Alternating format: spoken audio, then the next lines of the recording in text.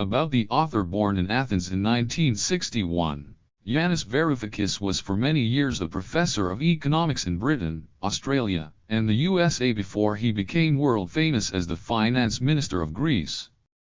He has since written 4 books, a memoir, Adults in the Room, and an economic history of Europe, and The Weak Suffer What They Must, both of which were #1 bestsellers, followed by his best-selling Talking to My Daughter, A Brief History of Capitalism, and, most recently, another now, Dispatches from an Alternative Present.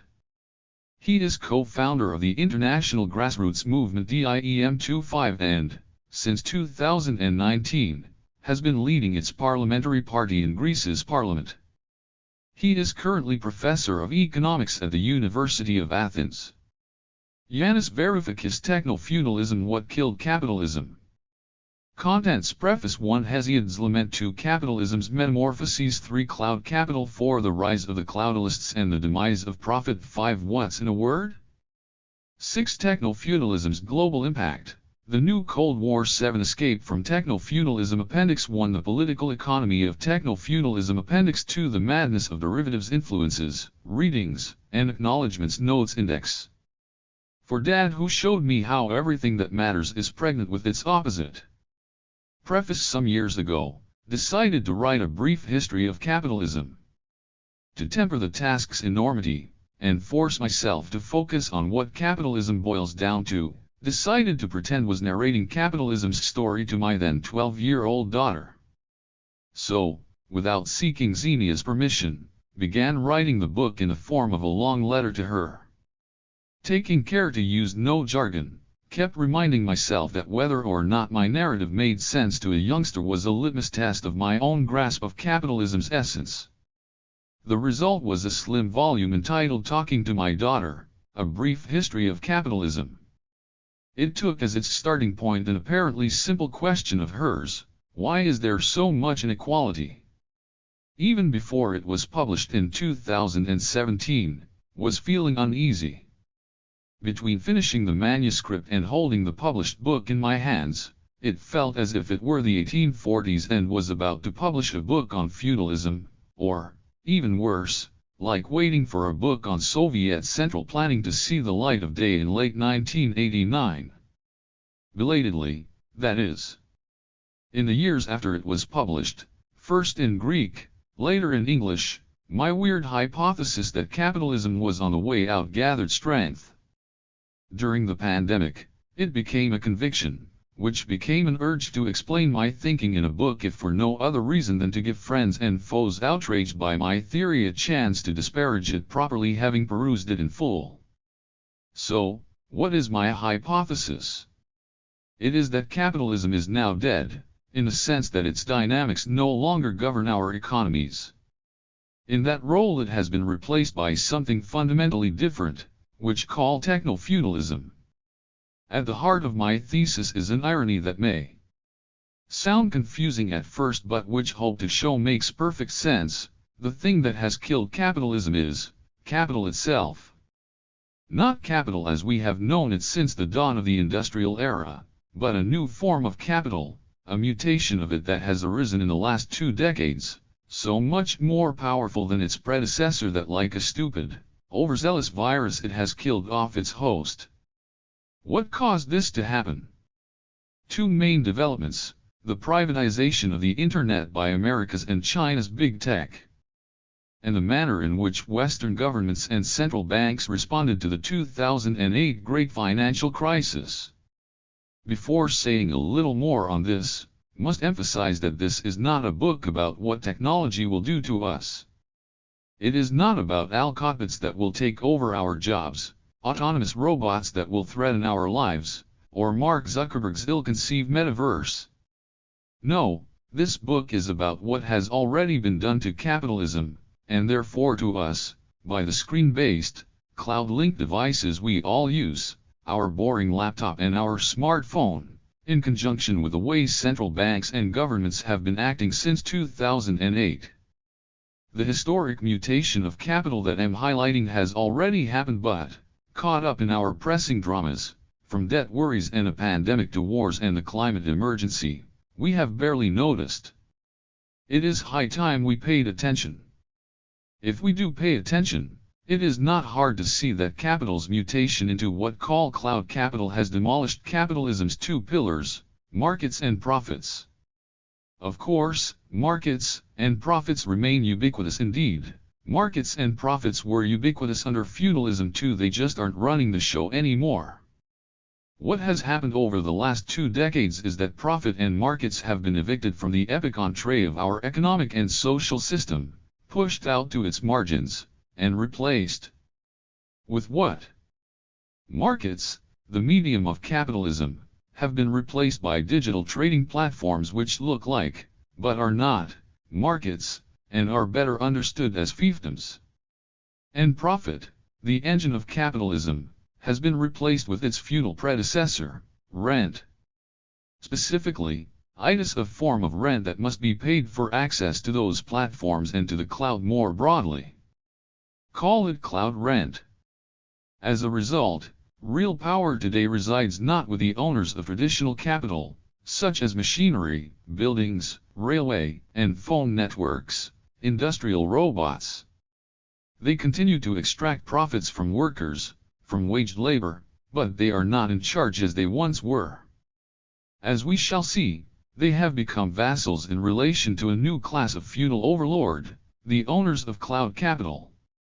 As for the rest of us, we have returned to our former status as serfs, contributing to the wealth and power of the new ruling class with our unpaid labor in addition to the waged labor we perform, when we get the chance. Does all this matter to the way we live and experience our lives? It certainly does. As I'll show in chapters 5, 6, and 7, recognizing that our world has become techno-feudal helps us dissolve puzzles great and small, from the elusive green energy revolution and Elon Musk's decision to buy Twitter to the new Cold War between the USA and China and how the war in Ukraine is threatening the dollar's reign, from the death of the liberal individual and the impossibility of social democracy to the false promise of crypto and the burning question of how we may recover our autonomy. Perhaps our freedom too. By late 2021, armed with these convictions, and egged on by a pandemic that strengthened them, the die had been cast, would sit down and write a brief introduction to techno-feudalism, the far, far uglier social reality that has superseded capitalism. One question remained, whom to address it to. Without much thought, decided to address it to the person who had introduced me to capitalism at a ridiculously young age and who, like his granddaughter, once asked me an apparently simple question that shapes almost every page of this book. My father. For the impatient reader, a word of warning, my description of techno-feudalism does not come until chapter 3. And for my description to make sense, need first to recount capitalism's astounding metamorphoses over the preceding decades. This is chapter 2. The beginning of the book, meanwhile, is not about techno-feudalism at all. Chapter 1 tells the story of how my father, with the help of some metal fragments and Hesiod's poetry, introduced my 6-year-old self to technology's checkered relationship with humanity and, ultimately, to capitalism's essence. It presents the guiding principles on which all of the thinking that follows is based, and it concludes with that seemingly simple question Father put to me in 1993. The rest of the book takes the form of a letter addressed to him. It is my attempt to answer his killer question. One Hesiod's lament: my father was the only lefty no who failed to understand why calling Maggie Thatcher the Iron Lady was somehow derogatory. And must have been the only child raised to believe that gold was iron's poorer cousin. My catechism in iron's magical qualities began in the winter of 1966, which recall as a bitterly cold one. In their haste to leave behind the cramped rented apartment where we were staying while our home in Paleophiliro, a coastal Athenian suburb, was being rebuilt, my parents moved us back into the not quite completed house in the midst of winter, before any central heating had been installed. Thankfully, Dad had insisted that our new living room feature a decent red brick fireplace. It was there, in front of its warm glow, that over the course of several winter nights he introduced me, one at a time, to his friends, as he called them. Father's friends. His friends arrived in a large grey sack that he brought home one evening from the factory, the steel plant in Eleusis, where he would work as a chemical engineer for 6 decades. They were mightily unimpressive. Some looked like shapeless rocks, lumps of ore, as was to learn later. Others were equally uninspiring rods and metal plates of various shapes. If it weren't for the loving manner in which he laid out each one of them on a folded white, hand-embroidered tablecloth in front of the fireplace, would never have thought of them as special. Tin was the first friend he introduced me to. After giving me a piece to hold, to feel its softness, he placed it in an iron bowl which he then rested on the roaring fire. As the tin began to melt and the metallic liquid filled up the bowl, Dad's eyes lit up. All that is solid melts into a liquid and, then, given enough heat, turns into steam. Even metals. Once he was confident had appreciated the great transition from solid to liquid state.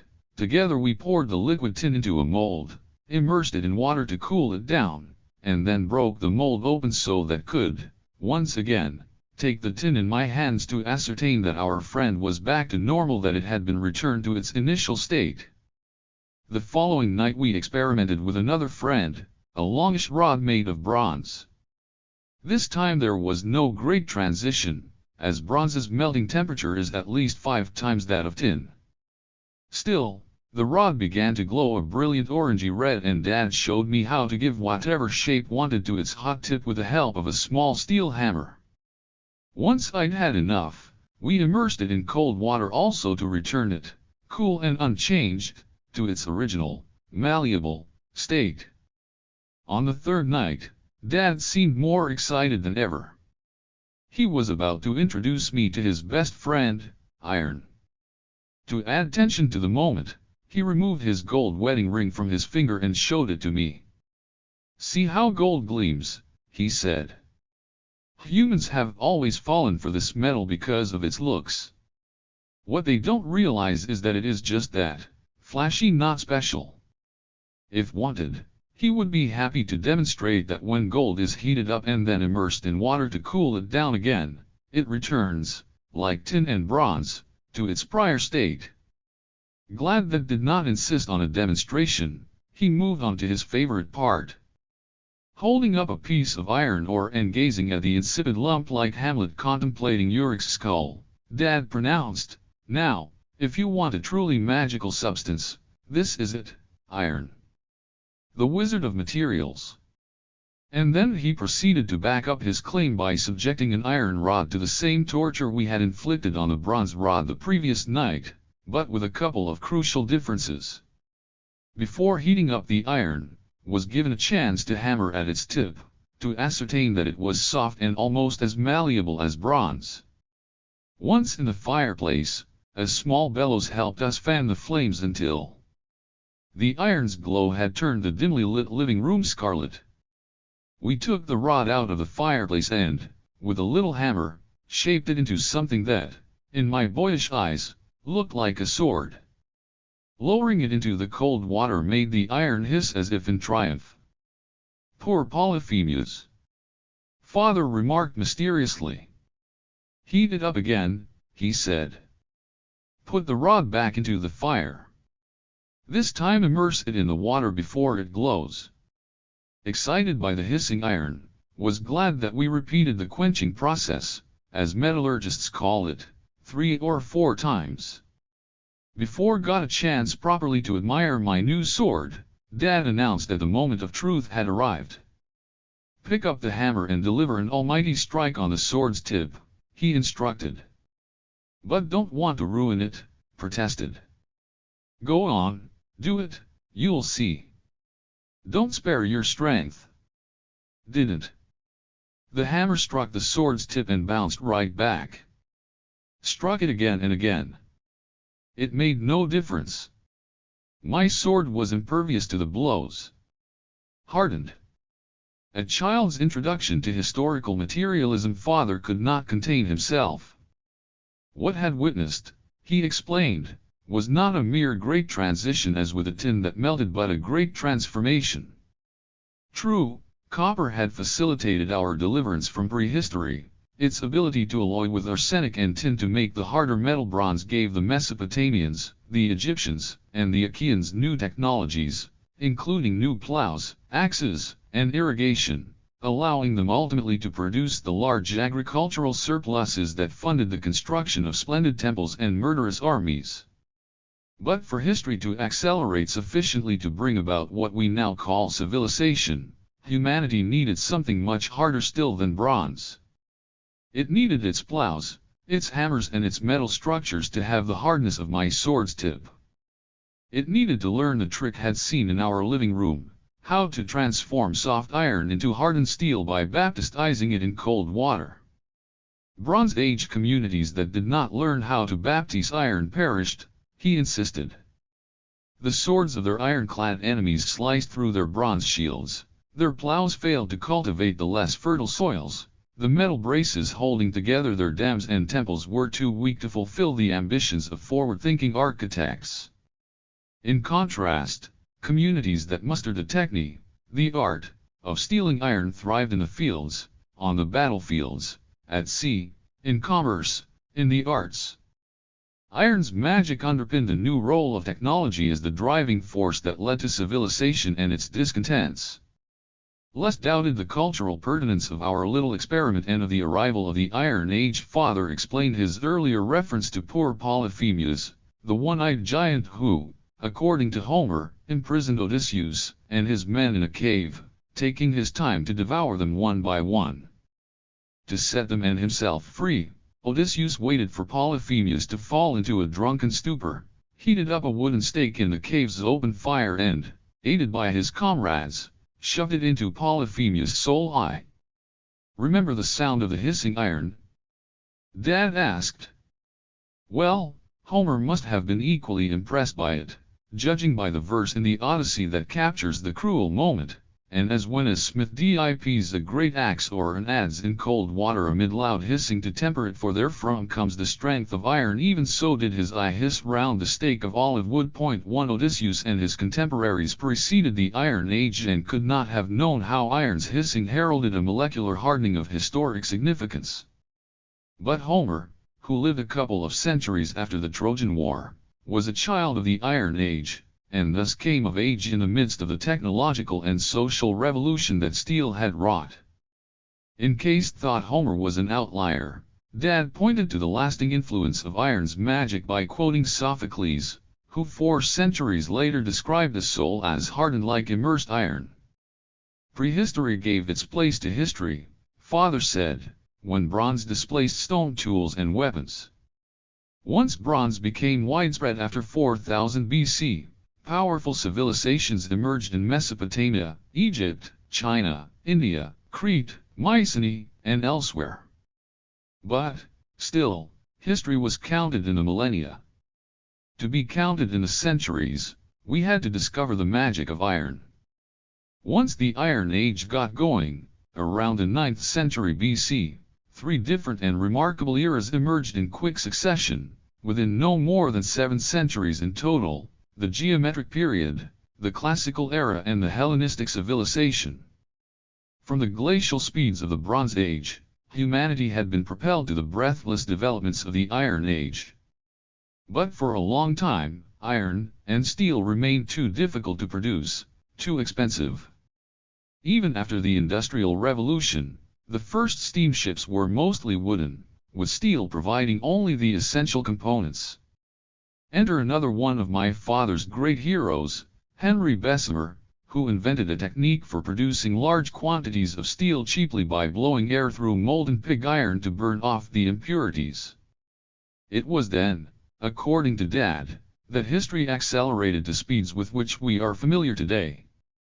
Coupled with the taming of electromagnetism, which we owe to another Victorian, James Maxwell, Bessemer's technique gave us the Second Industrial Revolution, the period of rapid technological innovation from 1870 onwards, as distinct from the arrival of the factories earlier that century in the First Industrial Revolution. Its wonders and horrors wrapped tightly together.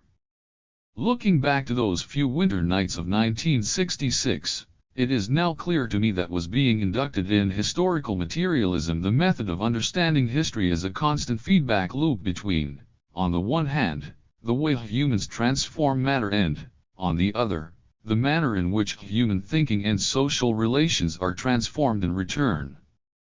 Thankfully, Father's historical materialism was nuanced, his enthusiasm for technology tempered by judicious doses of angst about humanity's infinite capacity to mess things up, to turn miraculous technology into a living hell. Iran, like all revolutionary technologies, had sped up history. But in which direction? For what purpose? With what effect on us? As Dad explained, from the very start of the Iron Age there were those who foresaw its tragic consequences. Hesiod was composing poetry at around the same time as Homer. His works and days had a salutary cooling influence on Dad's enthusiasm for iron and, more generally, technology, which did not have to live among the people of the Fifth Age, but either had died earlier or been born later. For now truly is a generation of iron who never rest from labor and sorrow by day or from perishing by night. But, notwithstanding the good mingled with their evils, will know no favor for those who keep their oath or for the just or for the good, strength shall be right, the wicked will hurt the worthy, bitter sorrows will be left for us mortals, and there will be no help against evil. Point 2 According to Hesiod, iron hardened not only our plows but also our souls. Under its influence, our spirit was hammered and forged in fire, our brand new desires quenched like the hissing metal in a smith's cauldron. Virtues were tested and values destroyed just as our bounty burgeoned and our estates expanded. Strength begot new joys but weariness and injustices too. Zeus would have no choice, Hesiod foretold, but to one day destroy a humanity incapable of restraining its own, technologically induced, power. My father wanted to disagree with Hesiod. He wanted to believe that we humans could become the masters of our technology rather than enslave ourselves and one another with it. When Prometheus stole fire, symbolizing the white heat of technology, from Zeus on humanity's behalf, he did so in the hope that it would lighten up our lives without burning down the earth. My father wanted to believe we could make Prometheus proud.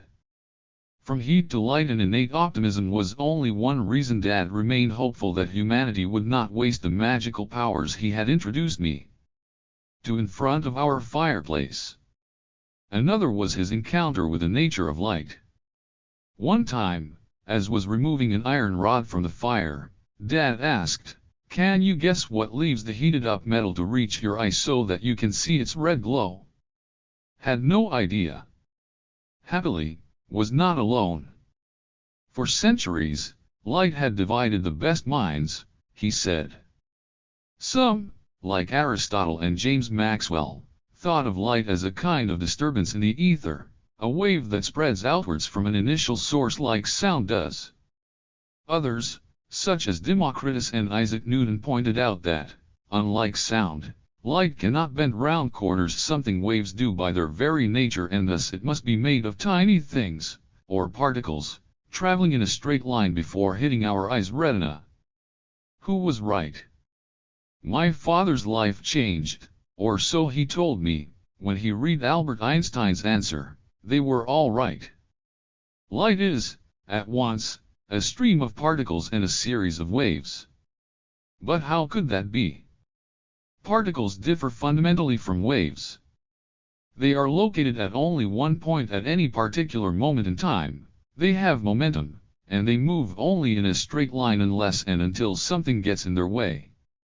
Waves, by contrast, are oscillations of a medium, which is what allows them to turn corners and transport energy in many different directions at once. To prove, as Einstein had done, that light was both particles and waves was to admit that something can be two utterly contradictory things at once. For Dad, the dual nature of light was the gateway to recognizing the essential dualism underlying all of nature, and also in society. If light could be two very different things at once, He wondered in a letter he wrote as a young man to his mother, if matter is energy and energy matter, as Einstein had also discovered, why must we cast life either in black and white terms or, even worse, in some shade of gray? By the time I was 12 or 13, it was clear to me from our ongoing conversations that Dad's love for iron's magic technology and for Einstein's physics, the contradictory duality of all things, had something to do with his left-wing politics, for which he had spent several years in prison camps. My hunch was confirmed when came across the text of a speech delivered by the same person who had first formulated the notion of historical materialism, Karl Marx. It was as if Dad had been speaking the words, "In our days, everything seems pregnant with its contrary, machinery, gifted with a wonderful power of shortening and fructifying human labor. We behold starving and overworking it, the newfangled sources of wealth, by some strange weird spell, are turned into sources of want, the victories of art seem bought by the loss of character." The power to shorten human labor and make it fruitful resulted from the great transformation of matter Father had been so keen to demonstrate for my benefit, iron turning to steel in our fireplace, heat turning to kinetic energy in James Watt's miraculous fire engine, the minor miracles occurring within the telegraph's magnets and cables. But ever since Hesiod's Fifth Age, it was a power pregnant with its opposite as well, the power to starve and to overwork, to turn a source of wealth into a source of want. The link between Father's twin devotions to furnaces, metallurgy, and technology in general on the one hand, and to his politics on the other became impossible to miss when first read the Communist Manifesto, in particular the line, "All that is solid melts into air, all that is holy is profaned," and man is at last compelled to face with sober senses his real conditions of life, and his relations with his kind. It brought back the memory of his childlike enthusiasm at the sight of melting metal in front of our fireplace, or, far more spectacularly, at the steel plant whose quality control department he directed and where temperatures were high enough for iron literally to melt into air. But unlike Hesiod or indeed the moralists of our own era, Dad did not feel he had to take sides, to be either a technophobe or a tech enthusiast. If light can have two contradictory natures, and if all of nature rests on a binary opposition, then hardened iron, steam engines and networked computers could also be, simultaneously, potential liberators and enslavers. And so it is up to us, collectively, to determine which of the two it will be. That's where politics comes in. A most peculiar introduction to capitalism. Leftists usually become radicalized in reaction to the vile injustices and mind-numbing inequality capitalism generates. Not so in my case. Sure, growing up in the midst of a fascist dictatorship played its role, but my leftism had far more esoteric origins, a sensitivity, given to me by my father, to the duality of things. Well before read a word that Marx or any other economist had written, thought could discern several dualities buried deep in the foundations of our societies. My first inkling of such a duality hit me one evening when Mom complained to Dad that, at the fertilizer factory where she worked as a chemist, she got paid for her time but never for her enthusiasm. "My wage is crap because my time is cheap," she said. "My passion to get the right results the bosses get for free." Soon after, she resigned and got herself a job as a biochemist at a public hospital. A few months into the new job, she told us happily, "At least at the hospital love that my efforts benefit patients, even if I'm as invisible to them as used to be to the factory owners." Those words stuck with me. Mom had inadvertently introduced me to the duality of waged labor. The wage she was paid for her time and formal skills reflected the exchange value of the hours she spent at work. But that's not what injected true value into whatever was being manufactured in her workplace. That was added to what was produced at the factory or the hospital through her effort, enthusiasm, application, even flair, none of which were remunerated. It's like going to watch a movie at a cinema. The ticket price you pay reflects the movie's exchange value, but that is quite separate from the pleasure it gives you, which we might call the experiential value. In the same way, labor is split between commodity labor and experiential labor.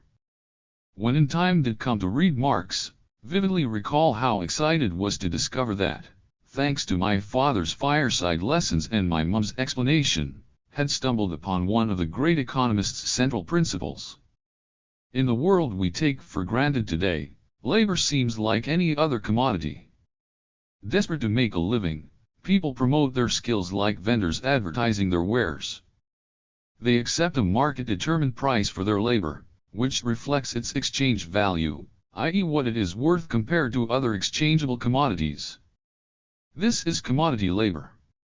However, as we have seen, unlike soap powder, potatoes, or iPhones, which are nothing but commodities, labor is something else besides.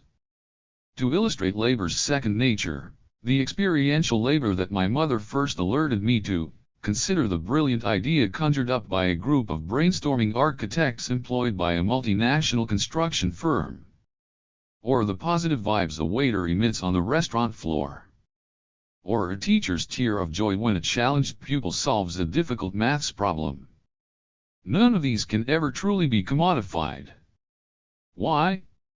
Because no monetary reward can prompt a moment of true inspiration, no genuine smile can be bought, no authentic tear can be shed for a price. In fact, any attempt to do so would immediately negate them. Indeed, bosses who try to quantify, price or commodify experiential labor will sound like the fool who yells at you, "Be spontaneous."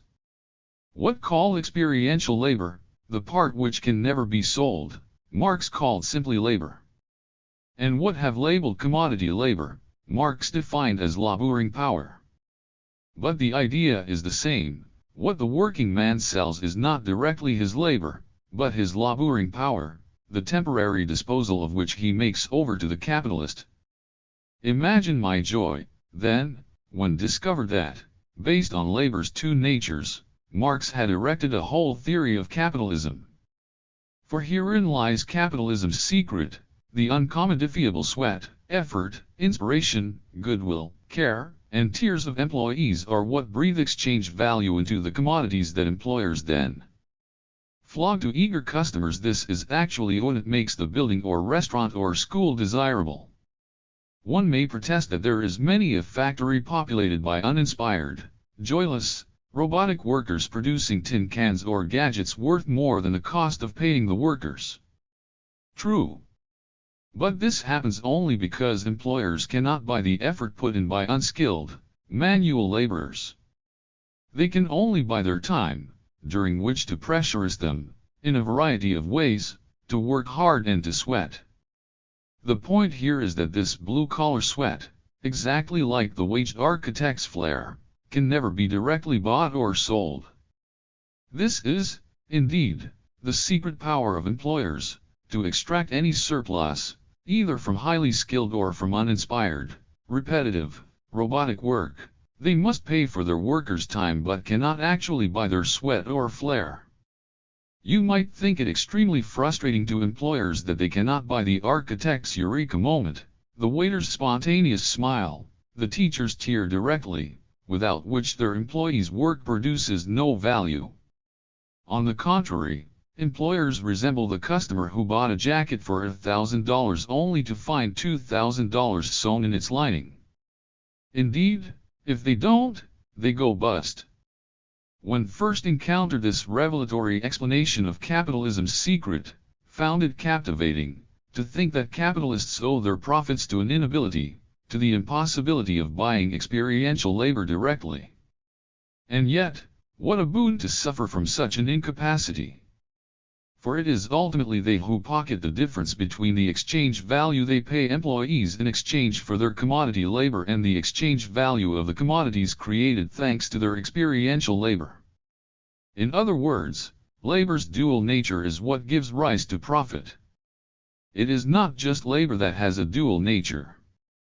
The dominant propaganda today and while was growing up is that profit is the price, or reward, of a thing called capital, and that people who have capital such as tools, raw materials, money, anything that can be used to produce saleable goods make a profit by deploying it, in the same way a worker makes a wage by deploying her labor. But the conclusion that profit results from labor's contradictory twin natures led me to reject this notion, too. Again, even before had read Marx, and thanks to paying attention to Mom and Dad, the more thought of capital the more convinced became that, like light and labor, it too featured two natures. One is commodity capital, e.g. a fishing rod, a tractor, a company's server, or any good that is produced to be used in the production of other commodities. Capital's second nature, however, is nothing like a commodity. Suppose discover that possess tools you need in order to produce the stuff for your family's survival, such as the aforementioned fishing rod, tractor, server. Suddenly have acquired the power to make you do things, for example to work for me, in exchange for the use of my tools. Capital, in short, is both a thing and a force, just as labor is split between commodity labor and experiential labor. By the time began reading Marx, could not help but filter his words through the lens given to me by my mom's work dysphoria and by my dad's inspiration from the great 20th century physicist. Delighted as was by the dualities was seeing, deep down wondered what Einstein would have made of my wild extrapolations from his theory of light, or rather from my puny grasp of it, to the essence of capitalism. Had my father inadvertently misrepresented Einstein, prompting my imagination to run away at a tangent thanks to a flimsy and perhaps false metaphor? Many years later chanced upon this sentence written by Einstein himself. It is important to understand that even in theory the payment of the worker is not determined by the value of his product. It appeared in an article entitled Why Socialism, published in May 1949. Reading it, breathed a sigh of relief. No, had not been taking liberties with Einstein's insights, after all. He too believed that capitalism's essence was the splitting of labor into two incongruous natures. An equally odd introduction to money Uncle Albert, as father used to refer to Einstein on occasion, was not finished with my education regarding capitalism.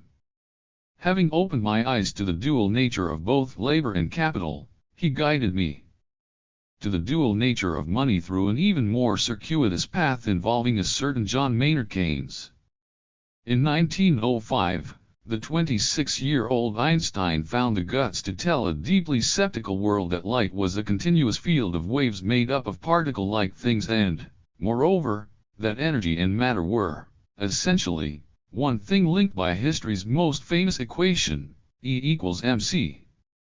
A decade later, Einstein extended this special theory of relativity to elucidate one of the greatest of puzzles, gravity. The general theory of relativity that resulted was not for the faint-hearted. To grasp it, we first had to embrace a mindset that rejected what our senses told us. If you want to understand gravity, Einstein explained, you need to stop thinking of space as a box that the universe comes in. Matter and energy, operating as one, mold the contours of space and shape the flow of time. The only way to wrap our minds around space and time, or matter and energy, is to think of them as partners locked in the most intimate, insoluble embrace. Gravity is what we feel as we traverse the shortest path through this four-dimensional space-time. That our brains find it hard to grasp the reality unveiled by Einstein's general theory of relativity is unsurprising. We evolved on the surface of a planet that is minuscule in comparison to the universe out there. In our limited realm, we can get by quite nicely with our senses' helpful illusions, for instance, the belief that the grass is green, straight lines exist, or that time is constant and independent of our motion. These beliefs are false and yet helpful to the extent that they enable our architects to design safe buildings and our watches to coordinate our meetings at pre-agreed points in time. When playing pool, as the cue ball strikes a colored ball, we become convinced of a clear causal effect. But were we to rely on these illusions to travel beyond our planet, to the macrocosm out there, we would be literally lost in space. Equally, when we peer deep into the world of the subatomic particles that comprise our own body, or the chair we are sitting on, even the link between cause and effect vanishes. What does any of this have to do with money? The title of the most famous economics book of the 20th century is The General Theory of Employment, Interest, and Money. Published in 1936, it was written by John Maynard Keynes in order to explain why capitalism was failing to recover from the Great Depression, and the allusion to Einstein's general theory was intentional. Keynes, who had met Einstein and knew of his work, chose it so as to herald a complete break from conventional economics, a break as clean and decisive as that of Einstein's from classical physics.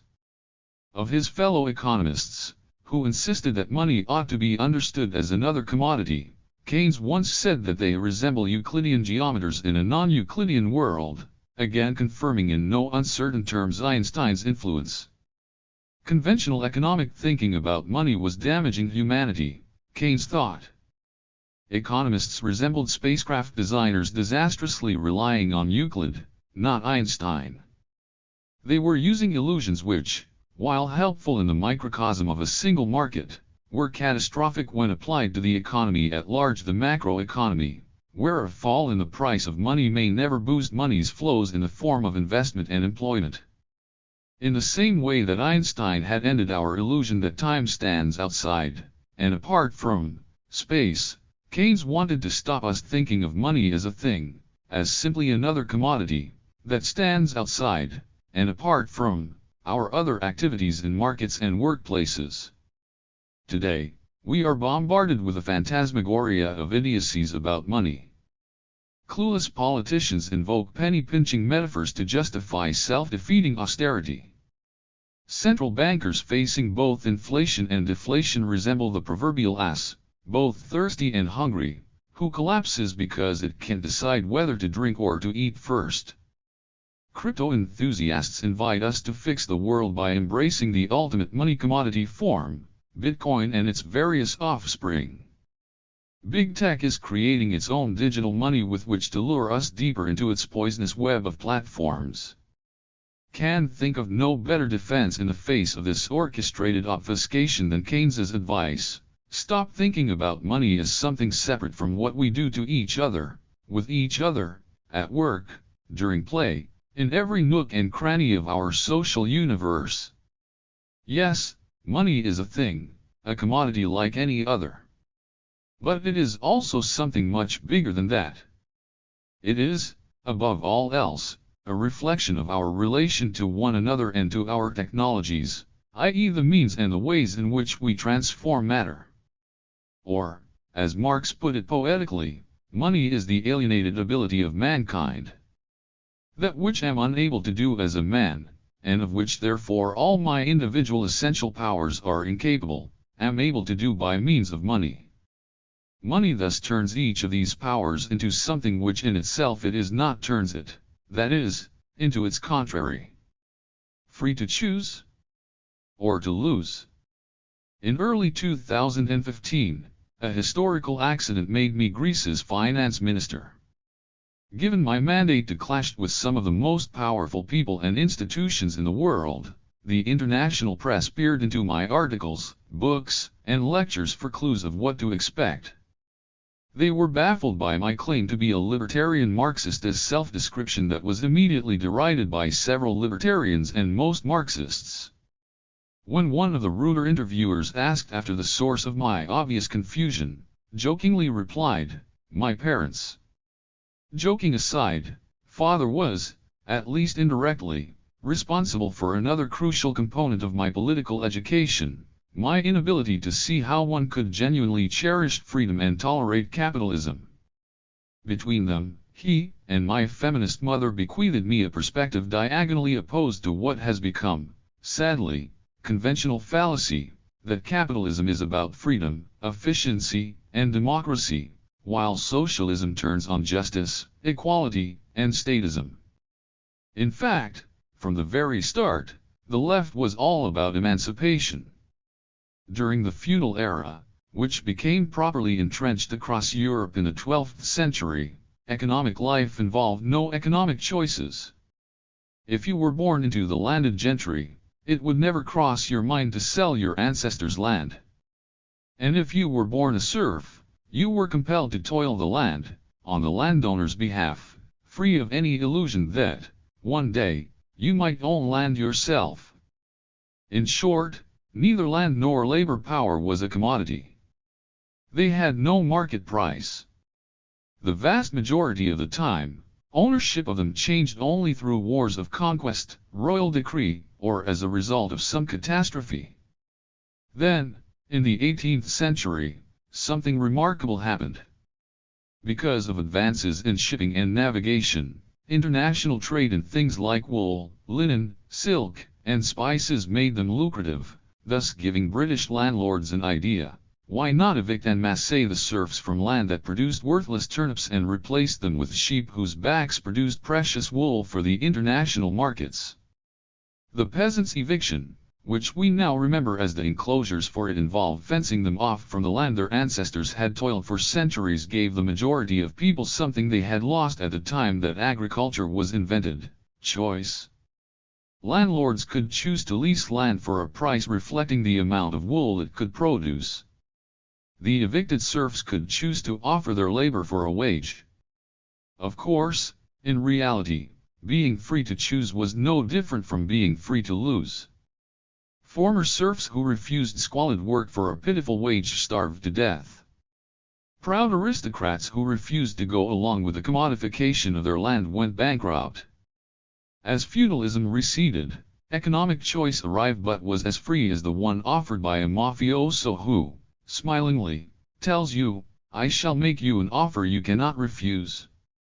By the middle of the 19th century, the thinking of Marx and other foundational left-wing thinkers was all about freeing us. Specifically, in this era, it was about freeing us from a Dr. Frankenstein-like failure to control our creations, not least, the machines of the Industrial Revolution. In the ageless words of the Communist Manifesto, a society that has conjured up such gigantic means of production and of exchange, is like the sorcerer who is no longer able to control the powers of the netherworld whom he has called up by his spells. 4 For over a century, the left was concerned primarily with deliverance from self-inflicted unfreedom, which is why it was so fundamentally aligned with the anti-slavery movement, the suffragettes, groups sheltering persecuted Jews in the 1930s and 40s, black liberation organizations in the 1950s and 60s, the first gay and lesbian protesters in the streets of San Francisco, Sydney, and London in the 1970s. So, how did we get to the situation, today, where a libertarian Marxist sounds like a joke? The answer is that, sometime in the 20th century, the left traded freedom for other things. In the East, the quest for emancipation was swapped for a totalitarian egalitarianism. In the West, liberty was left to its enemies, abandoned in exchange for an ill-defined notion of fairness. The moment people believed they had to choose between freedom and fairness, between an iniquitous democracy and miserable state-imposed egalitarianism, it was game over for the left. On Boxing Day in 1991, was visiting Athens to spend a few days with my parents. As we chatted over dinner in front of that same red brick fireplace, the red flag was being lowered above the Kremlin. Thanks to Dad's communist past and Mom's social democratic leanings, they shared a common mood. They knew that, on that very night, history was marking not just the demise of the Soviet Union but also the end of the social democratic dream, of a mixed economy, in which government provided public goods while the private sector produced plentiful goodies to satisfy our whims. All in all, a civilized form of capitalism where inequality and exploitation were kept in check in the context of a politically mediated truce between the owners of capital and those who had nothing to sell but their labor. Circumspect, though not glum, the three of us agreed we were witnessing a defeat made inevitable once our side had lost the conviction that capitalism was iniquitous because it was inefficient, that it was unjust because it was illiberal, that it was chaotic because it was irrational. Falling back to basics, asked Mom and Dad what freedom meant to them. Mother replied, the ability to choose your partners and your projects. Father's reply was similar, time to read, to experiment, and to write. Whatever your definition might be, dear reader, being free to lose in a variety of soul-crushing ways can't be it. Father's question almost everyone today takes to capitalism as fish take to water without even noticing it is there, treating it as the invisible, irreplaceable, natural ether we move through. As Frederick Jameson famously put it, people find it easier to imagine the end of the world than the end of capitalism. For my father's generation of leftists, however, there was a brief moment in the mid to late 1940s when the end of capitalism seemed only a matter of a few years if not months away. But then one thing led to another and capitalism's demise shifted further and further into the future until, after 1971, it disappeared beyond the horizon. Being of the generation who had believed that capitalism was transitory, Dad continued to contemplate capitalism's expiry even after he had concluded he would not live to see it. Nevertheless, a decade or so after our fireside experiments, with a dream of socialism in deep recession, and while dived into the works of the political economists, Father increasingly immersed himself in the study of ancient technology. Every now and then, feeling he could guiltlessly leave to me the exploration of capitalism's mysteries while he relished the unalloyed joys of archaeometry, he would speculate on how capitalism might, one day, end and what would replace it.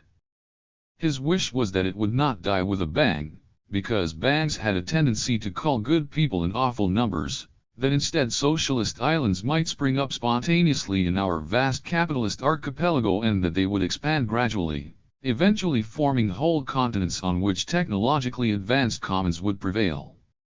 In 1987, he sought my help to set up his first desktop computer. A glorified typewriter, he called it, but with an impressive on-screen editing facility. Imagine how many more volumes Marx's complete works would consist of if the bearded one had owned one of these, he joked. As if to prove the point, he used it over the years that followed to churn out voluminous papers and books on the interplay between the ancient Greeks' technology and literature. 6 years on, in 1993, arrived at the Paleofaliro home with a clunky early modem to connect his computer to the fledgling internet. "This is a game changer," he said. Struggling to dial up a woefully slow Greek internet provider, he asked me the killer question that ultimately inspired this book: now that computers speak to each other, will this network make capitalism impossible to overthrow? Or might it finally reveal its Achilles heel? Caught up in my own projects and dramas, never got round to answering Father's question. When finally decided had an answer for him, Dad was already 95 and finding it hard to follow my musings. And so, here am, a few years later, only a few weeks after his passing, composing my answer belatedly, but hope not in vain. To capitalism's metamorphoses, Dad, it was capitalism's Achilles heel. After all, the digitally networked technologies that capitalism spawned proved its comeuppance. The result? Humanity is now being taken over by something that can only describe as a technologically advanced form of feudalism. A technofeudalism that is certainly not what we had hoped would supersede capitalism. Can tell you are puzzled, Dad. Wherever we look today, capital is triumphant. New monuments to its power spring up everywhere, physical ones in our cities and across our landscapes, digital ones on our screens and in our hands. Meanwhile, the capital poor sink deeper into precarity and our democracies bend their knee to capital's will. So, how dare even imagine that capitalism is on the way out, that it is being taken over? Have forgotten that nothing strengthens capitalism more than the illusion it is evolving out of existence and into something new, a mixed economy, a welfare state, a global village? No, of course have not forgotten. Metamorphosis is to capitalism what camouflage is to a chameleon, essence and defense mechanism combined. And yet, we are not talking about mere disguises. Several of capitalism's transformations have been epoch-changing. One of those was unfolding at around the time you were educating me to iron's magic in front of our fireplace. And in fact, to explain what I mean by technofeudalism, need first to describe in some detail this transformation, capitalism's latest series of metamorphoses, which is the subject of this chapter. Only then, in the next chapter, we'll be able to begin to explain properly what has replaced it. Retrieving the irretrievable in an episode of Mad Men, the television series on the rise of advertising in the 1960s, the legendary creative director Don Draper coaches his protégé, Peggy, on how to think of Hershey, a chocolate bar that their firm is peddling. Draper's marketing philosophy perfectly encapsulates the spirit of the times: you are the product. You, feeling something. Or, as James Pony Wozik interprets Draper's line in Time magazine, you don't buy a Hershey bar for a couple of ounces of chocolate. You buy it to recapture the feeling of being loved that you knew when your dad bought you one for mowing the lawn. For the mass commercialization of nostalgia, Draper alludes to, marked a turning point for capitalism. While the big issues of the 1960s were the Vietnam War, civil rights, and the institutions that might civilize capitalism, Draper was putting his finger on a fundamental mutation in its DNA. Efficiently manufacturing things that people crave was no longer enough. Capitalism now involved the skillful manufacture of desire. Capitalism had begun as a relentless drive to put a price on things that once had no price: common lands, human labor, all the stuff that families once produced for their own consumption, from bread and home-brewed wine to woolly jumpers and various tools. If there was something that humans shared and enjoyed but which had no price and mattered to us only for its intrinsic or experiential value, like Granny's handcrafted tablecloth, or a beautiful sunset, or a beguiling song, capitalism found a way to commodify it, to subjugate its experiential value to an exchanged value. It was in the nature of the beast. Capitalism is synonymous with the triumph of exchange value because it is the only value that can be crystallized into more capital. Just as the Borg in Star Trek depend on assimilating the biological and technological distinctiveness of other species for their survival, capitalism has taken over planet Earth by assimilating wherever possible any experiential value it encounters into its exchange value chain. Having assimilated every resource, crop, and artifact it could, capitalism has since gone on to commodify the airwaves, women's wombs, art, genotypes, asteroids, even space itself. In the process, the experiential value of all things is reduced to a dollar sum, a commercial asset, a tradable contract. And yet, contrary to the Borg's scary greeting, you will be assimilated. Resistance is futile. Experiential value's resistance has not been in vain. Each time the onslaught of exchange value has overcome its defenses, experiential value has gone underground into the catacombs of our psyche. It is there that Don Draper, or, more accurately, the Men and Women Mad Men is based on, discovered it, retrieved it and, yes, commodified it. In the process, capitalism changed radically. Watching Mad Men, the audience wonder why the firm pays Draper a min to do what he does. Mostly horizontal on a comfortable couch in his office, he consumes impressive quantities of bourbon, has a series of breakdowns, behaves erratically and unprofessionally, and when he does deign to share what he's thinking, usually offers only cryptic and disjointed thoughts. But just when you expect him to self-destruct or get fired, he comes up with magical ways of reimagining anything from mediocre chocolate and humdrum steel products to second-rate hamburger restaurant chains in ways that make them emotionally resonant and intensely desirable. In both aspects of his behavior, Draper captures the essence of capitalism's post-war transformation, the discovery of a new market, namely the market for our attention, grafted onto a shiny new industrial structure, but all within a system that remains fully reliant on labor's dual nature.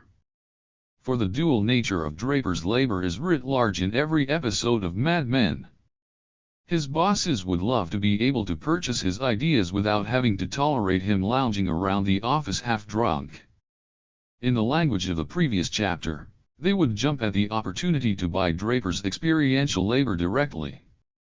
Only they couldn't, even if he wanted to sell it to them. Instead, they are forced to buy his commodity labor in the hope that, during his inebriated days, his genius will spontaneously deliver the famed Draper magic. And when it does, they're immense. Profits confirm once again that capital is born out of the capitalist's inability to buy experiential labor directly. Draper's genius, meanwhile, is to grasp, and to confront, the paradox of commodification.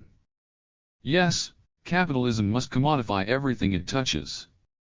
But at the same time, high exchange value, and thus serious profits, depends on failing to do so fully. If it is to avoid the fate of a school of predators that devours its prey so efficiently that it starves to death, capitalism relies on there being an endless supply of experiential values for its exchange values to trounce and cannibalize.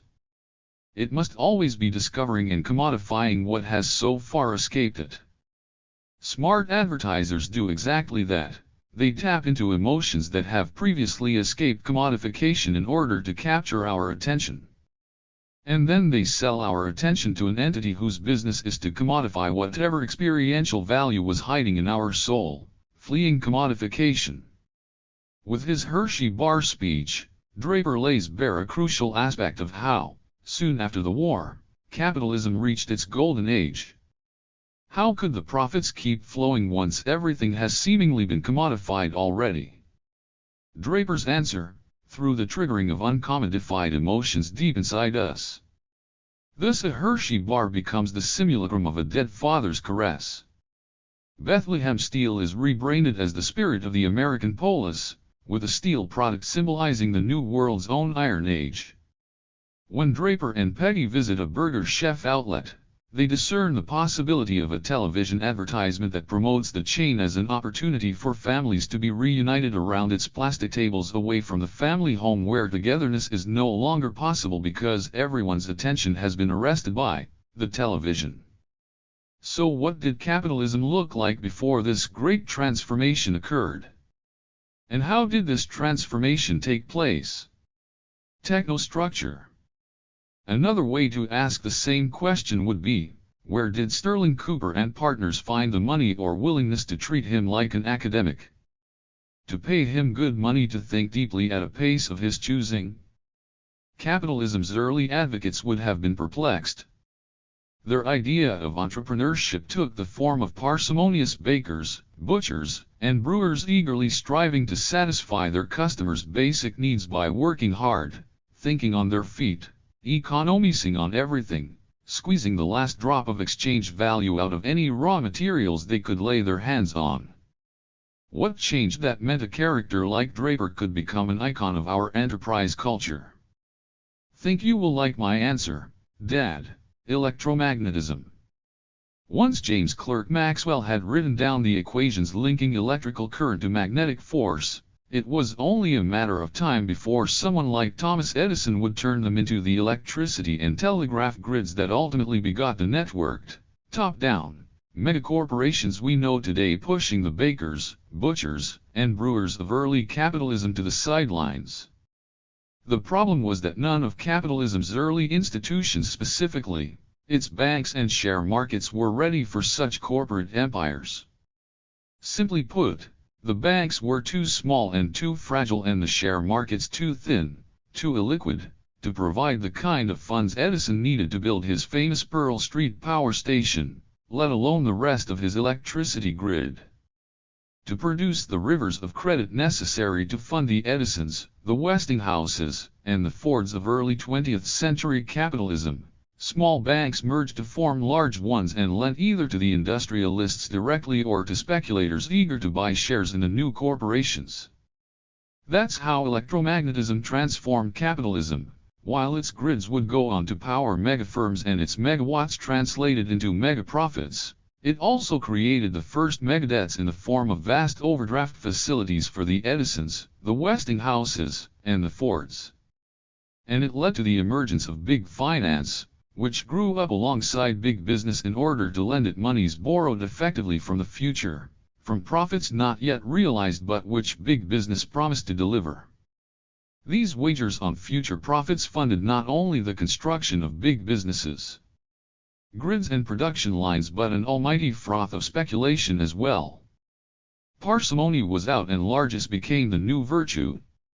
The Victorian belief that firms should be small and powerless, so that competition could perform its magic of keeping entrepreneurs honest, was replaced by the creed that what is good for big business is good for America. The jazz age swept restraint away, debt's dirty name was cleansed in the torrents of anticipated profits, caution was thrown to the winds of credit. Within a decade, electromagnetism had sparked the roaring 20s whose inevitable heart-wrenching crash came in 1929, the year the grapes of wrath began to fill and grow heavy for the vintage.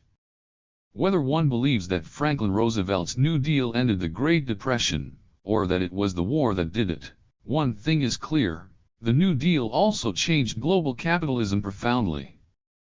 The New Deal's public works projects, its social welfare programs and, above all, its public finance instruments, together with stringent controls over what bankers could get away with, constituted a full-on dress rehearsal for the war economy.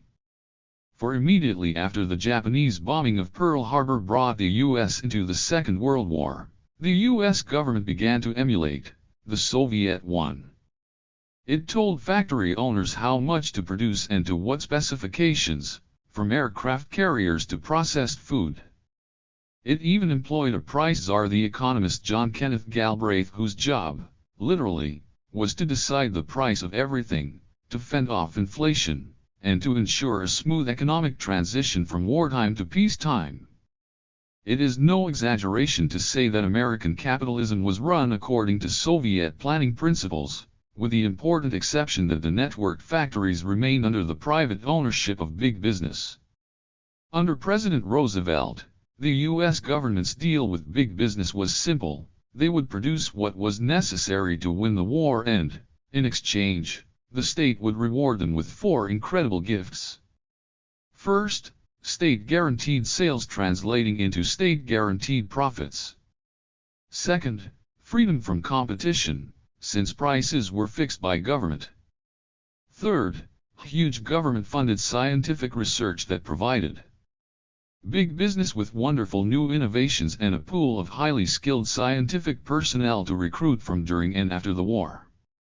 And fourth, a patriotic order to help rinse off the stench of corporate greed that clung to them after the crash of 1929 and make them over as heroic enterprises that helped America win the war.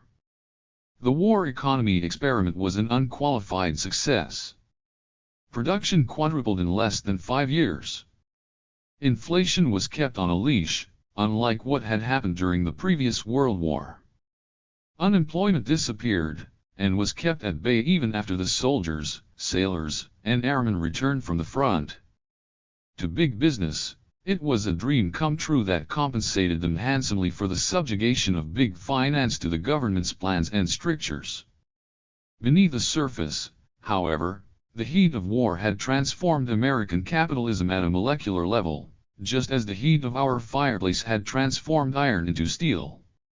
By the war's end, American capitalism was unrecognizable. Business and government had become profoundly entwined. Indeed, the revolving doors between government departments and corporations saw to it that the same crowd of mathematicians, scientists, analysts, and professional managers populated them both. The heroic entrepreneur at the helm of the corporation and the democratically elected politician at the head of the government had both been usurped by this new private-public decision-making network, whose values and priorities, indeed its survival, boiled down to one thing: the survival and growth of the conglomerates now that the war, with its infinite demand for stuff and technologies, was over. Galbraith called this nexus the technostructure. Profitability remained essential for the army of technicians and influence-wielding employees making up the technostructure.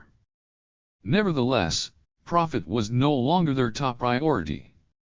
As with all bureaucracies, their primary goal was to keep their underlings employed and busy. This meant they had not merely to avoid the shrinking of their conglomerates at the war's end, but to grow them. With the war behind them, one question kept the good folks of the technostructure up at night: if the government would no longer guarantee sales and prices, where would they find enough customers ready and willing to pay for all the chocolate bars, cars, and washing machines that they were planning to manufacture using the capacity hitherto dedicated to producing bullets, machine guns and flamethrowers?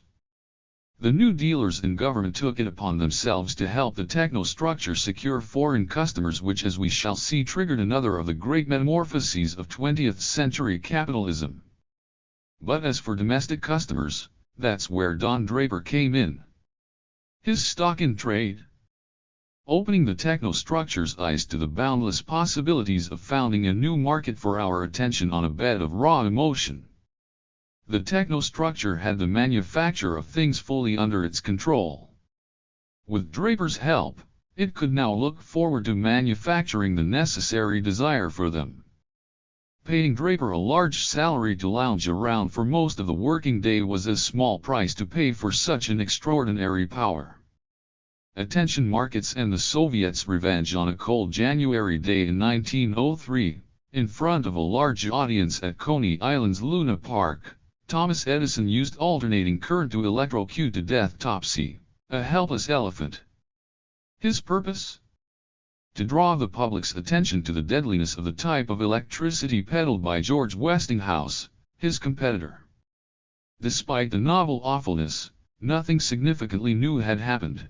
A powerful man had used the age-old trick of grabbing the public's attention to sell himself and his offerings. From a peacock's feathers to a Roman emperor's triumphal march to the fashion industry of today, competing for others' attention is about as old as sexual reproduction. But it wasn't until the 20th century that the process of attention-grabbing was commodified. Once again, it was electromagnetism that achieved this revolutionary feat, not by killing an elephant but by allowing for the invention of the radio and, even more importantly, the television set. At first, radio and television gave big business a headache. It offered them immense opportunities to engage and persuade the masses, but fundamentally its output, the programs it broadcast, had the properties of a sunset rather than a tin of beans. However much you loved watching /Love Lucy on television, and even if you were prepared to pay good money to watch it, no one had the capacity to make you pay for it. But this stopped being a problem once they realized that the program was not the commodity, it was the attention of the people watching it. By broadcasting the program for free, they could secure the audience's attention, allowing them then to sell it in the form of advertisement breaks to Draper's clients, who were now so eager to instill new desires in the hearts of the American public. With the birth of commercial television, the technostructure appended a boisterous attention market to its labor market.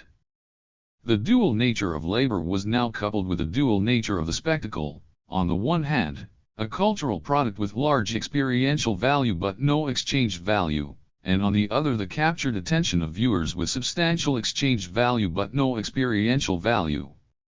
The cultural impact was enormous. But the less visible impact was no less momentous. A new group of experts had been grafted onto the technostructure. Alongside the scientists, analysts, and professional managers, there were now creative types like Draper, as well as a whole raft of strategists and engineers working on new ways to manipulate and commodify our attention.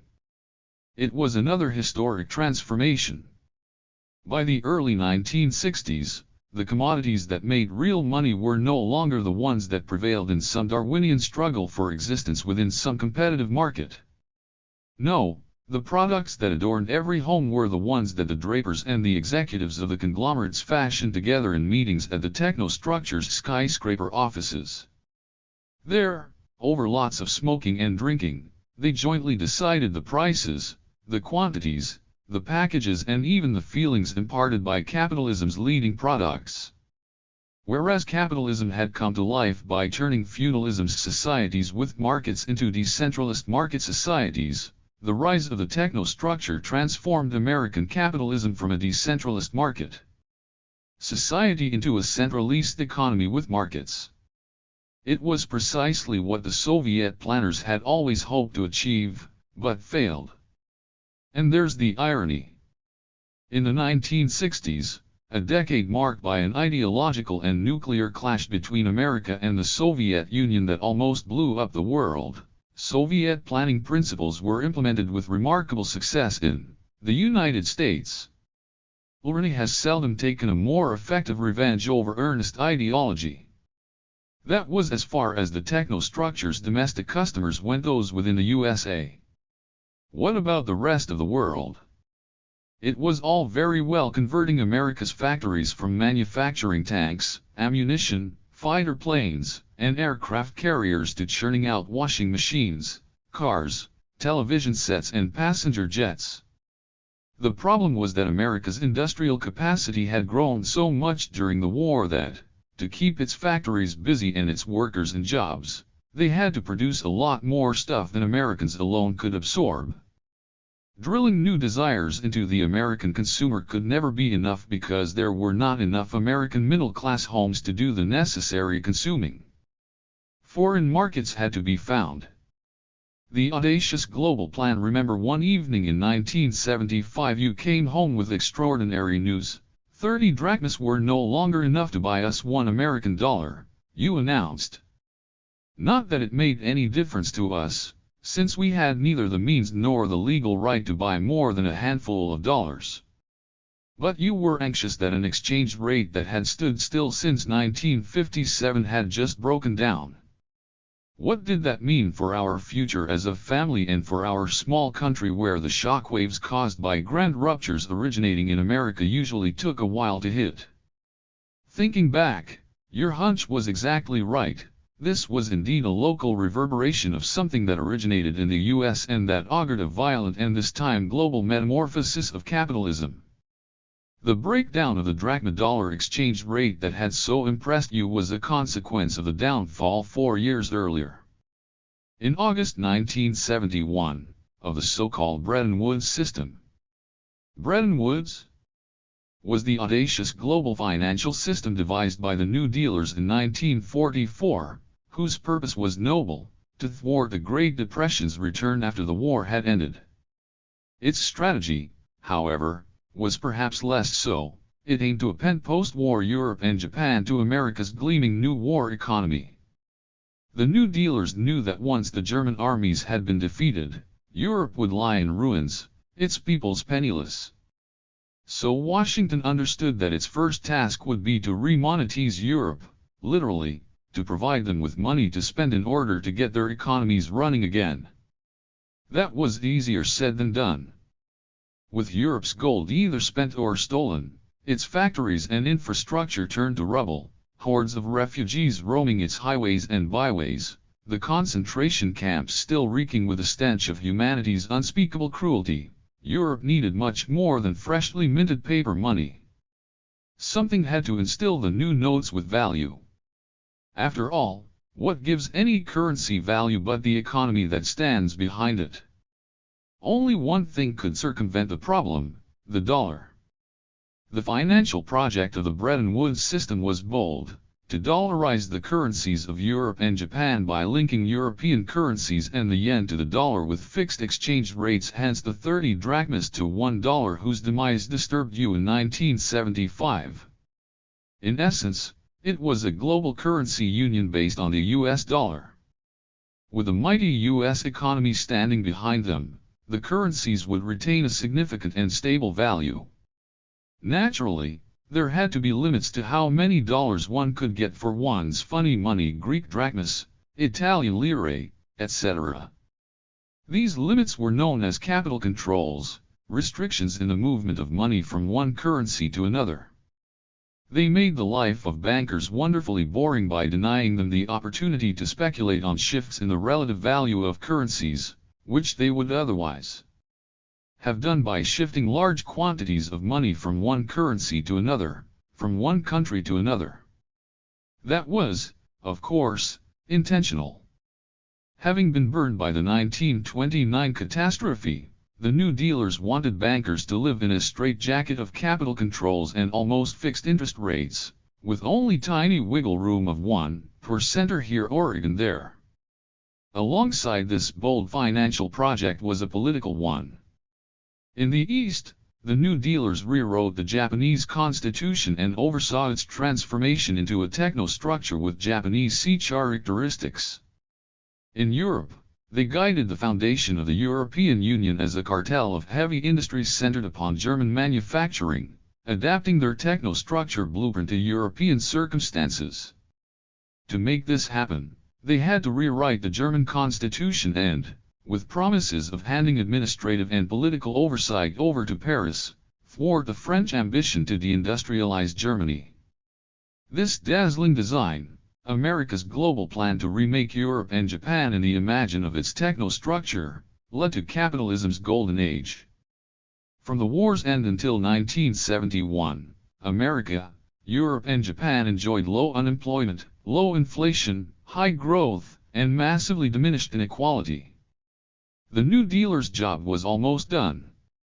And it was done in a way that even the staunchest Republican moguls appreciated.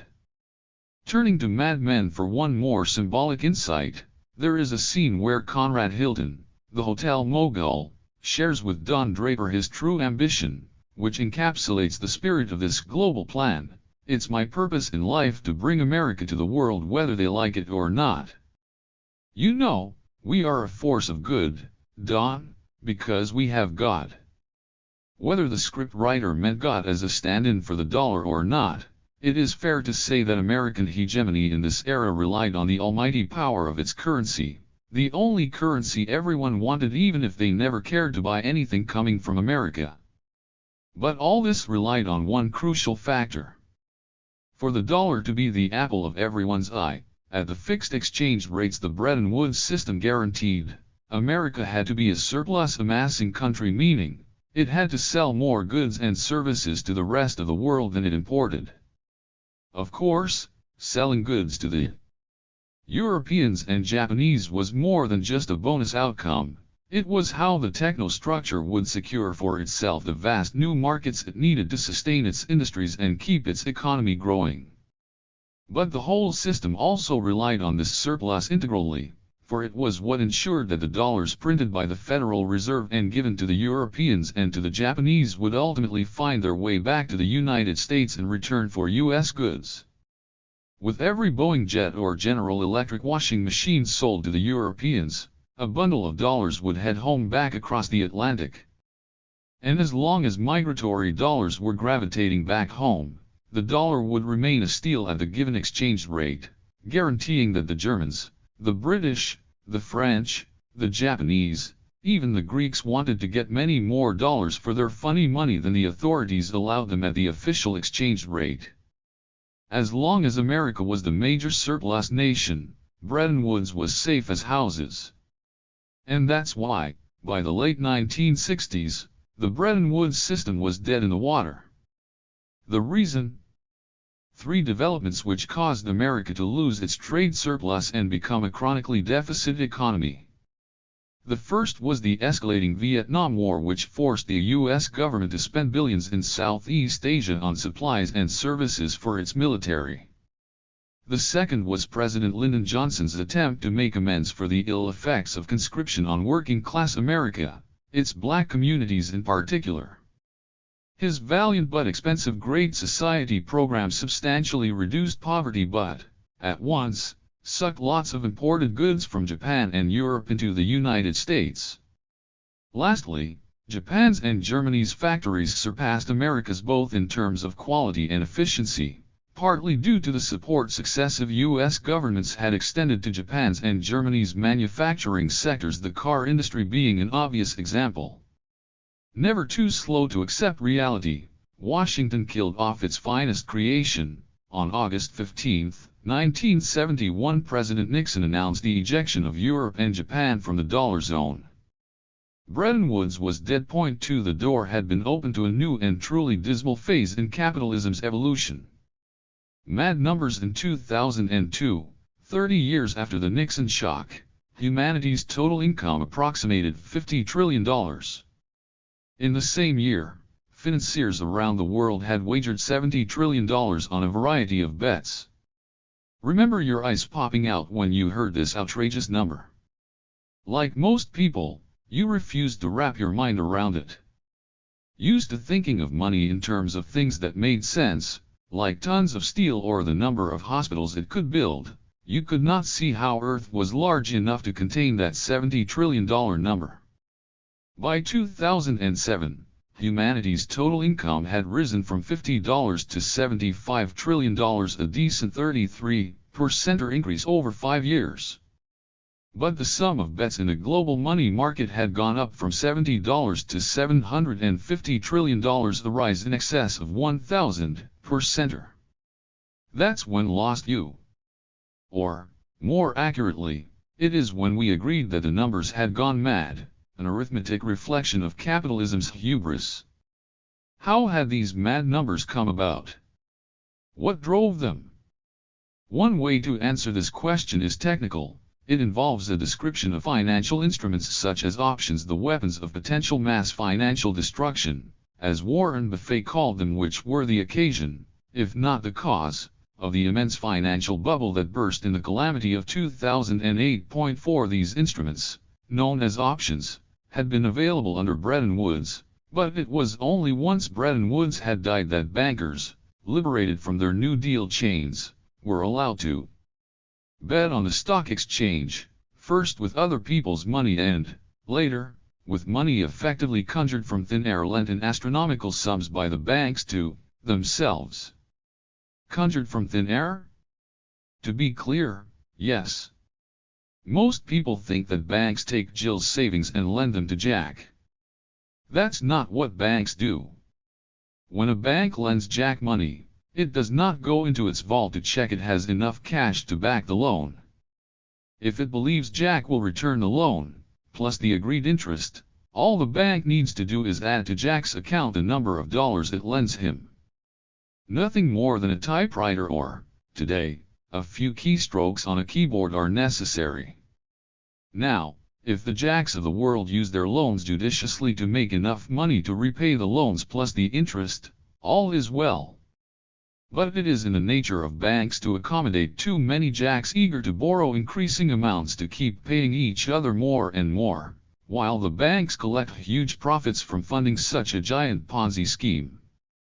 Inevitably, this financial house of cards collapses, at which point the little people are crushed by global capitalism's falling debris, as witnessed in the aftermath of 1929. Bretton Woods was designed to prevent such greed-fueled recklessness from bringing humanity to the brink of another Great Depression, indeed another World War, ever again. But once it was gone, the bankers were free to run amok again. Knowing you, your habitual risk aversion, and your reluctance to assume that powerful people are stupid, you would find this explanation unsatisfying. If you are clever enough to recognize the inherent instability of their financial house of cards, surely the bankers recognized it too? So why were they not terrified of what would happen if their various bets went south? There are a number of reasons. One is that they had developed a new way of profiting from loaning to Jack without depending on Jack's ability or willingness to repay his loan. The trick was to lend to Jack, then immediately splice his loan into tiny pieces of debt and sell these pieces on inside multiple, very complex financial products to unsuspecting buyers far away, who would themselves repackage and sell them on to someone else, and so on. This practice lulled Western bankers into a false sense of safety. Jack's loan was no longer their problem. Even if Jack defaulted, his loan had been cut into so many tiny pieces that no single banker would bear the brunt of it. The risk had been shared and dispersed and thus minimized, they believed. Having internalized this belief, they were able to internalize another, that prudence was for wimps and that smart people, like themselves, were actually giving capitalism a helpful boost. But by producing more and more debt, splicing it up in smaller and smaller pieces, and dispersing it across the planet, they were not minimizing the risk, they were compounding it. Ruin loomed large over the horizon, but financiers were simply unable to imagine that all these Tiny pieces of debt, on which the West's financial system rested, could crash in unison. Why, you ask? If this was so obvious to us, why did the super-smart bankers not consider the high probability of simultaneous defaults of all the pieces of debt issued to the various jacks going south all at once? To say that the bankers did not see this coming because they were caught up in a whirlwind of unchecked greed is to rephrase the question, not to answer it. Greed was not born in the 1980s. No, something else happened after the Nixon shock killed off Bretton Woods. Something that helped the gamblers' madness infect Wall Street, magnifying greed in the process, generating these mad numbers. Whatever that something was, it must have been substantial, judging by its earth-shattering consequence. It shifted capitalist power from the economic sphere, i.e. from industry and commerce, to the financial sphere, the world of the bankers. What was it? You will be pleased to hear that my answer evokes an ancient myth. The fearless global minotaur. Once upon a time, in the famous maze-like labyrinth of the Cretan king's palace, there lived a creature as fierce as it was tragic. Surviving in intense loneliness, comparable only to the fear it inspired far and wide, the minotaur had a voracious appetite. Satisfying it was essential to maintaining the peace that King Minos had enforced, allowing trade to crisscross the seas, spreading prosperity's benevolent reach to all. Alas, the beast's appetite could only be satiated by human flesh. Every now and then, a ship loaded with youngsters sailed from faraway Athens bound for Crete. On arrival, it would deliver its human tribute to be devoured by the minotaur. A gruesome ritual, albeit one that preserved the era's peace and reproduced its prosperity. Millennia later, another minotaur rose up. Surreptitiously. From the ashes of the Bretton Woods system. Its lair, a form of labyrinth, lay deep in the guts of America's economy. It began life as the U.S. trade deficit, the fact that America began to buy more imports from other countries than it sold to them owing to the Vietnam War, the Great Society, and the expanding efficiency of German and Japanese factories. The tribute it consumed was the rest of the world's exports, imported from Europe and Asia to be devoured in Middle America's malls. The more the U.S. deficit grew, the greater the minotaur's appetite for Europe's and, more so, Asia's manufactured goods. However, what gave it strength and global significance, what meant that it ensured the peace and prosperity not just in America but in Europe and Asia too, were the labyrinthine underground tunnels connecting Walmart to Wall Street. The way it worked was as follows. The new American minotaur's appetite kept the gleaming German factories busy. It gobbled up everything produced in Japan and, later, in China. This kept Europe and Asia peaceful and prosperous. In return, the foreign owners of these distant factories sent their profits, their cash, back to Wall Street to be invested in additional form of tribute, which enriched America's ruling class, despite its deficit. In this way, the global minotaur helped recycle financial capital and the rest of the world's net exports. Nourished on this constant stream of tributes, it enabled and sustained the post-Bretton Woods global order much as its Cretan predecessor had preserved Pax Cretina in the mists of prehistory. This was the strategy that lay behind the Nixon shock of August 15, 1971. And it worked wonders, at least for those who triggered it. You see, the writing had been on the wall for Bretton Woods since the mid to late 1960s. As America's trade surplus began turning into a deficit, financiers began anticipating its demise. They knew that, sooner or later, the dollar-gold exchange rate, artificially set in 1944 at a fixed $35 per ounce, would depreciate. At that point, their stash of dollars would buy less gold. Naturally, they began eagerly exchanging their dollars for American gold before that happened.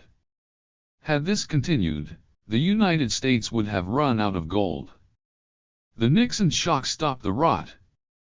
The dollar depreciated fast vis-a-vis gold, as anticipated, but curiously that was the moment the dollar regained its mojo. How? Shortly after the dollar was decoupled from gold, Europe's currencies were decoupled from the dollar. Once they lost their fixed exchange with the dollar value of European and Japanese money began fluctuating wildly, like driftwood in a tempestuous ocean. The dollar became the only safe harbor, courtesy of its exorbitant privilege, namely, that if any French, Japanese, or Indonesian company, indeed anyone, wanted to import oil, copper, steel, or even just space on a freight ship, they had to pay in dollars. The United States was, therefore, the only country in the world whose currency was in demand even by people who did not want to buy anything from it. That's why, as a dark cloud of uncertainty descended upon Europe's and Japan's economic future, the world of finance responded by clamoring to turn their savings into dollars. Suddenly, the dollar became king and queen again. The Nixon shock had produced a magic trick for the ages. The country going deeper and deeper into the red was the country whose currency, the dollar, was becoming more and more hegemonic. It was the epitome of paradox. The tumult unleashed by Nixon gave the world's capitalists a strong impetus to dollarize their profits. It was to become an unmissable pattern. To this day, whenever Wall Street tanks, the moneyman's reaction is to buy more dollars to send to Wall Street. But there was another reason why the dollar's hegemony grew, the intentional impoverishment of America's working class. A cynic will tell you, quite accurately, that large quantities of money are attracted to countries where the profit rate is higher.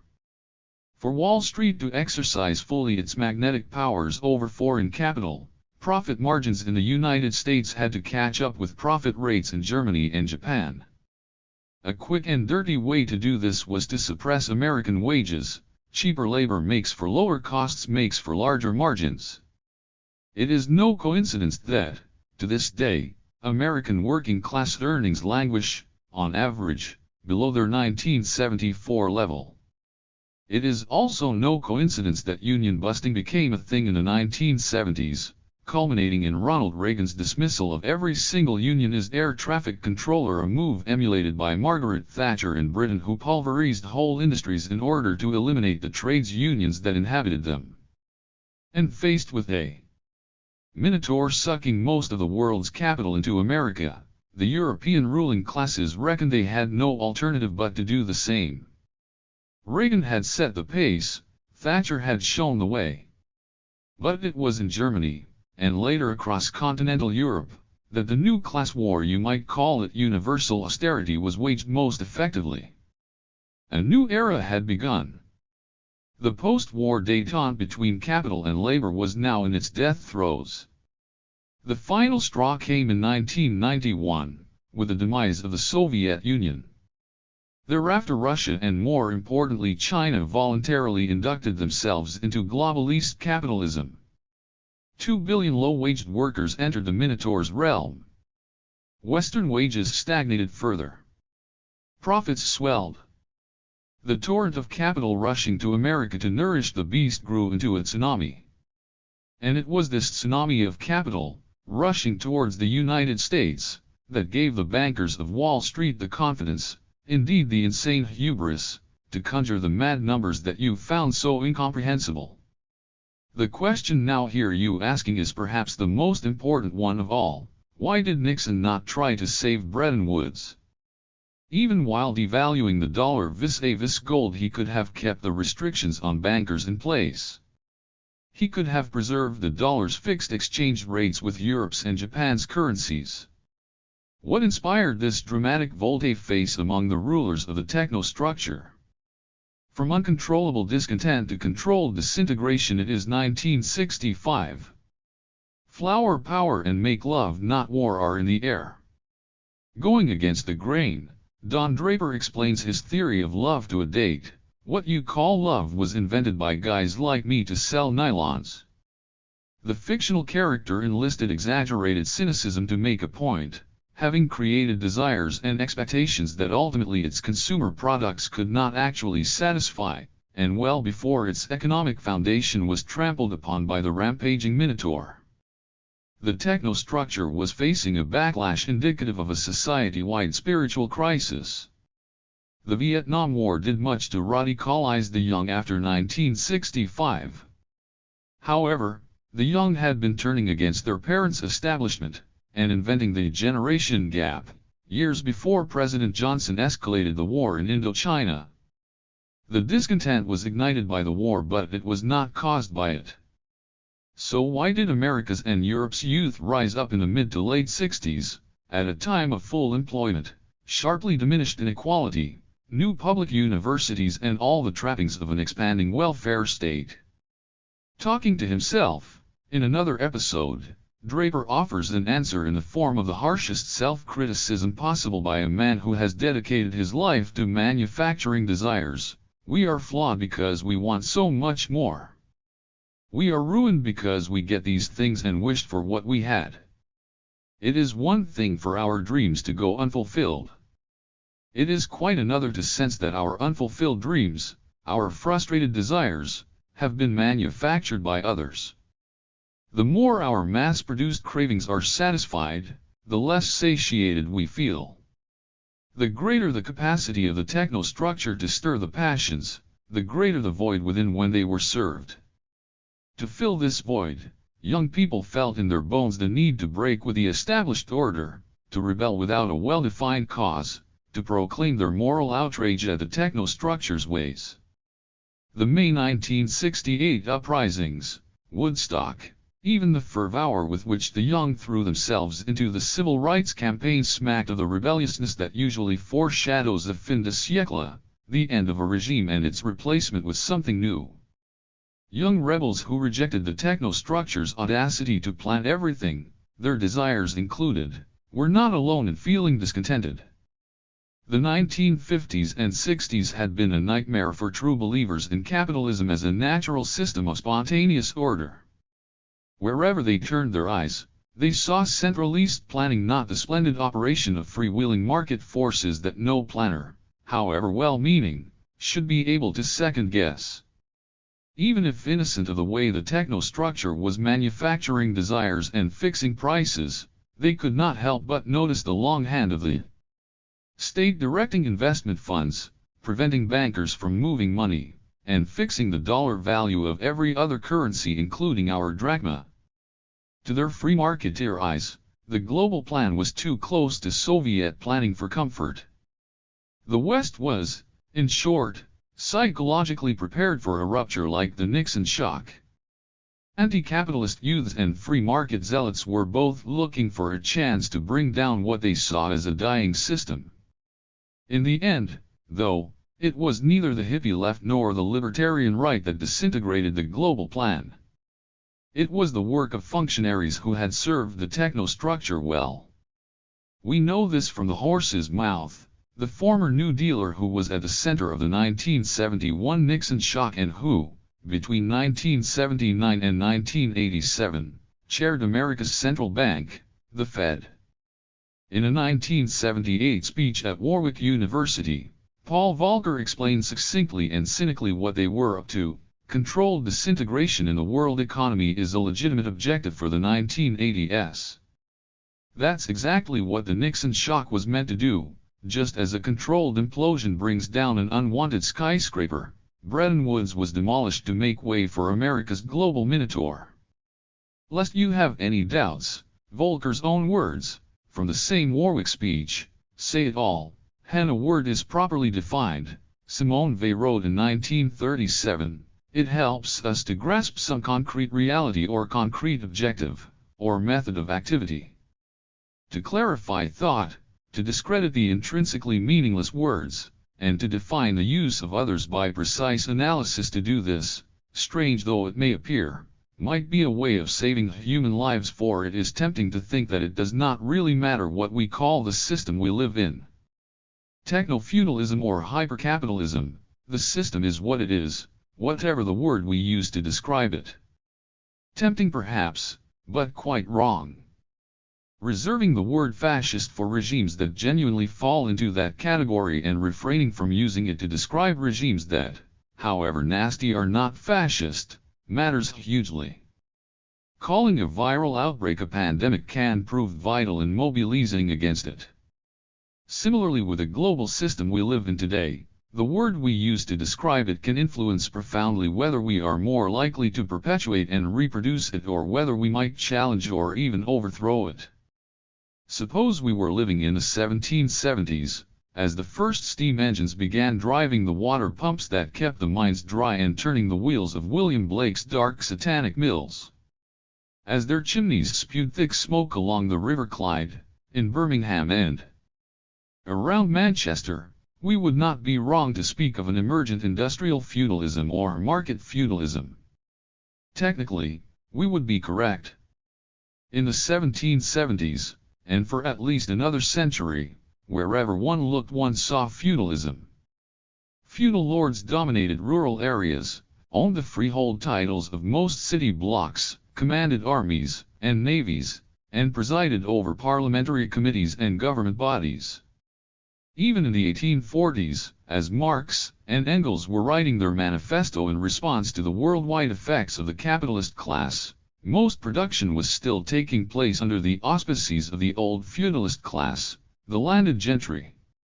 Land ownership remained the main source of political authority and rent continued to be more powerful than profit, especially in the aftermath of the Napoleonic Wars when landlords regained the upper hand over capitalists by banning grain imports with their corn laws. Point 2. And yet something critically important would have been lost if those who forged the language of that era had been reluctant to ditch the word feudalism, choosing to call the nascent system not capitalism but industrial or market feudalism. By boldly calling it capitalism, a century before capital had fully dominated our societies, they opened humanity's eyes to the great transformation unfolding around them as it was happening. Wherever we look today we see capitalism. Capitalists continue to own almost everything and run the military-industrial complex. They dominate parliaments, government bodies, the media, central banks, and all of the powerful global institutions such as the International Monetary Fund, the World Bank, the Paris Club and the World Trade Organization. Markets continue to rule the lives and shape the minds and imaginations of billions. Profit remains the holy grail for the masses struggling to get by, as well as those wealthy individuals who believe in profit-making as an end in itself. And just as the Napoleonic Wars gave feudal power a second wind, so the war in Ukraine and its inflationary effects is reviving the fortunes of terrestrial capital, even the moribund fossil fuel industry. And yet, just as in the 1770s, to describe today's nascent system in the terms of the past to call it hypercapitalism, or platform capitalism, or rentier capitalism would be not just a failure of the imagination but to miss the great transformation of our society that is currently taking place. We have seen how with the enclosure of the Internet Commons, cloud capital arose, and how it differs from other kinds of capital in its ability to reproduce itself at no expense to its owner, turning all of us into cloud serfs. We have seen how with the shift online, Amazon now operates as a cloud fief, with traditional business paying Jeff Bezos to operate as his vassals. And we have seen how the cloudalists of big tech achieved all this, riding on the wave of central bank money that made profits optional. At the end of the previous chapter, we considered two immediate outcomes. The ever-rising value of the propcoms of this world has allowed private equity to asset strip whatever they can lay their hands on, while the big three have established a kind of collective monopoly power over entire sectors of industry. So what, in essence, has changed? What in the simplest possible terms distinguishes this world from the previous one, demanding that we discard the word capitalism and replace it with technofeudalism? As touched on at the end of the last chapter, it is very simply this: the triumph of rent over profit. Rent's revenge. How profit succumb to cloud rent. What would it take for capitalism to die? In your youth you had a definitive answer: capitalism will die, like Dr. Frankenstein, indirectly of its own hand, a deserving victim of its greatest creation, the proletariat. Capitalism, you were convinced, was creating two great camps destined to clash: capitalists, who did not physically work with the revolutionary technologies they owned, and the proletarians who spent their days and nights working in, on, under, or with these technological wonders, from merchant ships and railways to tractors, conveyor belts, and industrial robots. The revolutionary technologies were no threat to capitalism. But revolutionary workers who knew how to work these incredible machines were. The more capital dominated the global economic and political sphere, the closer the two camps got to facing off one another in a critical battle. At its conclusion, and for the first time on a planetary scale, good would vanquish evil. The bitter bifurcation of humanity, between owners and non-owners, would thus be healed.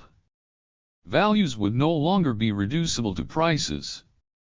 And humankind would, at last, be reconciled with itself, turning technology from its master to its servant. In practical terms, your vision meant the birth of a proper, technologically advanced, socialist democracy. Collectively owned capital and land would be pressed into producing the things society needs. Managers would be answerable to the employees that elected them, to their customers, to society as a whole. Profit would wither as a driving force because the distinction between profit and wages would no longer make sense. Every employee would be an equal shareholder, their pay coming out of their enterprise's net revenues. The simultaneous death of the market for shares and of the labor market would turn banking into a staid, utility-like sector. Markets and concentrated wealth would, consequently, lose their brutish power over communities, allowing us collectively to decide how to provide health, education, and protection of the environment. Things could not have panned out more differently. Even in Western countries, like Germany, and for a time Britain, where national labor unions grew strong, wage labor failed to organize effectively and eventually acquiesced to the idea of capitalism as a natural system. Solidarity between the workers of the North and the South remains an entirely unfulfilled dream. Capital has simply gone from strength to strength. And in places where revolutions sworn to your vision succeeded, life ended up sooner or later resembling a cross between George Orwell's Animal Farm and 1984. Shall never forget you confessing to me, while recounting horror stories of the years you spent in prison camps for Greek left-wingers, the feeling which overwhelmed you most, that, had our side won power, you would probably be in the same prison only with different guards. It resonated with the heartbreak of authentic left-wingers worldwide, good people, dedicated to your vision, who ended up in gulags guarded by former comrades or, even worse, in positions of the sort of power that their own ideology detested. Nevertheless, your prognosis is holding up extremely well, though not in ways that you would welcome.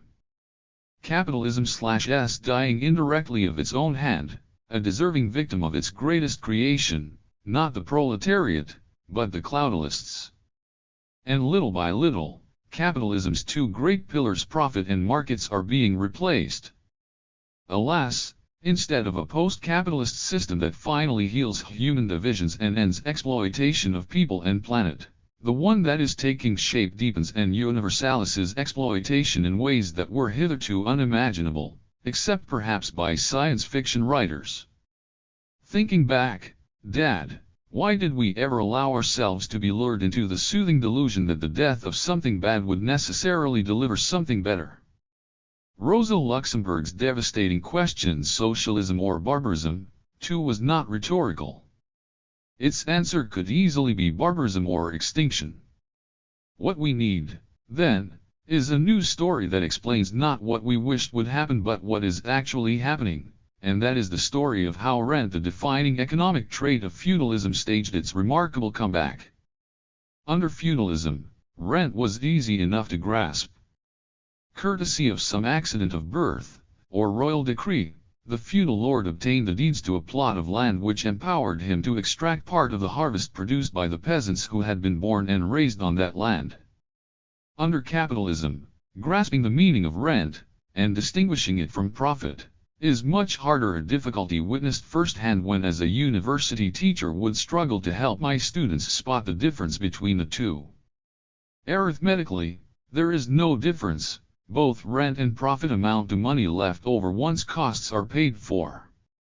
The difference is subtler, qualitative, almost abstract. Profit is vulnerable to market competition, rent is not. The reason is their different origins. Rent flows from privileged access to things in fixed supply, like fertile soil or land containing fossil fuels. You cannot produce more of these resources, however much money you might invest in them. Profit, in contrast, flows into the pockets of entrepreneurial people who have invested in things that would not have otherwise existed, things like Edison's light bulb or Jobs' iPhone.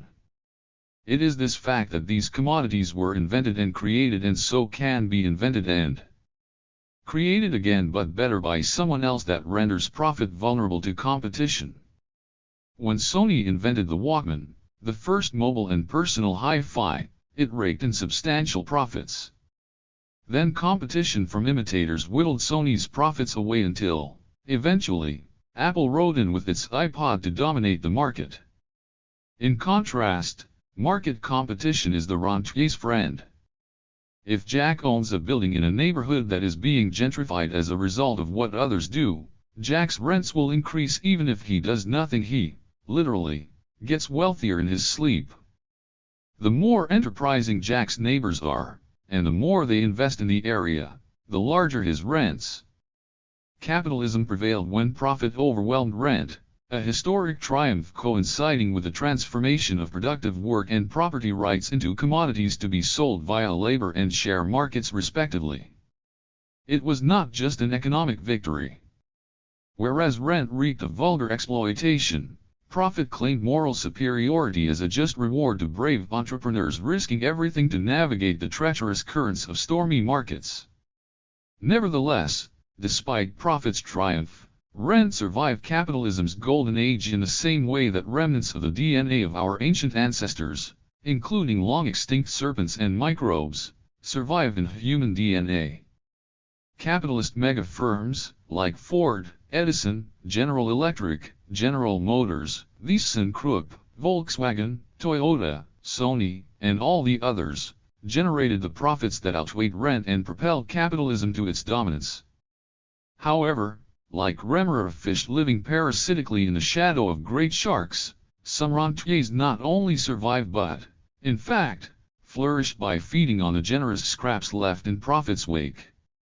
Oil companies, for example, have raked in gargantuan ground rents from the right to drill on particular plots of land or ocean beds, not to mention the unearned privilege to damage the planet at no cost to themselves.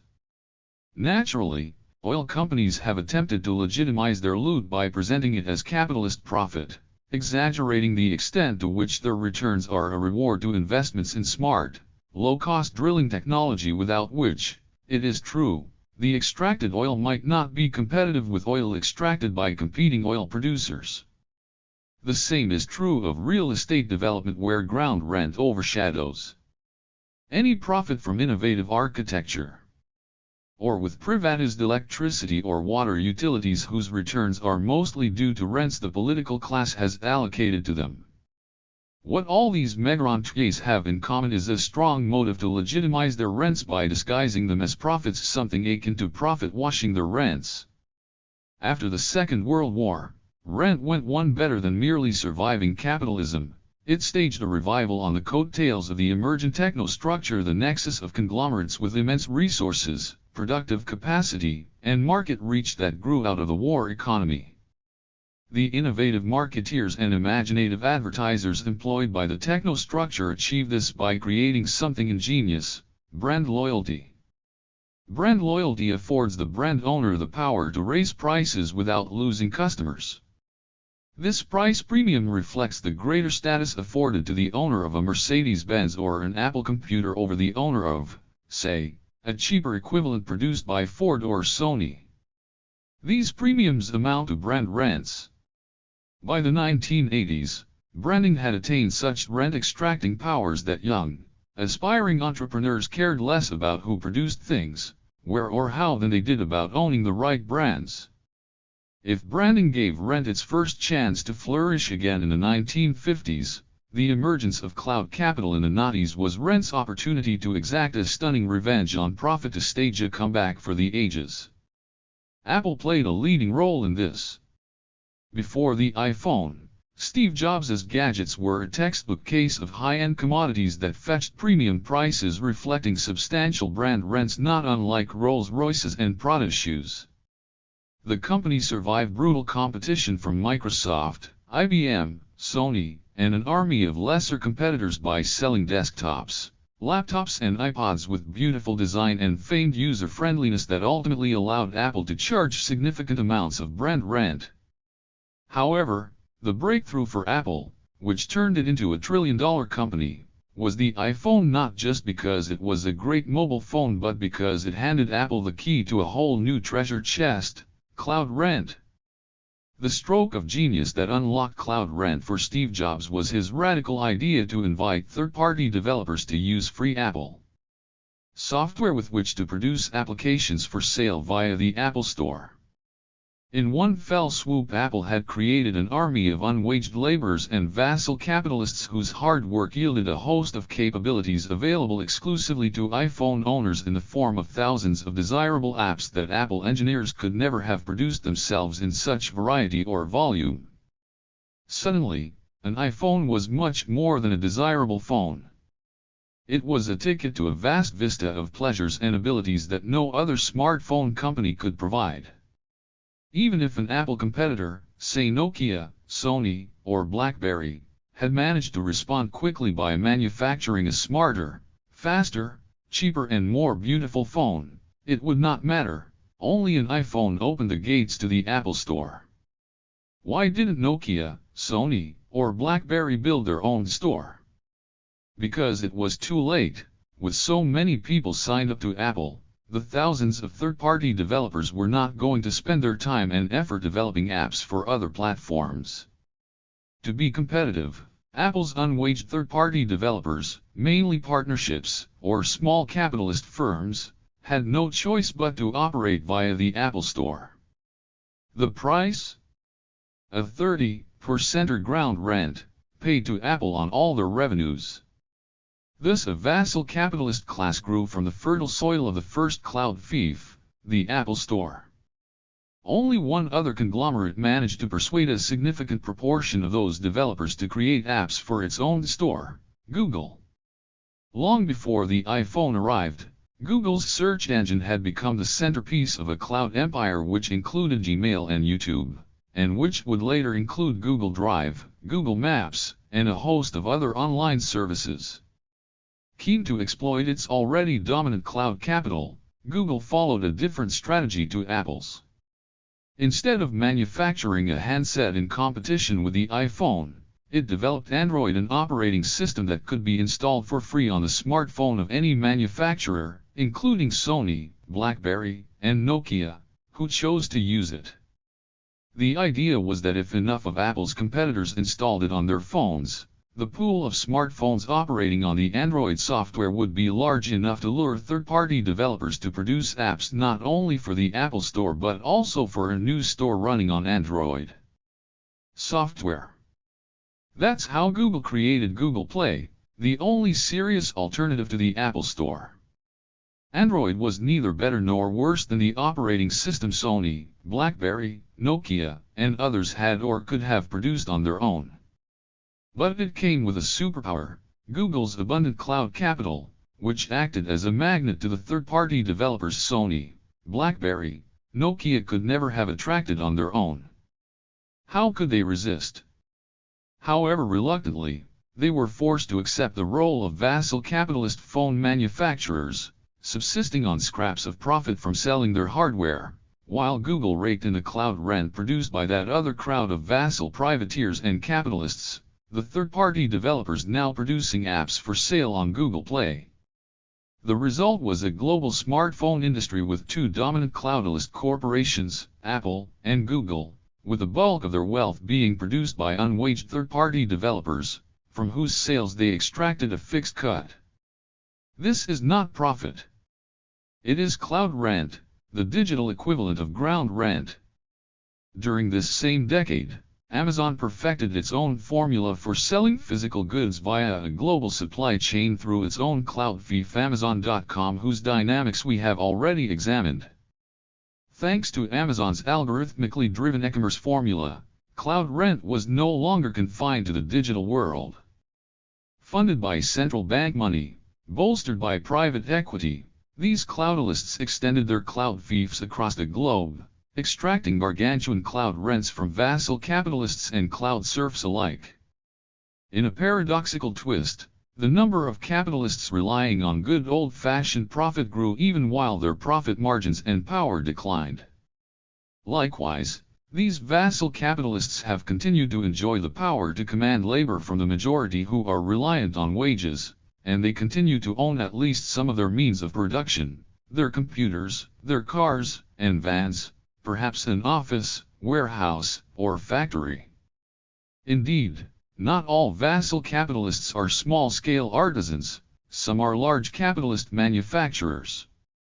But large or small, powerful, or otherwise, all vassal capitalists are by definition dependent to a greater or lesser extent on selling their wares via an e-commerce site, whether Amazon, or eBay or Alibaba, with a sizable portion of their net earnings being schemed off by the cloudalists they depend on.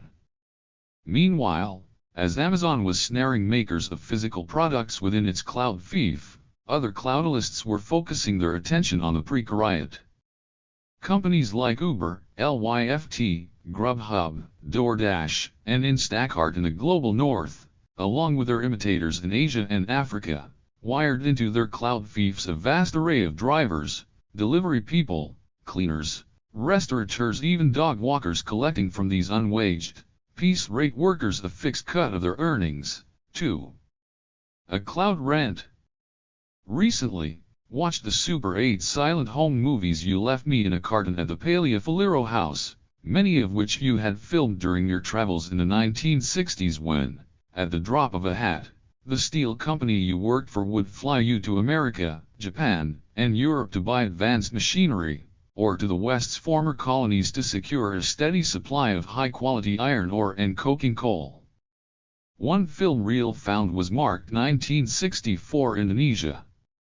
Most of the footage was of a road trip out of Jakarta. On mile after mile of crowded country road, could not fail to notice the roadside warungs around which scores of locals congregated. Warungs, you explained, are like our kiosks in Greece, selling cheaply everything from drinks, pens, and newspapers to shampoo, aspirin and telephone services. You might be surprised to hear that Bukalapak, an Indonesian cloudalist firm, is taking over 3.5 million warungs, digitizing their services with a view not only to uploading their multifaceted local markets to the cloud but also to financializing the local communities who depend on them via usurious microcredits, expensive digital cash transfers and basic banking services. Never too slow to cotton on, Jeff Bezos dispatched Jeff Bezos expeditions to Indonesia and in 2021 began to invest in a competitor of Bukalapak's. Peter Thiel, co-founder of PayPal, early investor in Facebook, initiator of Palantir, has done the same with his Valor Ventures. So have Tencent, a leading Chinese big tech conglomerate. From factory owners in America's Midwest to poets struggling to sell their latest anthology, from London Uber drivers to Indonesian street hawkers, all are now dependent on some cloud fief for access to customers. It is progress, of sorts. Gone is the time when, to collect their rent, feudal lords employed thugs to break their vassals' knees or spill their blood. The cloudalists don't need to deploy bailiffs to confiscate or to evict. Instead, every vassal capitalist knows that with the removal of a link from their cloud vassal's site they could lose access to the bulk of their customers. And with the removal of a link or two from Google's search engine or from a couple of e-commerce and social media sites, they could disappear from the online world altogether. As sanitized tech terror is the bedrock of technofeudalism. Looked at in totality, it becomes apparent that the world economy is lubricated less and less with profit and increasingly with cloud rent. And so the delightful antinomy of our era comes into focus. Capitalist activity is growing within the same process of energetic capital accumulation that degrades capitalist profit and gradually replaces capitalist markets with cloud fiefs. In short, capitalism is withering as a result of burgeoning capitalist activity. It is through capitalist activity that technofeudalism was born and is now sweeping to power. After all, how could it be any other way? Capitalism on steroids? Lamb unconvinced, hear you say. Feudal lords never invested in anything except intrigue and violence. Your cloudalists, in contrast, invest massively in the highest of high-tech capital. They are the epitome of capitalists, pouring money into research and development in order to produce new and desirable commodities like search results, digital personal assistants and teleconferencing applications. Even if they manage to create something resembling a fiefdom, as Zuckerberg did with Facebook, a competitor emerges before long who siphons off millions of users to their own multi-billion-dollar business. Look at the sudden rise of TikTok, for example. Your cloudalists are the polar opposite of lazy barons and earls and far closer to Thomas Edison, Henry Ford, and George Westinghouse than any feudal lord. If anything, Yanis, they are capitalists on steroids, and in the final analysis, even if they feast more and more on what you call cloud rent, what they are doing is still capitalism. Call it rentier capitalism, or cloud capitalism, or hypercapitalism. But technofeudalism? No, don't see it. It is true, Dad, that the cloudalists are, or at least were, capitalists on steroids. That would never dispute. Unlike the feudalists, who were invariably born with the power to extract rents, the cloudalists had to create it from scratch.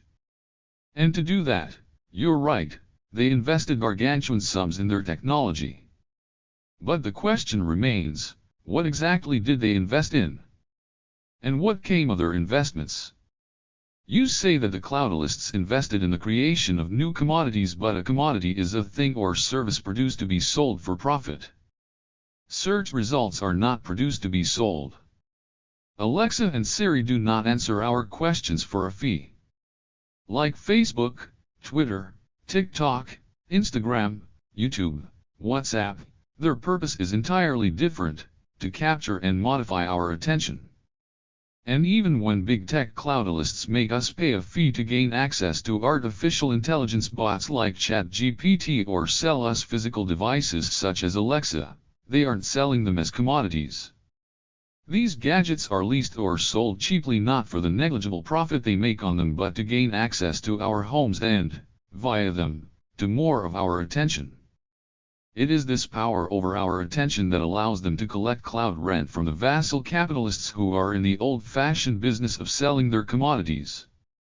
Ultimately, the cloudalists' investment is aimed not at competing within a capitalist market but in getting us to exit capitalist markets altogether. Cloudalists like Steve Jobs, Jeff Bezos, Mark Zuckerberg, Sergey Brin do, admit, have some things in common with Edison, Ford, and Westinghouse: big egos, oversized companies, and a readiness to break things, including existing markets and state institutions, in order to shore up their dominance. But those captains of early 20th century big business were all focused squarely on achieving profit by monopolizing markets and deploying the capital of factories and production lines.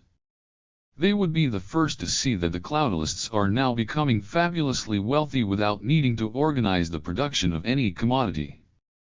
Not only that, they are free from the pressure of a market to produce cheaper, better commodities, or indeed the constant fear that a competitor might come up with a product that steals their market share altogether. But your cloudalists do live in such fear, here you object. Look at how TikTok drained Facebook's users and revenues. Or at the existential threat to Netflix that is Disney+. Or at how Walmart's e-commerce site has been taking market share from Amazon. Isn't this exactly the market competition that Ford, Edison, and Westinghouse faced?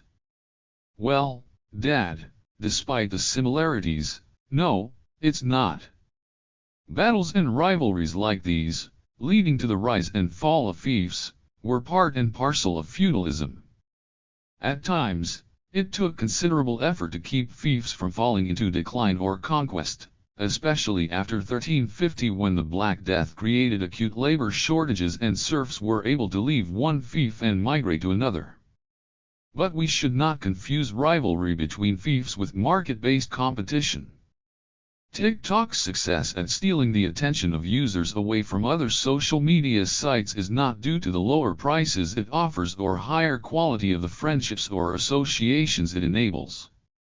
TikTok created a new cloud fief for cloud serfs in search of a different online experience to migrate to.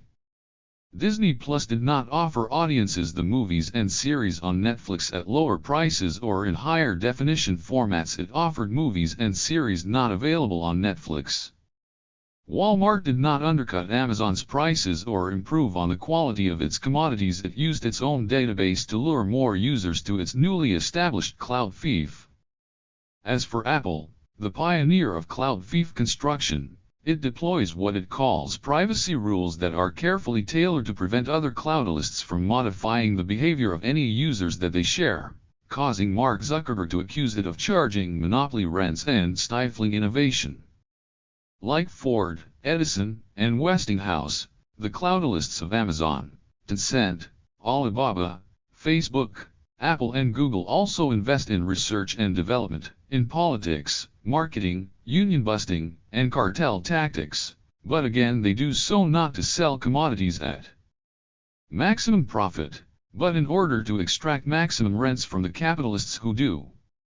The Great Transformation, from feudalism to capitalism, was predicated on the usurpation of rent by profit as the driving force of our socio-economic system. That was why the word capitalism proved so much more useful and insightful than a term like market feudalism. It is this fundamental fact that we have entered a socio-economic system powered not by profit but by rent that demands we use a new term to describe it. To think of it as hypercapitalism or rentier capitalism would be to miss this essential, defining principle. And to reflect the return of rent to its central role, can think of no better name than technofeudalism. More importantly, having defined and labeled it properly, believe we are now better equipped to grasp the meaning and importance of this systemic transformation and what is at stake for us all. The techno-feudal method to Elon Musk's Twitter madness. If had to choose one person to illustrate the need for techno-feudalism, both word and concept, in order to understand our collective predicament, it would be Elon Musk. Brilliant and flawed, combining rare engineering talents with ridiculous public displays of ostentation, Musk is our era's Thomas Edison, the man who, you may recall, electrocuted an elephant in order to discredit a rival. Having revolutionized industries that are normally the graveyard of upstarts, from car manufacturing to space travel and even brain-computer interfaces, Musk proceeded to spend tens of billions of dollars on buying Twitter, risking in the process everything he had achieved as a manufacturer and engineer. Many commentators opined that Musk was just another rich brat looking for an even more impressive toy than the ones he had already. But there was a logic to his purchase of Twitter, a techno-feudal logic that elucidates much more than Musk's mindset.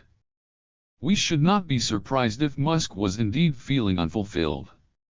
For all his success as manufacturer, and despite attaining richest man in the world status, neither his achievements nor his wealth granted him entry into the new ruling class.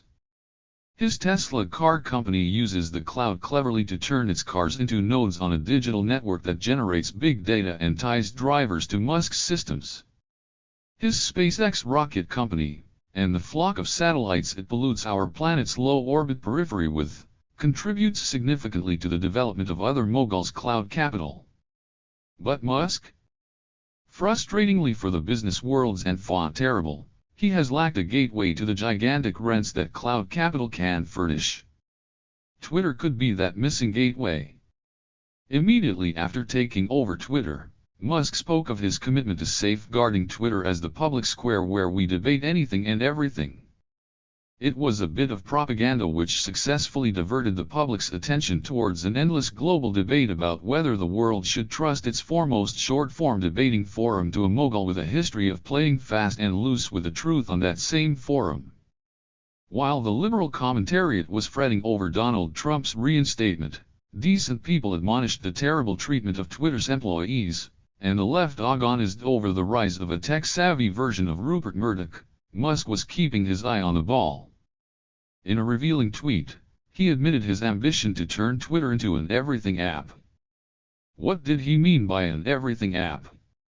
He meant nothing less than a gateway to technofeudalism, one that would allow him to attract users' attention, modify their consumer behavior, extract free labor from them as cloud serfs and, last but not least, charge vendors cloud rent for selling them their wares.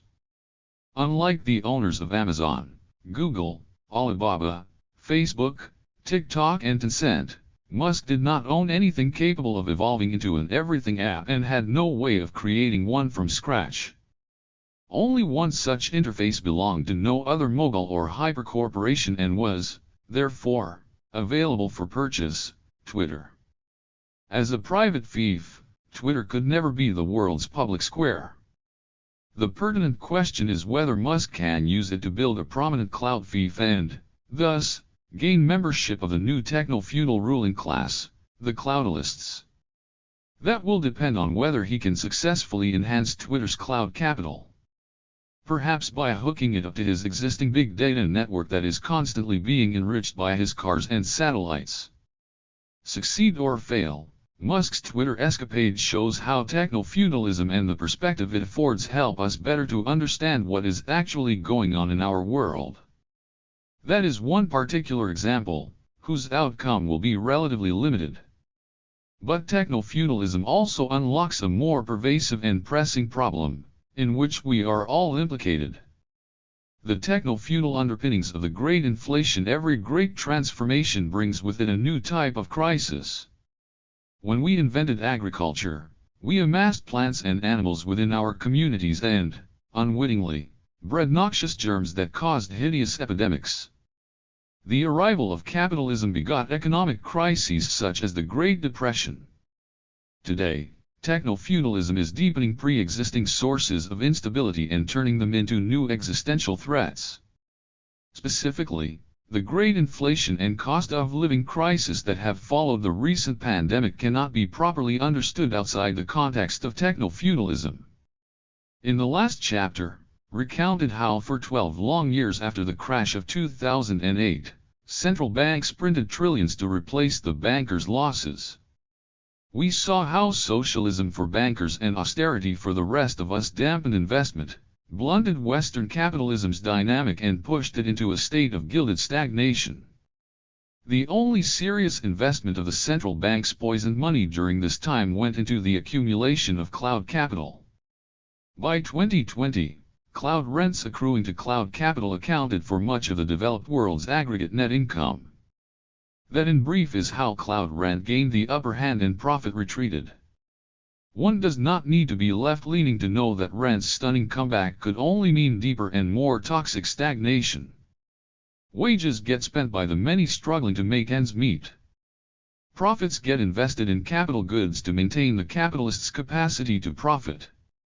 But rent is stashed away in property and stubbornly refuses to enter circulation, stimulate investment into useful things, and revive flaccid capitalist societies. And so a vicious cycle begins, deeper stagnation ensues, causing central banks to print more money, enabling more extraction and less investment, and so on. The pandemic exacerbated the same trend. The only significant difference from the pre-pandemic period was that, this time, and for the first time since 2008, some of the fresh trillions printed by central banks were spent by governments on the population, to keep their citizens alive while locked down. Nonetheless, most of the new monies ended up bolstering the share price of big tech corporations. This explains the report of Swiss bank UBS, published in October 2020, which found that billionaires had increased their wealth by more than a quarter between April and July of that year, just as millions of people around the world lost their jobs or were struggling to get by on government schemes registered trademark. Meanwhile, lockdowns closed ports, roads and airports, throttling the supply of goods in economies where, for many years, underinvestment had already depleted the capacity to produce locally. What happens when supply suddenly dies? Especially during times when the lockdown masses get some income support from the central bank's money tree? The price of groceries, exercise bikes, bread makers, natural gas, petrol, housing, and a host of other goods goes through the roof and, following a dozen years of subdued prices, a great inflation sets in. Many hope that the inflation resulting from blockages in the supply chain would be mild. The expectation that inflation would be transitory had a logic to it. Workers' bargaining power in the 2020s was a shadow of its former self, when in the 1970s, mighty trades unions could push for wage rises above the inflation rate. It followed that with only limp wage rises to support them once government furlough schemes and income support came to an end, the purchasing power of the masses would simply be depleted by rising prices, demand for goods would ebb and prices would fall. It hasn't panned out that way. Inflation is never just a monetary phenomenon, just as money is never just a token of exchange value. When, for whatever reason, prices surge across the board, a social power game is afoot in which everyone attempts to suss out their bargaining power. Business managers try to work out how far they can raise prices, if not to profit then, at least, to recoup their own rising costs. Rentiers, both traditional and cloudalist, test the water with rent hikes. Workers assess the extent to which they can push for a pay rise, at least to compensate for the higher bills they must meet. Governments play the game too. Do they intervene by using the greater income and VAT tax receipts flowing from the rising prices to assist weaker citizens being crushed by inflation? Or do they subsidize big business as it is squeezed by high energy prices? Or do they do nothing much? Until these questions get answered, inflation continues to roll. In a power game like this, it is power that matters above all. If capital dominates labor, inflation ends when workers accept a permanent reduction in their wage share of total income. If government dominates capital, as for example in China, inflation dissipates when capitalists and rentiers acquiesce to a chunk of their loot being used to pay off a portion of the state's deficits, debts, or expenditures.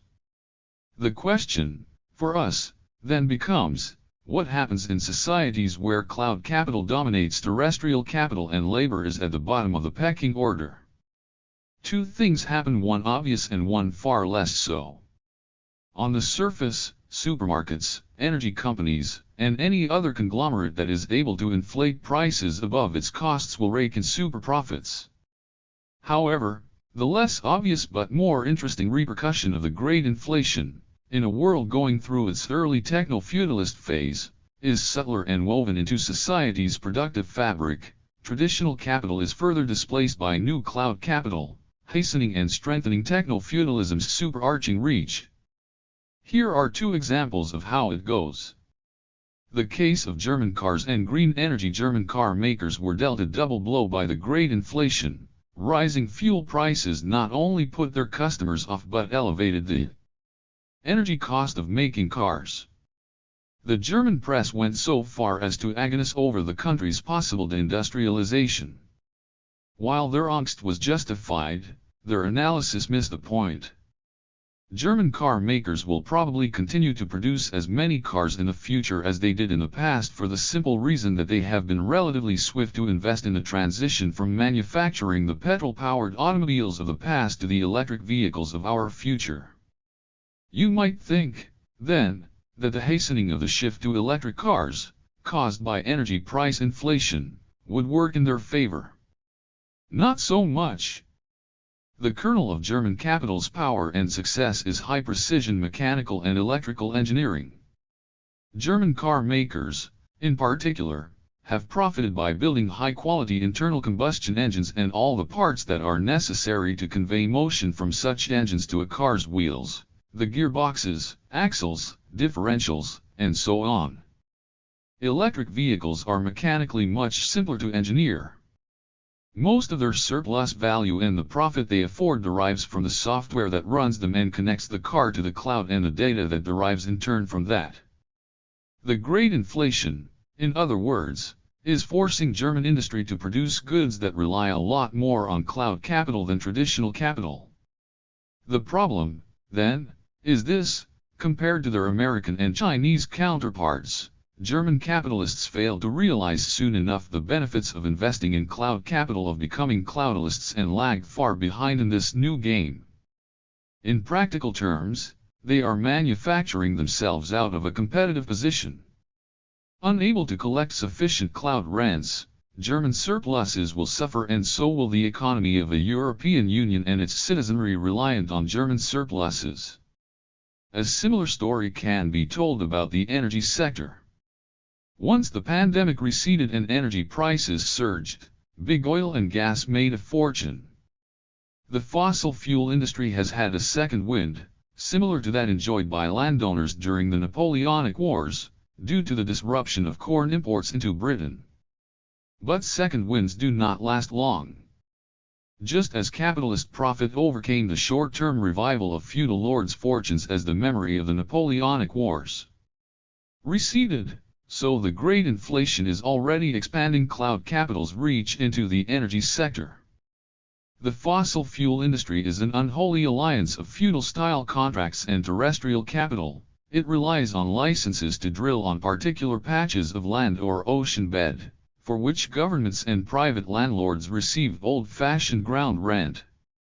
It also relies on old-fashioned capital goods, including oil rigs, tankers and pipelines, to feed fossil fuels into large, highly concentrated, vertically integrated power stations which, both aesthetically and economically, are not so dissimilar from a dark satanic mill of the 19th century. Renewables, in contrast, are best deployed in a decentralized fashion, with solar panels, wind turbines, heat pumps, geothermal units and wave-powered devices all horizontally integrated as part of a network. With little need for licenses that incur ground rent, their productivity depends instead on digital infrastructure running on sophisticated software utilizing artificial intelligence. In short, green energy is cloud capital intensive, much like the electric car industry. The need to switch from fossil fuels to green energy could not be more urgent. The rise in energy costs that is an integral part of the great inflation would seem to have taken us away from that goal, offering a windfall to the fossil fuel industry. But this will not last long. Advances in green energy are pushing down fast the costs of green electricity generation. Even though the life cycle of fossil fuels has been extended, ruinously for the planet, cloud-based green energy is growing and, with it, so is the relative power of cloudalists. Technofeudalism has an inbuilt tendency to dampen price inflation, as it is in its nature to squeeze wages, prices, and profits. But how exactly the great inflation will unfold in the short term is impossible to predict accurately because, as we have seen already, inflation is always a symptom of a flare-up of the ongoing class war. Its trajectory will be determined primarily by politics and power. And what is certain is that by enhancing the scope of cloud capital, the great inflation will ultimately be bad for labor's political power, as it turns more of us into cloud proles. Still, a large question mark hangs over the future of technofeudalism, now that the great inflation has forced central banks to stop their money printing, causing the cloudalists' share prices to tank and tens of thousands of big tech employees to lose their jobs, and now that oil companies and supermarkets are enjoying some fabulous profits, won't the techno-feudal bubble burst? Has it not burst already? Back to your question, is capitalism not back on track? Your original question was whether the internet would make capitalism invincible or prove its undoing, and by now you know my answer. But given the economic tumult in the post-pandemic years, it would be reasonable to wonder whether the trends and principles have identified still hold. Hasn't the great inflation revived capitalism? Mainstream economic commentators found the great inflation rather unmysterious, and certainly not the sign of some underlying historic transformation, techno-feudalist or otherwise. To them, inflation was the natural consequence of central bankers printing too much money, and of governments overspending it during the pandemic. As red-faced central bankers were forced to raise interest rates throughout 2022 in order to choke off demand and put a lid on rising prices, normally solemn commentators were hardly able to contain their pleasure at the apparent admission of their mistake-registered trademark. The great inflation of 2022 was to them what the Stuart Restoration of 1660 had been to British royalists, a return to agreeably familiar patterns of authority. Not only that, with money becoming more expensive to borrow and to hold, the mad years when money's price languished around zero had ended. Sanity had been restored. There was a price to pay, of course, the familiar hangover after the party ended. With interest rates rising, financiers relying on borrowed money to play the stock exchanges were forced to exit the market and, unsurprisingly, share prices declined even faster than interest rates had risen. And since the higher the rise the harder the fall, it was the capitalist conglomerates whose stock exchange value had taken off during the pandemic that fell the most under the great inflation. During 2022, the total share value of U.S. big tech capitalist companies shrank by a remarkable $4 trillion, though more remarkable still, perhaps, was the fact that their stock exchange valuation remained, on average, above its pre-pandemic level. Meanwhile, lockdown winners like Beliton, Zoom and Carvana all plummeted. So did meme stocks like AMC and GameStop, so-called SPACs, and NFTs, not to mention Bitcoin, Dogecoin, and other crypto false promises. The commentariat was almost relieved. Technofeudalism, even if it had been taking hold for a brief period, was just another burst bubble. From their point of view, our focus for concern as we navigate persistent inflation should be the connection between energy and food prices and the war in Ukraine, U.S. sanctions on various countries, relocalization of production due to the prospects of a new Cold War between America and China, aging populations, stricter immigration controls. In other words, it's back to business as usual. And many left-wingers have found similar solace in the great inflation. They may abhor the hardships that inflation inflicts on the poor but welcome the feeling that the world makes sense to them again. With the price of money rising well above zero once more, and the market value of companies like Meta, Tesla, and Amazon crashing down to earth, the old capitalist order they know well how to despise is back. Sense that you too, Dad, might be harboring similar thoughts. Well, I'm sorry to say, there will be no return to the good old bad old days. First, those torrents of central bank money have already built cloud capital up to critical mass. It is here to stay and to dominate because its immense structural power, to extract vast cloud rents from every society on earth, remains completely undiminished. This would not be the first time a bubble has built up capital that endures after the bubble's bursting. America owes its railways to precisely this pattern. That bubble burst in the 19th century, but not before tracks were laid down that are still in place, from Boston and New York to Los Angeles and San Diego. More recently, when the .com bubble burst in 2001, bankrupting early internet-based companies whose stock market valuations had reached ridiculous levels, it left behind a network of fiber optic cables and servers which provided the infrastructure underpinning Internet 2 and big tech. Second, the central bank money has not actually run dry. It is still flowing, albeit at a slower pace, which nonetheless suffices to keep techno-feudalism buoyant. Central banks can't afford to stem their flow completely, even if this is what they must do to defeat the great inflation.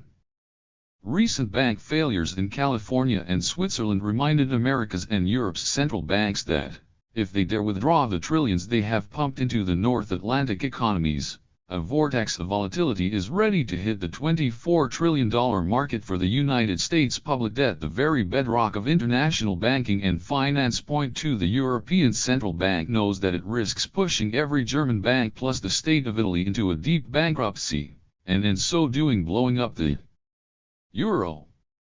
The Bank of Japan, the first central bank to practice energetic money printing back in the 1990s, refuses even to imagine ending the practice.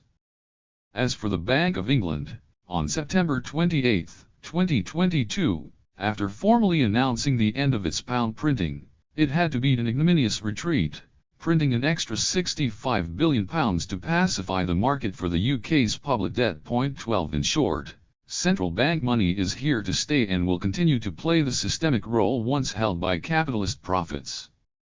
Third, cloud capital is now so well entrenched that it is bolstered and augmented not just by central bank money and its own capacity to amass cloud rent, but from every new development as it arises, from the need for more renewables and self-driving cars to the demands for cheap online degree programs for youngsters who can't afford more student debt.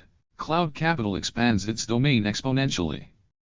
Paradoxically, as we have seen in the case of electric cars and green energy, this even includes the great inflation itself, which is doing much of the heavy lifting in a great rebalancing of power away from terrestrial capital and towards cloud capital. In a word, from capitalism to technofeudalism.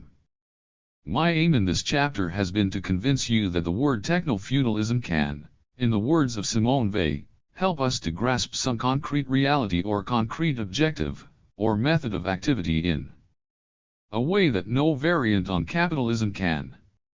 Technofeudalism, claimed, is qualitatively distinct from capitalism and, thus, as a word, it illuminates crucial aspects of the real world in ways that rentier capitalism or platform capitalism or hypercapitalism cannot. It is time now to unleash its explanatory power further, for believe it helps us understand not only our socio-economic condition but also the titanic power struggle that may well define this century. The new Cold War between the United States and China. 6. Technofeudalism's global impact. The new Cold War. On May 15, 2019, President Donald Trump issued a decree which, in effect, banned Google from allowing use of its Android operating system on smartphones made by Huawei, the Chinese telecommunications conglomerate. Trump was effectively evicting Huawei from Google's global cloud fief. Washington also told European governments to suspend their plan to involve Huawei in the rollout of 5G mobile networks across Europe. It was much more than Trumpist folly. When Joe Biden moved into the White House, the new Cold War with China that Trump had kick-started moved up a gear, especially in October 2022 when, according to the New York Times, the White House issued sweeping restrictions on selling semiconductors and chip-making equipment to China, an attempt to curb the country's access to critical technologies. In essence, Biden told Beijing, the United States will crush your dreams of building a technologically advanced economy. Point 1. What happened there? To explain their decisions, both Trump and Biden cited national security concerns and played up long-standing tensions with China over Taiwan and the South China Sea. But neither China's communist regime nor its stance on Taiwan were new, urgent, or unexpected. Moreover, where were these concerns when Apple, and many other American conglomerates, were setting up camp across communist China's coastline from the mid-2000s onwards? Or when Washington was moving heaven and earth to let China into the World Trade Organization in the 1990s? Or after 2008, when Beijing boosted investment from around 30% of national income to more than 50%, creating global demand for Europe's and America's products and thus helping to save US-dominated financialized capitalism from itself? Why did these concerns suddenly, and well before the war in Ukraine, yield a new Cold War? To solve the puzzle, we must briefly return to the parable of the Minotaur. Recall how until the Nixon shock of 1971, any non-American with large quantities of dollars could exchange them at will for gold owned by the U.S. government at a fixed price of $35 per ounce.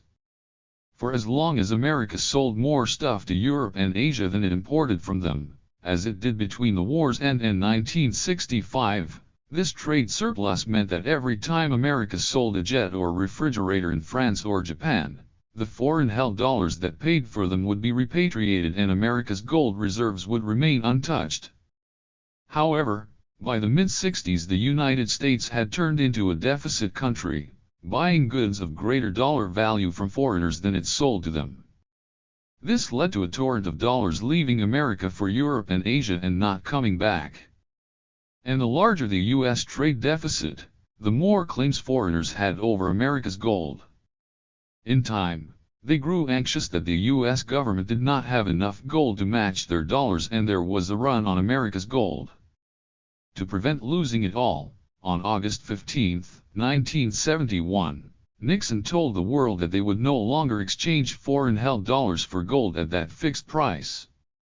In other words, no more gold for you from our vaults. Our dollars are now your problem.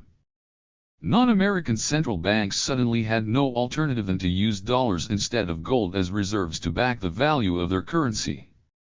The dollar began to resemble an IOU.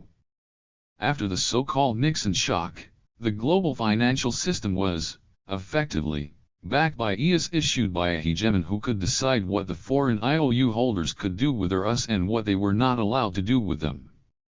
America was now a deficit country but was nothing like any other deficit country. Normal deficit countries, such as France, Greece, or India, had to borrow dollars to shore up their currency and to raise interest rates domestically to stop money outflows. America did not need to do any of that. It had, in other words, found the magic formula every empire had hitherto only dreamed of: how to persuade wealthy foreigners, and foreign central banks, voluntarily to finance simultaneously its government and its imports. This is how the Minotaur arose. Rather than sell the world goods, America offered it an alternative use for their dollars: invest them in Wall Street. They had created a mechanism that could recycle Asian and European surpluses into productive investments for the USA. With these tributes to the Minotaur, peace and prosperity for all continued until of course it all collapsed in 2008. So how does this relate to the new Cold War between America and China? From 1971 onwards, any non-American capitalist with massive dollar wealth faced the same problem: what to do with dollars in a country where they could not spend dollars. The only option was to take them back to America to invest them there. However, foreign capitalists soon discovered that the U.S. government was not like other governments. In Britain, Greece, or Spain, rich foreigners could buy whatever they pleased. In no uncertain terms, Washington made it clear to German, Japanese, and Chinese capitalists: in our country, the United States of America, you can buy real estate. You can buy our government debt. You can buy small, insignificant companies, bankrupted factories in our rust belts and, of course, Wall Street's labyrinthine derivatives. But keep your grubby hands off our Boeing, our General Electric, our big tech, our big pharma and, of course, our banks. Which brings us back to Trump's ban on Huawei and Biden's declaration of economic war on Chinese tech companies. The underlying logic of these prohibitions was a straightforward extension of the same thinking, adapted to the circumstances of a post-2008 techno-feudal world, with cloud capital dominating terrestrial capital. The maintenance of U.S. hegemony requires more than preventing foreign capitalists from buying up U.S. capitalist conglomerates, like Boeing and General Electric. In a world where cloud capital is borderless, global, capable of siphoning cloud rents from anywhere, the maintenance of U.S. hegemony demands a direct confrontation with the only cloudalist class to have emerged as a threat to their own, China's.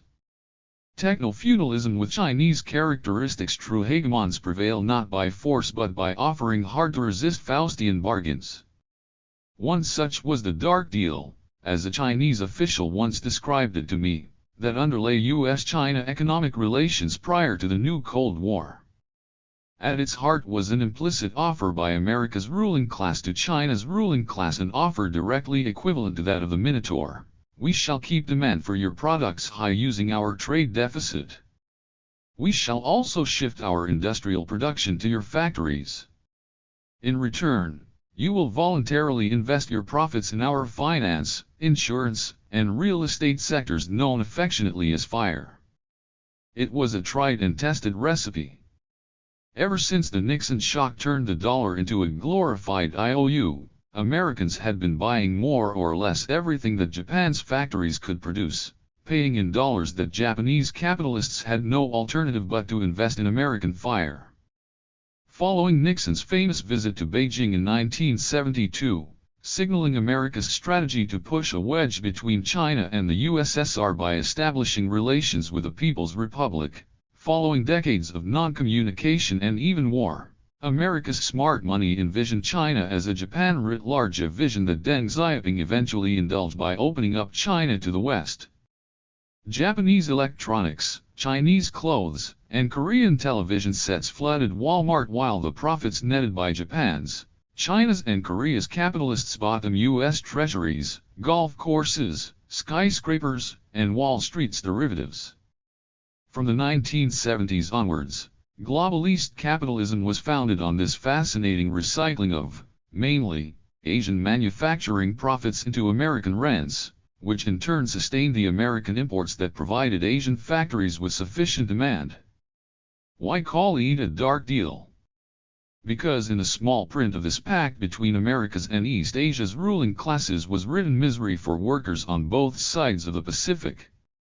American workers faced the exploitation and immiseration that resulted from underinvestment and its industrial heartlands being hollowed out by manufacturing in Asia and the underdeveloped global South. Meanwhile, in China's fast industrializing coastal cities, workers suffered the frenzied exploitation associated with overinvestment. It was as if parts of the global North, fattened by overinvestment, were migrating into Chinese urban centers where local workers struggled to survive on global South wages and social benefits. Different miseries, same global recycling process. Point 2. That was the East meets West aspect of globalization. Then there was, of course, the global South deficit countries in Asia, Africa, and Latin America with weak economies constantly agonizing over a shortage of dollars which they had to borrow from Wall Street to import medicines, energy and the raw materials necessary to produce their own exports, which they needed to earn the requisite dollars to repay Wall Street. Inevitably, every now and then, they ran out. At that point, the West would send in the bailiffs, the International Monetary Fund, which would lend the missing dollars on condition that the debtor government handed over the country's water, land, ports, airports, electricity and telephone networks, even its schools and hospitals, to the local and international oligarchs who would, once in control of these companies and assets, have no alternative but to channel their earnings into Wall Street. That was the neo-colonial aspect of the same global recycling mechanism which secured U.S. hegemony, or, to use my favorite analogy, the Minotaur's reign. Then came the crash of 2008. This had two main effects that, together, underpin today's new Cold War. It strengthened China's position in the global surplus recycling mechanism, and it turbocharged the build-up of cloud capital both in the United States and in China. To see how this caused the world to divide into two new blocks, or, to be more precise, two super cloud fiefs, it helps to delve a little deeper into China's hyper-evolution in the aftermath of 2008. As mentioned at the start of the chapter, when the bottom fell out of Wall Street, China stabilized global capitalism by cranking up domestic investment to more than half of China's national income. It worked, in that Chinese investment took up much of the global slack caused by Western commitment to austerity. Point 2. China's international stature rose, and its accumulating dollar surpluses allowed Beijing, in addition to feeding Wall Street, to become a major investor in Africa, Asia, even in Europe through its famed Belt and Road Initiative. In the same way that cloud capital rose in the U.S. on the back of central bank monies from the Fed, so the same occurred in China on the back of Beijing's investment drive. Silicon Valley's big tech soon discovered a mighty competitor, China's big tech. Westerners underestimate it. We think of Baidu as a Chinese Google knockoff, of Alibaba as an Amazon imitator. They are much more than that. Indeed, to grasp the enormity and nature of China's big five cloudalist conglomerates Alibaba, Tencent, Baidu, Ping'an and JD.com, consider the following thought experiment. Imagine if, in the West, we were to roll into one Google, Facebook, Twitter, Instagram and the version of Chinese-owned TikTok still available to American users. Then include the applications that play the role that telephone companies used to, Skype, WhatsApp, Viber, Snapchat. Add to the mix e-commerce cloudalists like Amazon, Spotify, Netflix, Disney+, Airbnb, Uber and Orbitz. Lastly, throw in PayPal, Charles Schwab, and every other Wall Street bank's own app. Now we are getting close. Except there is more.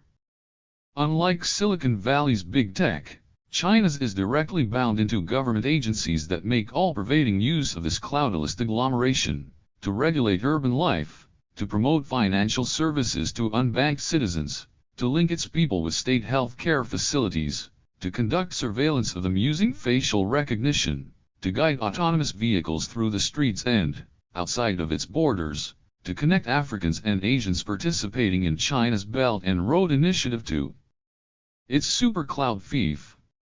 The key here is the seamless integration of communication, entertainment, e-commerce, foreign investments, and much else with online financial services, the portal to cloud rent.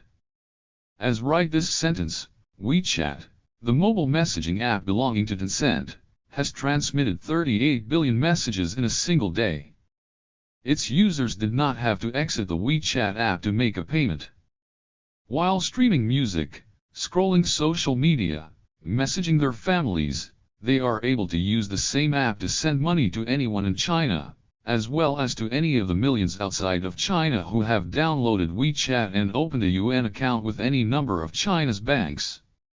With this great leap into financial services, China's cloudalists acquired a 360-degree view of their users' social and financial life.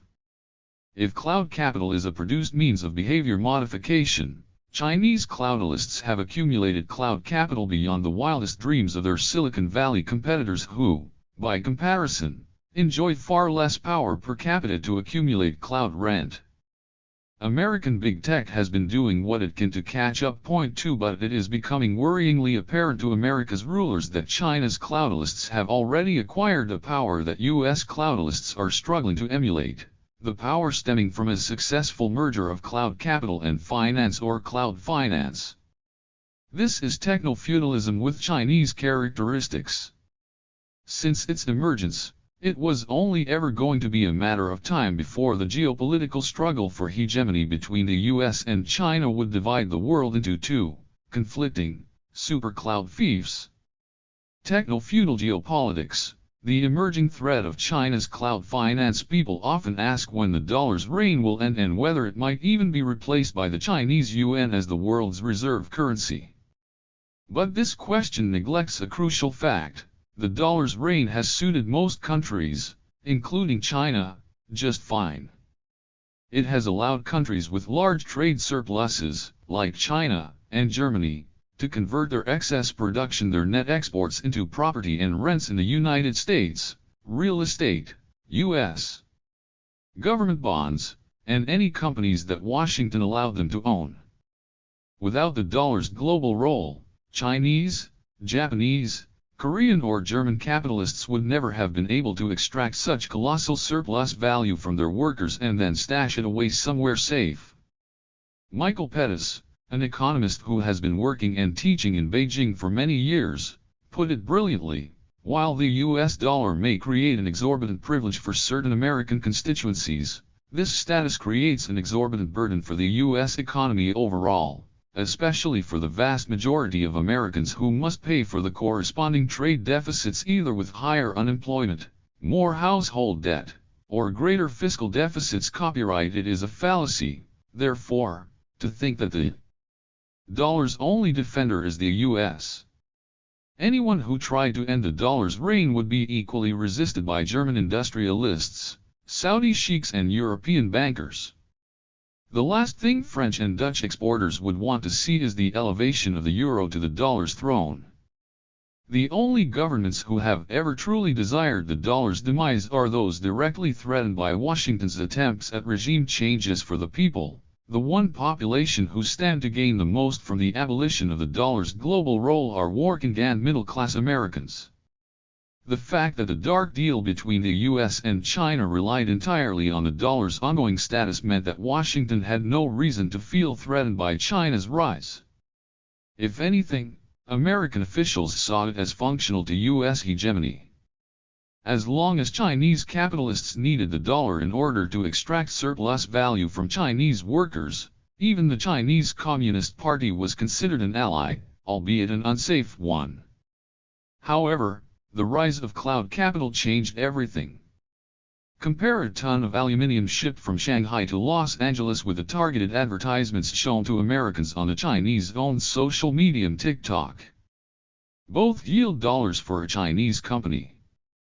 The difference is that the first bundle of dollars depends on a lump of metal produced in China physically migrating to America, whereas the dollars earned by TikTok on US soil require no such physical migration. Let's see why that's the case and how in this difference lies the crux of cloud capital's geostrategic significance. To produce an additional ton of Chinese aluminium for export to America, Chinese capitalists need an American customer to be willing to pay a sum of dollars that will cover the cost of the necessary energy and bauxite plus a profit. Given the limited sales of U.S. goods to China, that American customer would not be forthcoming if the U.S. did not have a trade deficit with China. Additionally, America would not be able to maintain this trade deficit without the dollar's global dominance. In short, for the said ton of aluminium to ship from China to some port on America's west coast, two things are necessary: the dollar's exorbitant privilege and the redding all over America's trade balance with China. TikTok, in contrast, has no need for additional dollars from American customers in order to produce new products for its U.S. market. With its servers, algorithms, and fiber optic cables already in place, produced and maintained by domestic Chinese monies, throwing one more viral video to its American customer base comes at zero additional cost. This is crucial. TikTok can, therefore, siphon cloud rents from the U.S. market into China without relying on either America's trade deficit or the dollar's supremacy. Without a need for dollars to create its cloud capital, TikTok uses it to rake in its dollar-denominated cloud rents directly, seamlessly, and at the speed of light.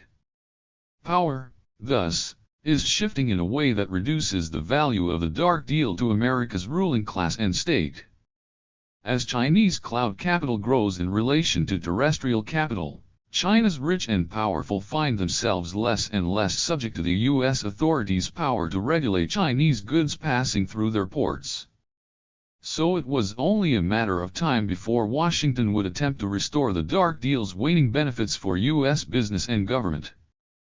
The Trump administration crossed the Rubicon with its almost total ban on technology companies Huawei and ZTE, as well as a move effectively to Americanize TikTok by banning its availability for further download from U.S. app stores. Its motivation was only very thinly disguised with the usual invocation of national security concerns. Scratch the surface and the real motivation emerges: a serious and not illogical concern for the threat to Wall Street and Silicon Valley posed by the rise of Chinese cloud finance, which tilts the comparative advantages of the dark deal away from America's and towards China's ruling class. Compared to the original Cold War, the new Cold War has little politics behind it. Just naked techno-feudal class interests. Still, the dark deal was not in immediate peril as long as the dollar remained the world's indispensable IOU, allowing wealthy non-Americans access to U.S. property and rents. After all, What else could the Chinese cloudalists do with all the dollars they reaped in cloud rent from the United States, Europe, and across the world? Their dependence on access to U.S. markets gave the Trump administration confidence that the Chinese would accept, without much pushback, restrictions on their cloud capital's power and reach. In a way, Trump was trying to do to China what Reagan had done to Japan in 1985 under the so-called Plaza Accord, which forced it to devalue the yen massively and, thus, to limit the capacity of Japanese exporters to profit from American sales and, more broadly, from the U.S. trade deficit. The Japanese government's acquiescence had been swift and silent, leading Japanese capitalism into a permanent slump from which it never truly recovered. Point 2. Would China react differently? Techno-feudal geopolitics, how Ukraine helped divide the world into two super cloud fiefs. As Trump was to find out, China was no Japan. Being outside of America's defense umbrella, its soil free of giant U.S. Army bases like the one in Okinawa, Beijing felt none of the need to defer to Washington that Tokyo revealed in 1985. Crucially, China also had its own big tech to bolster its position, especially its impressive cloud finance capabilities. Unsurprisingly, faced with Trump's aggressive move, China held its own within the dark deal and continued to recycle Chinese profits into American assets. Not only did Beijing not succumb to pressure to revalue the yuan, its big tech conglomerates, like Huawei and ZTE, licked their significant wounds and set about creating their own operating system and platform software. Despite the great costs involved, China's rulers understood that their future relied on not handing over their cloud capital, and of course their cloud finance, to America. And so, well into Biden's first year in the White House, the dark deal between Chinese capitalists and American rentiers limped on. Then Vladimir Putin invaded Ukraine, and in response America did something that changed the whole equation. In retaliation to Putin's aggression, the Federal Reserve froze hundreds of billions of dollars that belonged to Russia's central bank but kept within a dollar payment circuit that the U.S. controls fully. It was the first time in capitalist history that a major central bank's money had been, effectively, confiscated by another central bank. Point 12. Even during the Crimean War of the 1850s, as Russian and British soldiers were slaughtering each other, the Bank of England continued to honor financial commitments to the Tsar's central bank, and Russian debtors kept paying their loan installments to English bankers. Try putting yourself in the shoes of Chinese capitalists, or China's finance minister, whose savings are in the form of dollar assets worth trillions, U.S. Treasury bills, real estate in California, shares, and derivatives in the New York money markets. Everyone knew that the U.S. government could confiscate the lot at any time, but no one believed Washington would ever dare to, because such a move would deter anyone from ever stashing their wealth within the US-controlled dollar payments system again. Then the inconceivable happened. 4 days after Putin's troops invaded Ukraine, Washington seized more than $300 billion belonging to Russia's central bank and evicted anyone transacting through Russia's central bank from all international payment systems. Would you still be comfortable with trillions of dollars worth of your assets in U.S. hands? But what could you do? If you are Russia, or Germany for that matter, there is nothing much you can do if Washington decides to grab your stash and evict you from all international payment systems. How about selling your exports in your own currency, emulating Putin, who demanded to be paid for Russia's oil and gas in rubles? It may sound like a solution, except it is not. Who will want to sell their computers or cars to Russians in rubles, other than a very few foreign capitalists who have an eye on some Russian asset? Even German exporters, who earn massive amounts of euros from selling in Spain or France or Italy, have a problem finding euro-denominated assets that they want to own. What if you are China? Again, even though your economy's size and depth mean that many foreign capitalists will crave some of your assets enough to accept yuan, you still have a problem. If you are a Chinese capitalist cut off from the dollar, you will not be able to benefit from America's trade deficit, to use it as a vacuum cleaner that sucks into the American markets your aluminium, cement, electric vehicles, and snazzy clothes. However, recall that this is a problem for Chinese capitalists but not so much for Chinese cloudalists who had already built cloud finance up into an alternative global payment system. With it in hand, what is a serious problem for Chinese capitalists, i.e. the possible end of the dollar's reign, poses no threat to Chinese cloudalists. China's cloudalists were not the only people in the country eroding the dark deal. On August 14, 2020, a revolution took place inside the walls of the People's Bank of China. Following 6 years of painstaking research, Beijing's central bank rolled out a digital yuan in experimental form but with serious intent. For the first time, anywhere, a state had issued a fully digital currency. So what? Here you say. We all use digital money all the time. Well, yes, but this was something altogether different. When you pay for your coffee or train ticket using a smartphone app or a microchip-equipped debit card, these conventional digital payments go through the infrastructure of private banks. What China had created was digital money issued directly by a central bank, cutting out these middlemen, the private bankers. To see the global significance of this, consider Jurgen, a Hamburg-based factory owner using raw materials supplied by Xiu's factory in Guangzhou to manufacture ship propellers, which Jurgen then sells to a shipyard owned by AI near Shanghai. To wire payment for his raw materials to Xiu, Jurgen visits his German bank's website, fills out the necessary digital form and presses enter. The specified number of euros leaves his bank for the Bundesbank, Germany's central bank, before passing through to the European Central Bank in Frankfurt. The European Central Bank then converts Jurgen's euros to US dollars, which it subsequently channels to the People's Bank of China via a US-controlled international circuit. Once at the People's Bank of China, its functionaries convert the money into yuan and wire it to Xiu's bank. Finally, Xiu's bank credits his account. Exactly the same clunky process is activated, in reverse, when AI pays Jurgen for the propellers his shipyard buys from him. Is there a reason why such an unwieldy process has survived the wonders of the digital age? Of course there is. Its clunkiness and mind-boggling inefficiency is a source of rent, as each private banker and go-between involved in such transfers takes a small cut.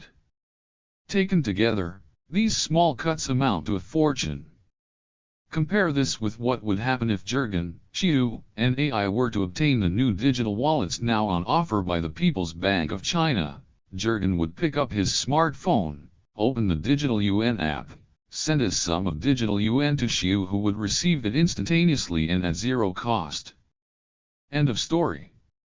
Think of all the middlemen the digital yuan cuts out: Jurgen's German bank, the Bundesbank, the European Central Bank and, crucially, the international money transfer conduit, which is fully under the thumb of US authorities.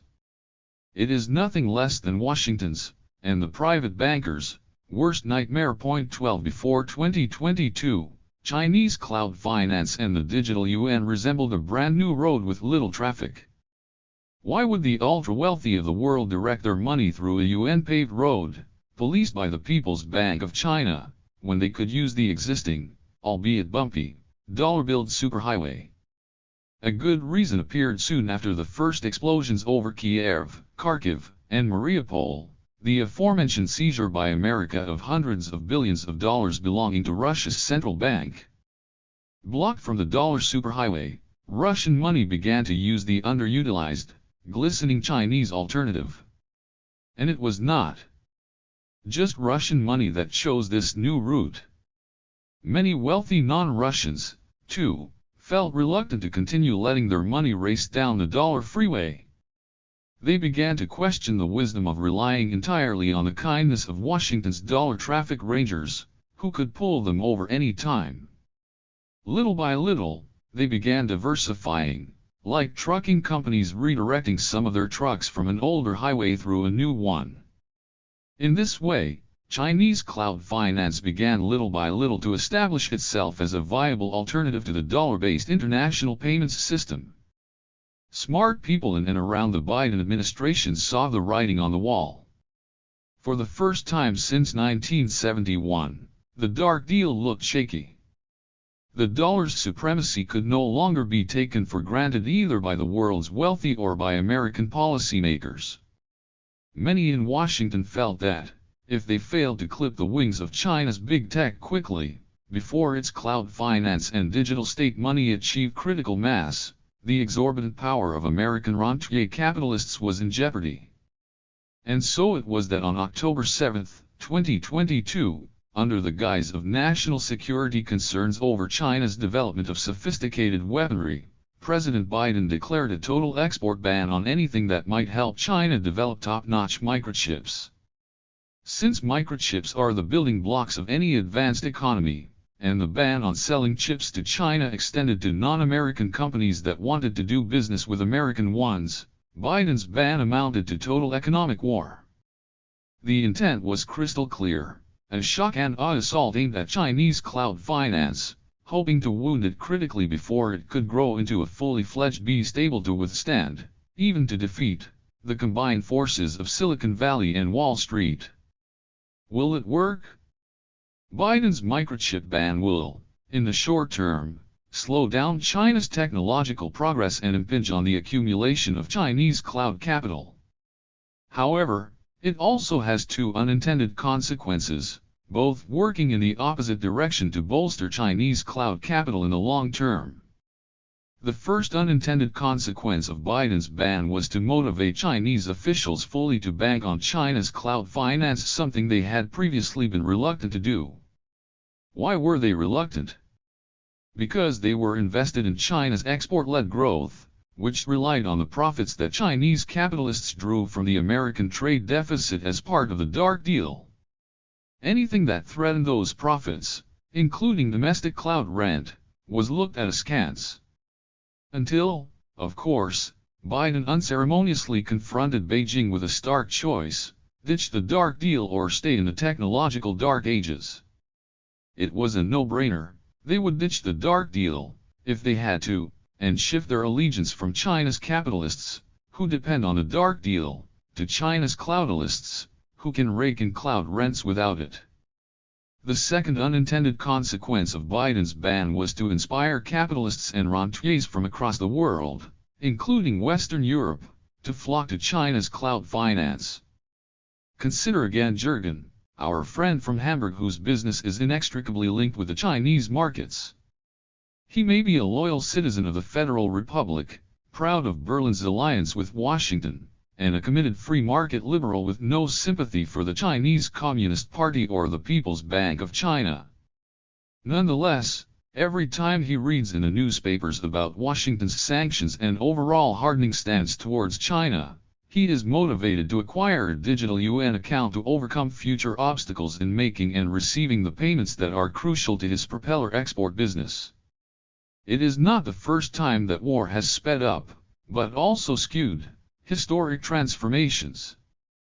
The Second World War paved the way to the dollar taking over from the British pound the dominant role in international payments. The war in Ukraine prompted the United States to make moves which diverted considerable money flows from the dollar-based payments system to a yuan-based system run by Chinese cloud capital. As we speak, Chinese cloud rents accumulate, further overshadow Chinese capitalist profits, accelerate China's transition to technofeudalism and, crucially, weaken the dark deal between the world's two superpowers. The repercussions of all this for war and peace, international tensions, and cooperation, cannot be underestimated. Focusing out of our present circumstances for a moment, so as to grasp the larger picture, it is worth recalling how, soon after it was born, and despite its youth and vibrancy, capitalism demonstrated an inherent inability to generate domestic markets sizable enough to absorb all of the goods that local capitalist industries were producing. *2 The result was aggressive expansion overseas, a new type of imperialism motivated not so much by an urge to plunder faraway lands but to secure and corner faraway markets for the commodities produced domestically. As several capitalist nations competed for the same turf, in Africa, Asia, and the Americas, these neo-colonialist conflicts led to the repulsive bloodletting of the late 19th century in Europe and ultimately, in the first half of the 20th, to 2 world wars. Capitalism's rise, in short, inspired industrial-scale carnage at a planetary scale. What should we expect, today, during technofeudalism's early phases? We already have hints of what is to come. Under the spell of the war in Ukraine and the great inflation, which are enhancing poverty, climate change, and an atmosphere of fear, the world is dividing into 2, mutually antagonistic, super cloud fiefs, one American, the other Chinese. Little that is good and worthy will come of this bifurcation. The specter of techno-feudalism over Europe, the global south, the planet. Remember how, in 1971, President Nixon told his European counterparts, "Our dollar is now your problem?" History could not have backed him more resoundingly. After 1971, American capitalism generated successive crises, the oil crises of 1973 and 1979, the global debt crisis after Fed Chairman Paul Volcker pushed U.S. interest rates above 20% in 1981, the 1991 crisis following the bursting of several bubbles in U.S. financial networks, the 2001 dot-com debacle, and, last but not least, the crash of 2008.14. It was in the nature of the beast, the Minotaur, that is, which was diverting to America more than 70% of European and Asian capitalists' profits. Every such crisis left Europe weaker, more divided, more reactionary. It was not for lack of trying. In reaction to each shockwave crossing the Atlantic, European leaders did their utmost to shield Europe from the next one. Their approach was to expand and consolidate Europe's institutions and resources, leading ultimately to the establishment of a single shared currency.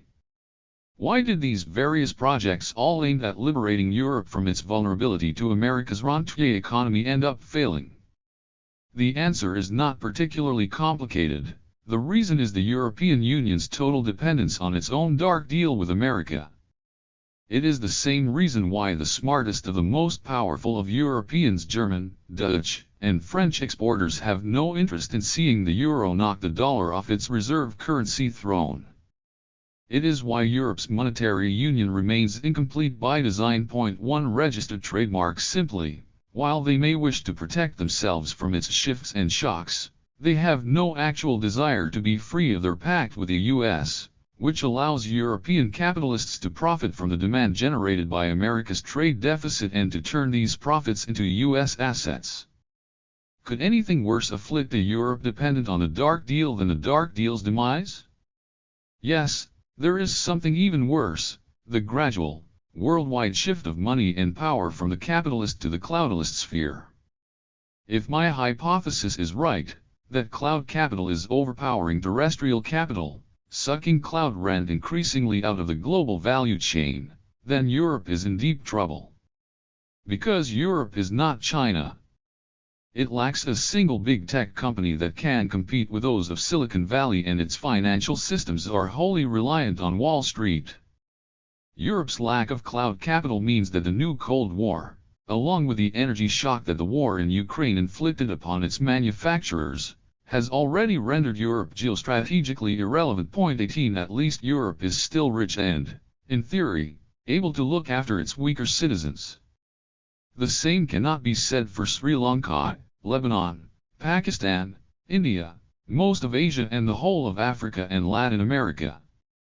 The rising price of food and fuel caused by the great inflation has pushed the global south into a debt crisis as gruesome as that of the 1970s and 80s.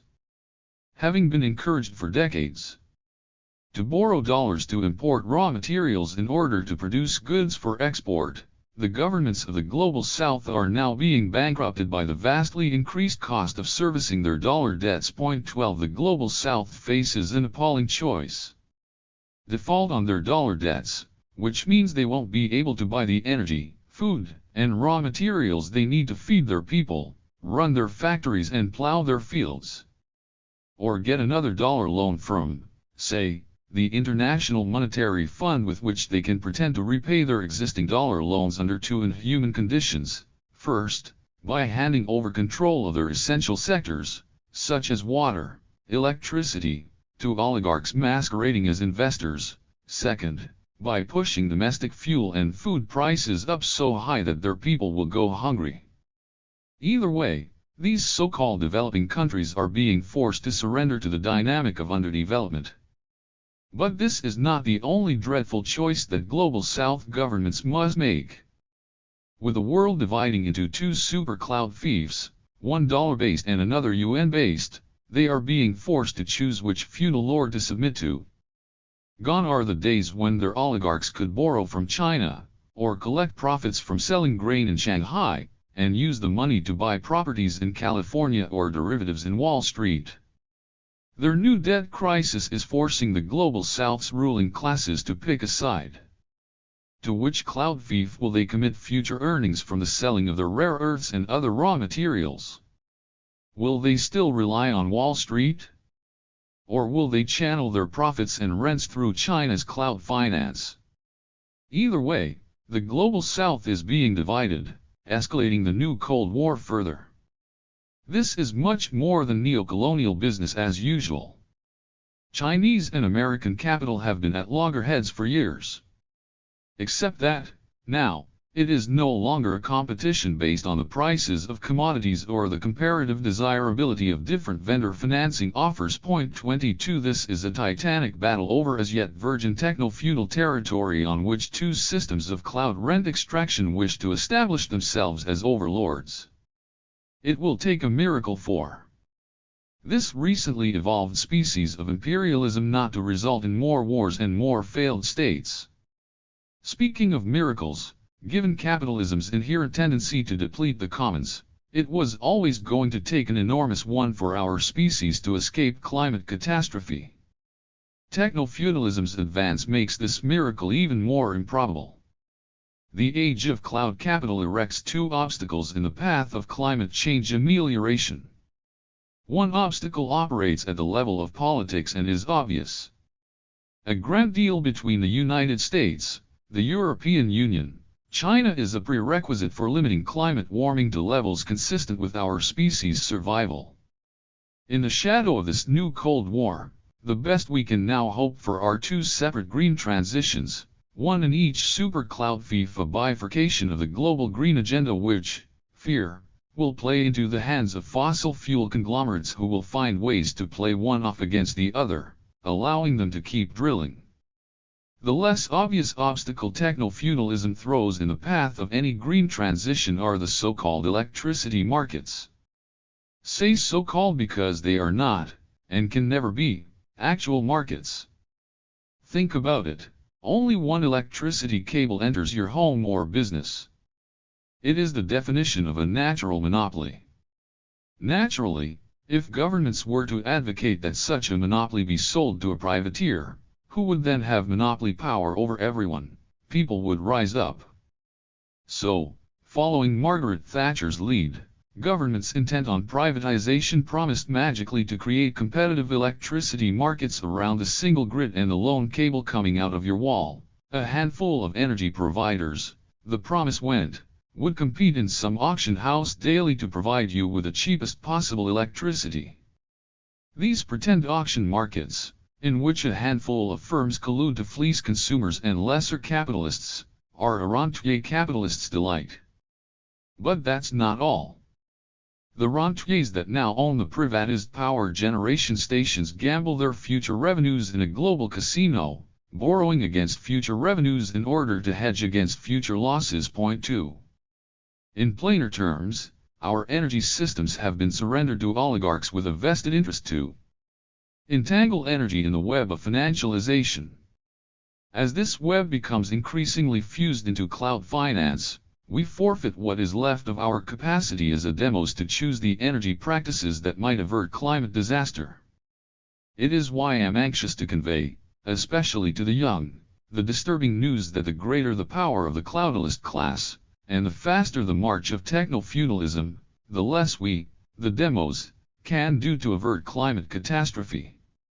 The young, who are at the forefront of striking for the future, must recognize that preventing our planet's overheating goes hand in hand with resisting technofeudalism. Back to your question, who wins and who loses? As a young man, you had hoped organized labor would vanquish capitalism at a planetary scale. As an older man, you witnessed exactly the opposite, capitalism's unhindered globalization.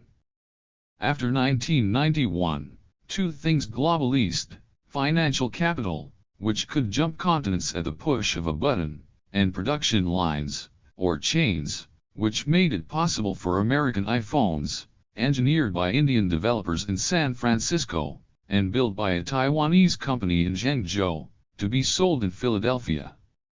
Around 2.5 billion laborers, mainly from China, India, and the formerly communist countries, joined this international value chain, lifting many of them out of poverty. But the headline-generating rises in measurable incomes were often bought at the price of sheer grief. 22 Chinese migrant laborers, working 16-hour shifts in abominable sweatshops to produce iPhones, saw their incomes quadruple but became almost as suicidal as Indian farmers whose livelihoods were destroyed when their crops became dependent on Bayer Monsanto's genetically engineered seeds. 22 Even in America, the greatest beneficiary of globalization, millions succumb to deaths of despair. 24 These contradictions were the direct consequence of the Dark Deal.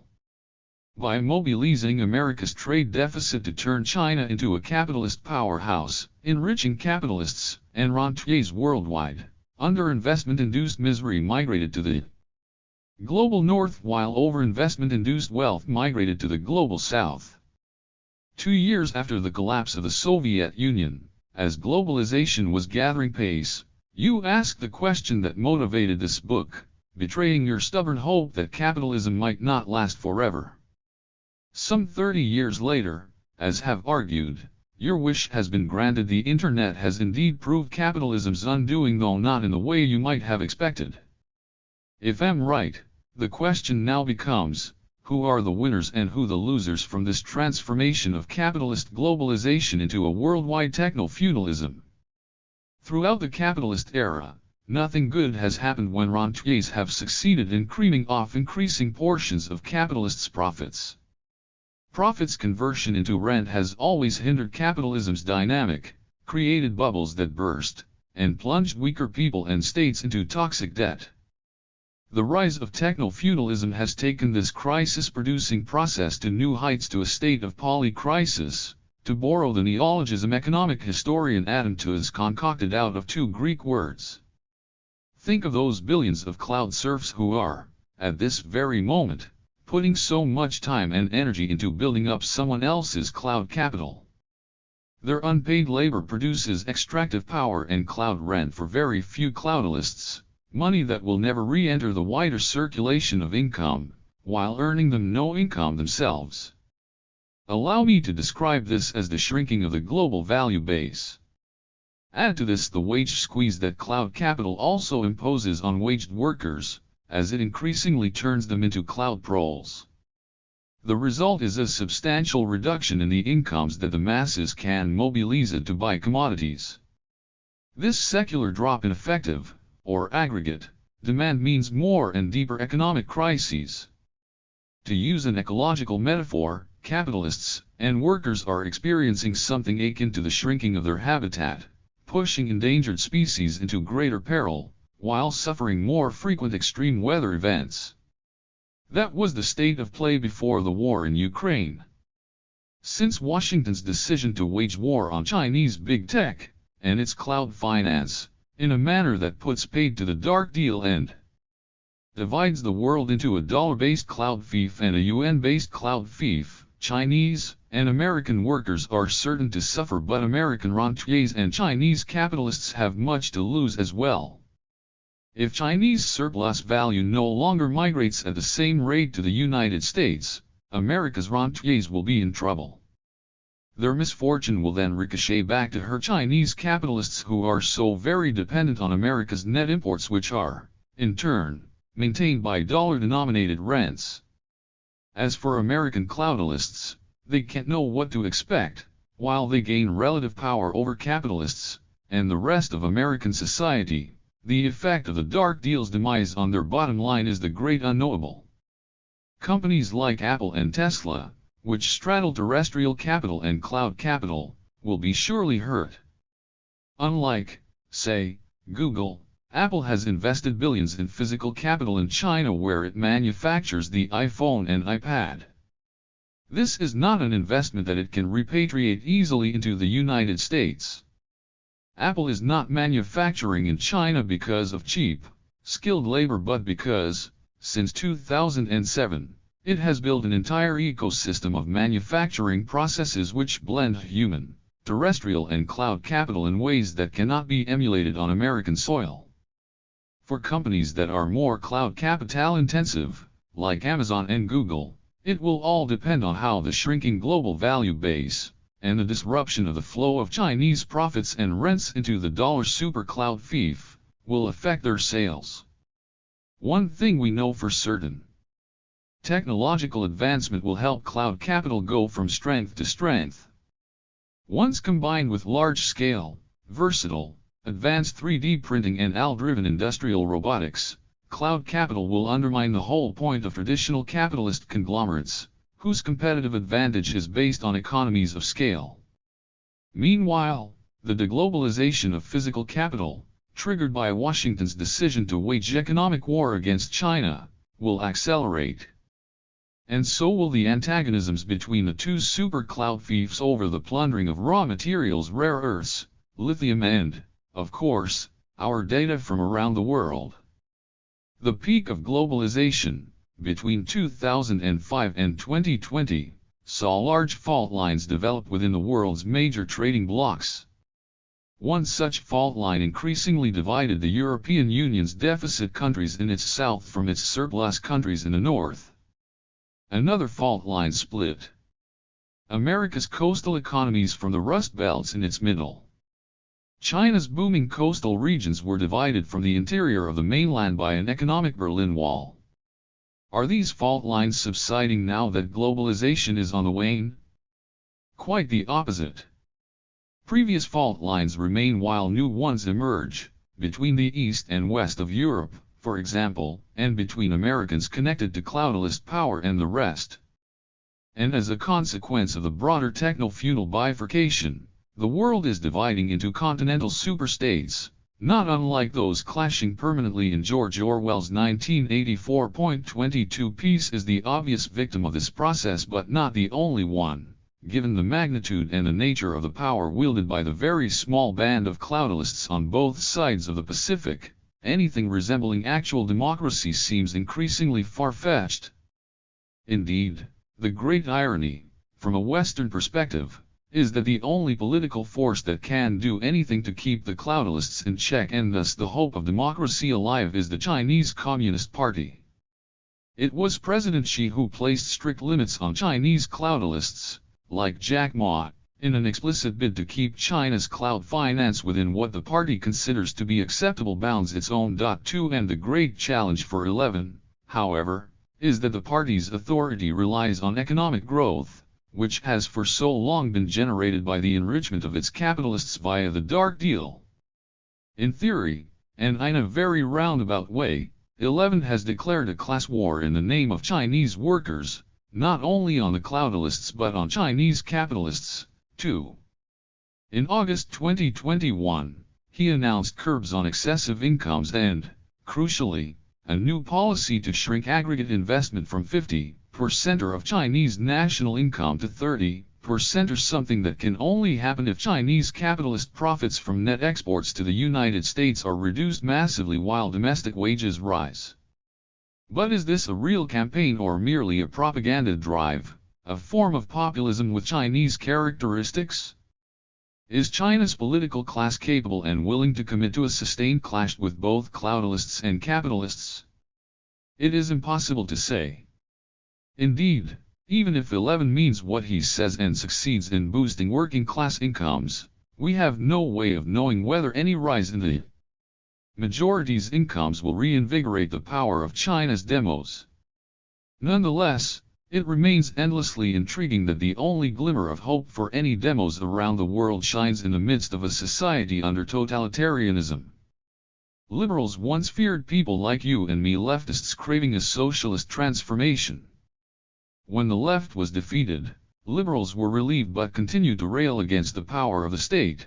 In their eyes, powerful states, even bourgeois liberal ones, are what pave the road to serfdom. Is it not delectably shocking how, in the end, a global superhighway to serfdom has been constructed not because Western states were too powerful but because they were too weak?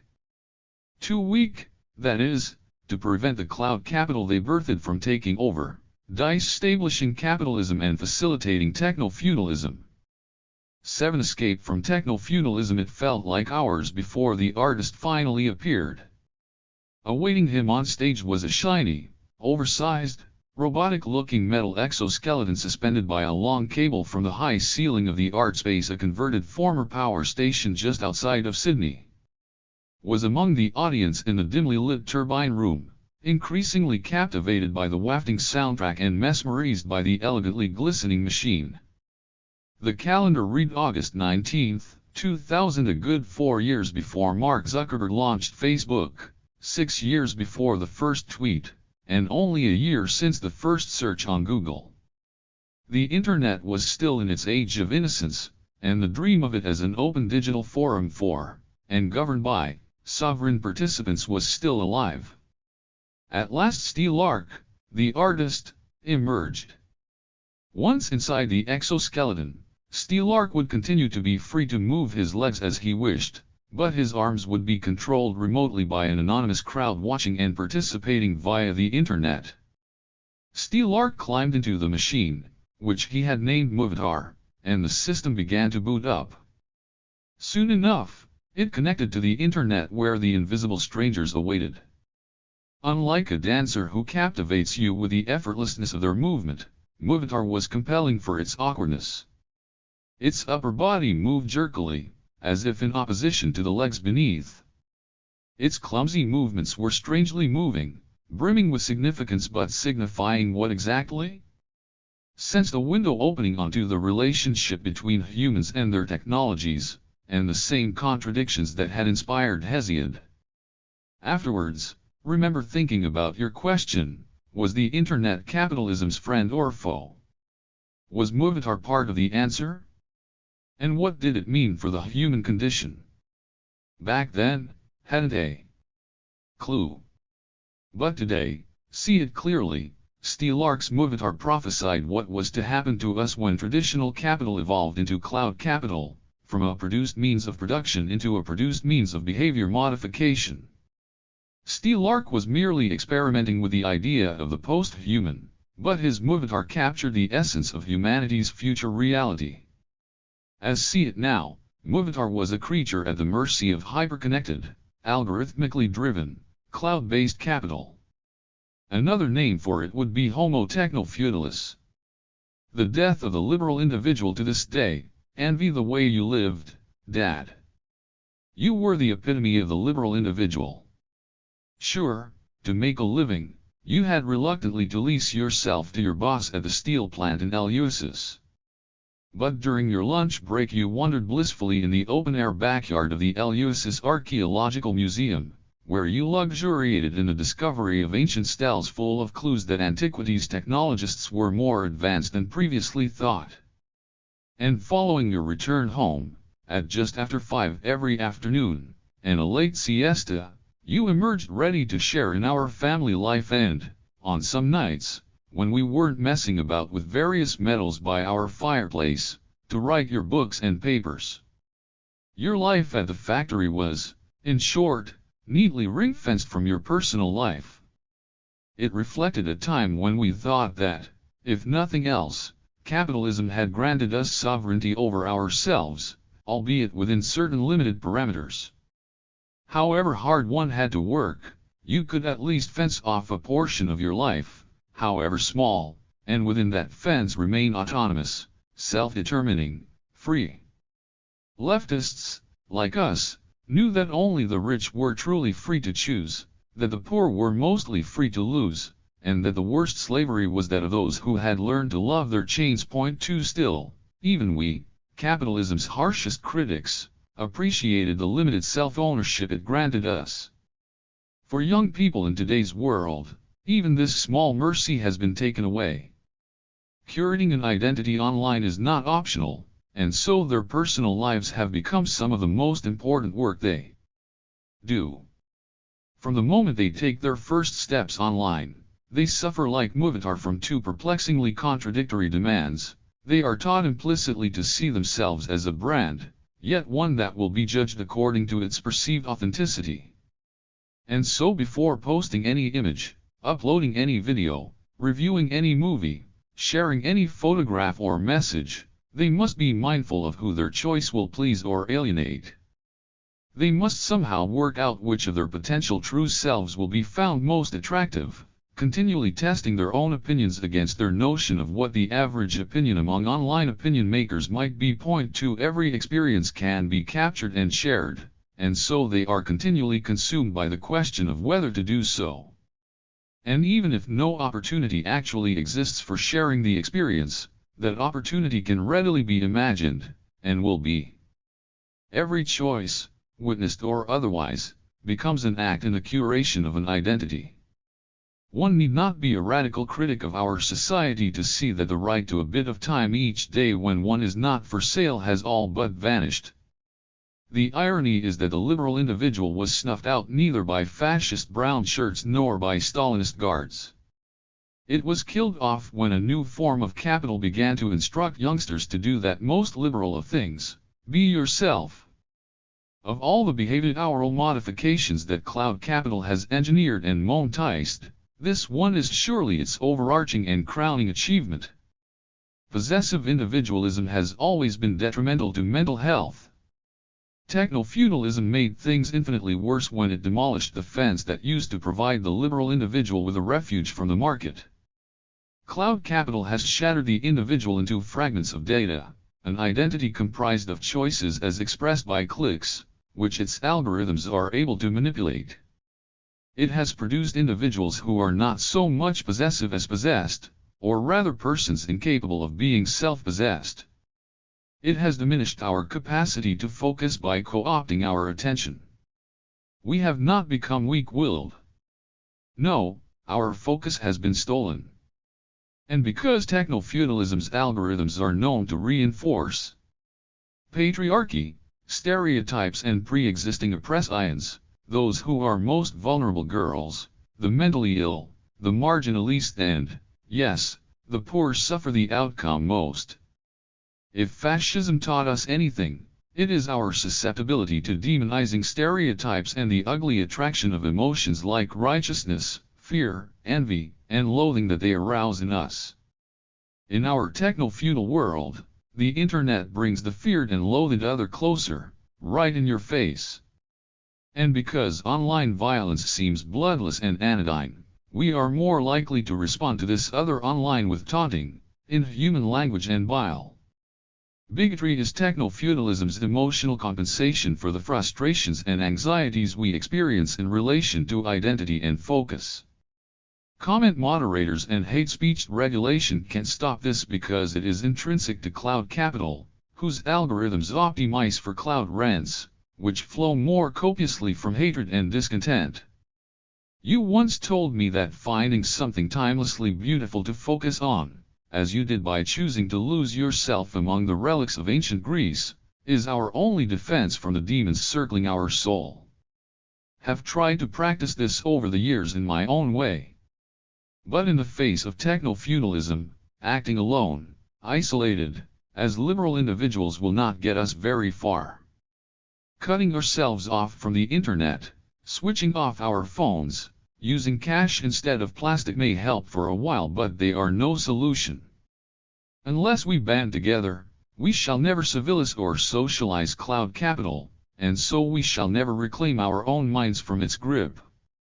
And herein lies the greatest contradiction. To rescue that foundational liberal idea of liberty as self-ownership will therefore require a comprehensive reconfiguration of property rights over the increasingly cloud-based instruments of production, distribution, collaboration, and communication.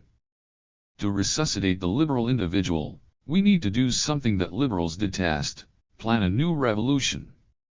The impossibility of social democracy. Why can't technofeudalism be tamed by politics in the same way capitalism was restrained, at least for a while, by social democratic governments? Social democrats were able to make a difference during a time when power was vested in old-fashioned industrial capital. They acted as referees between organized labor and the captains of manufacturing industry, metaphorically sitting them around a table, forcing them to compromise.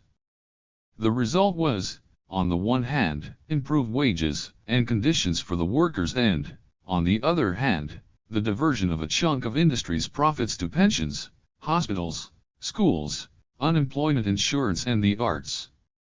But as power shifted from industry to finance after the death of Bretton Woods in 1971, European Social Democrats and American Democrats alike were lured into a Faustian bargain with the bankers of Wall Street, the City of London, Frankfurt, and Paris.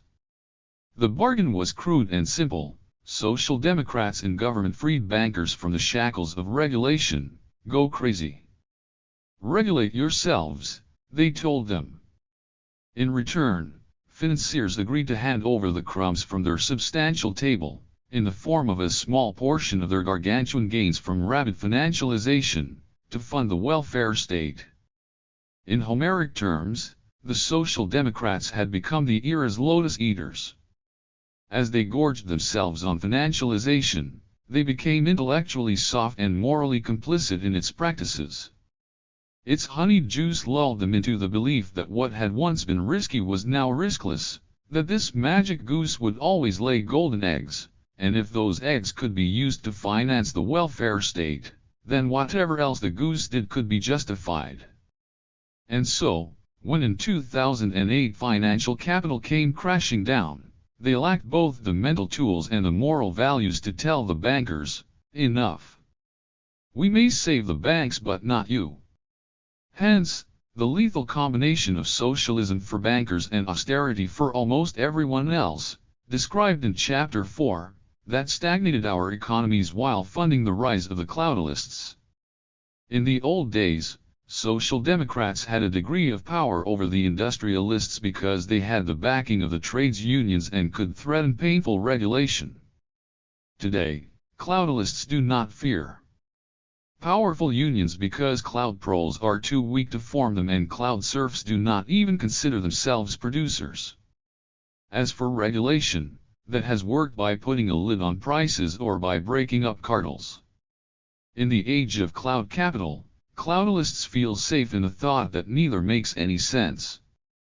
Price regulation is irrelevant when the services that consumers need to be protected from are either free or the cheapest on the market already.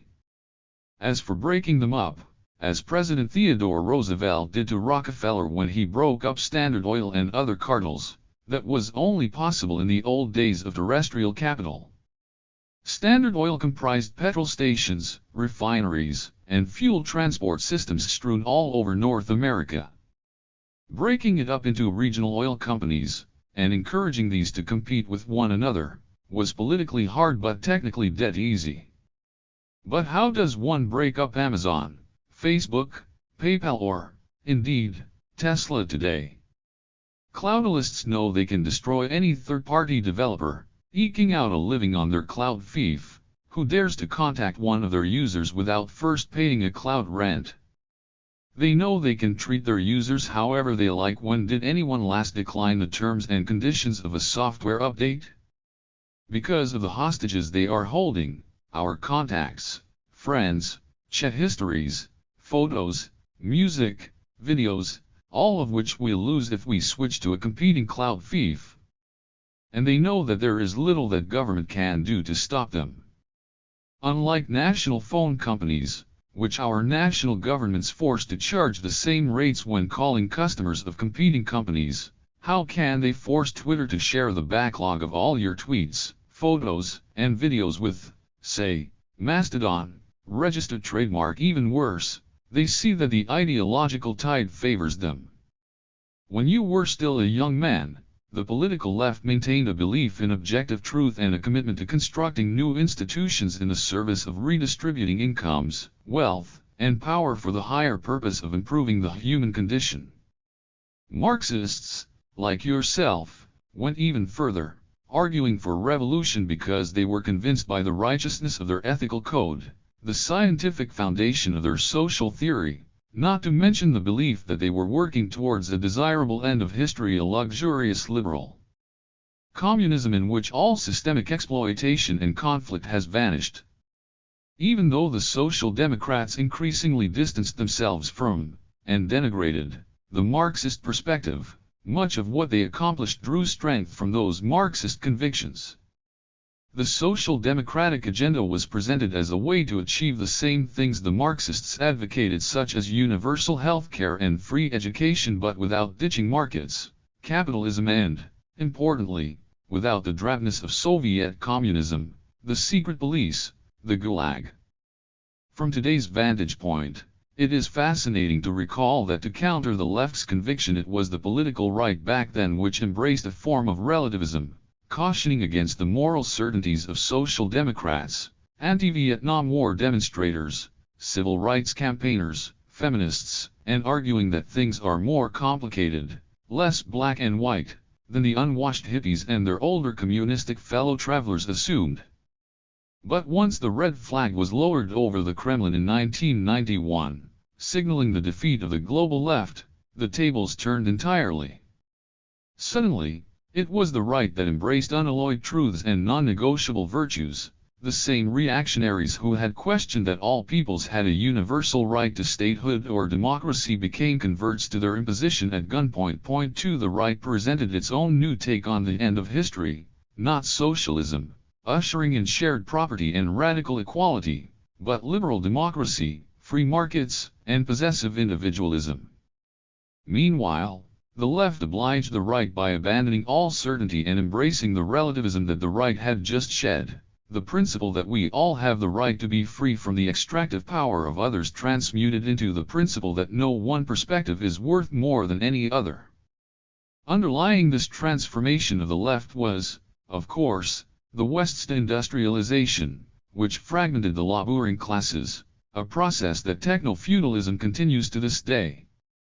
When the working class was still relatively homogeneous, a relatively solid class consciousness allowed it to put at least a degree of pressure on social democratic governments.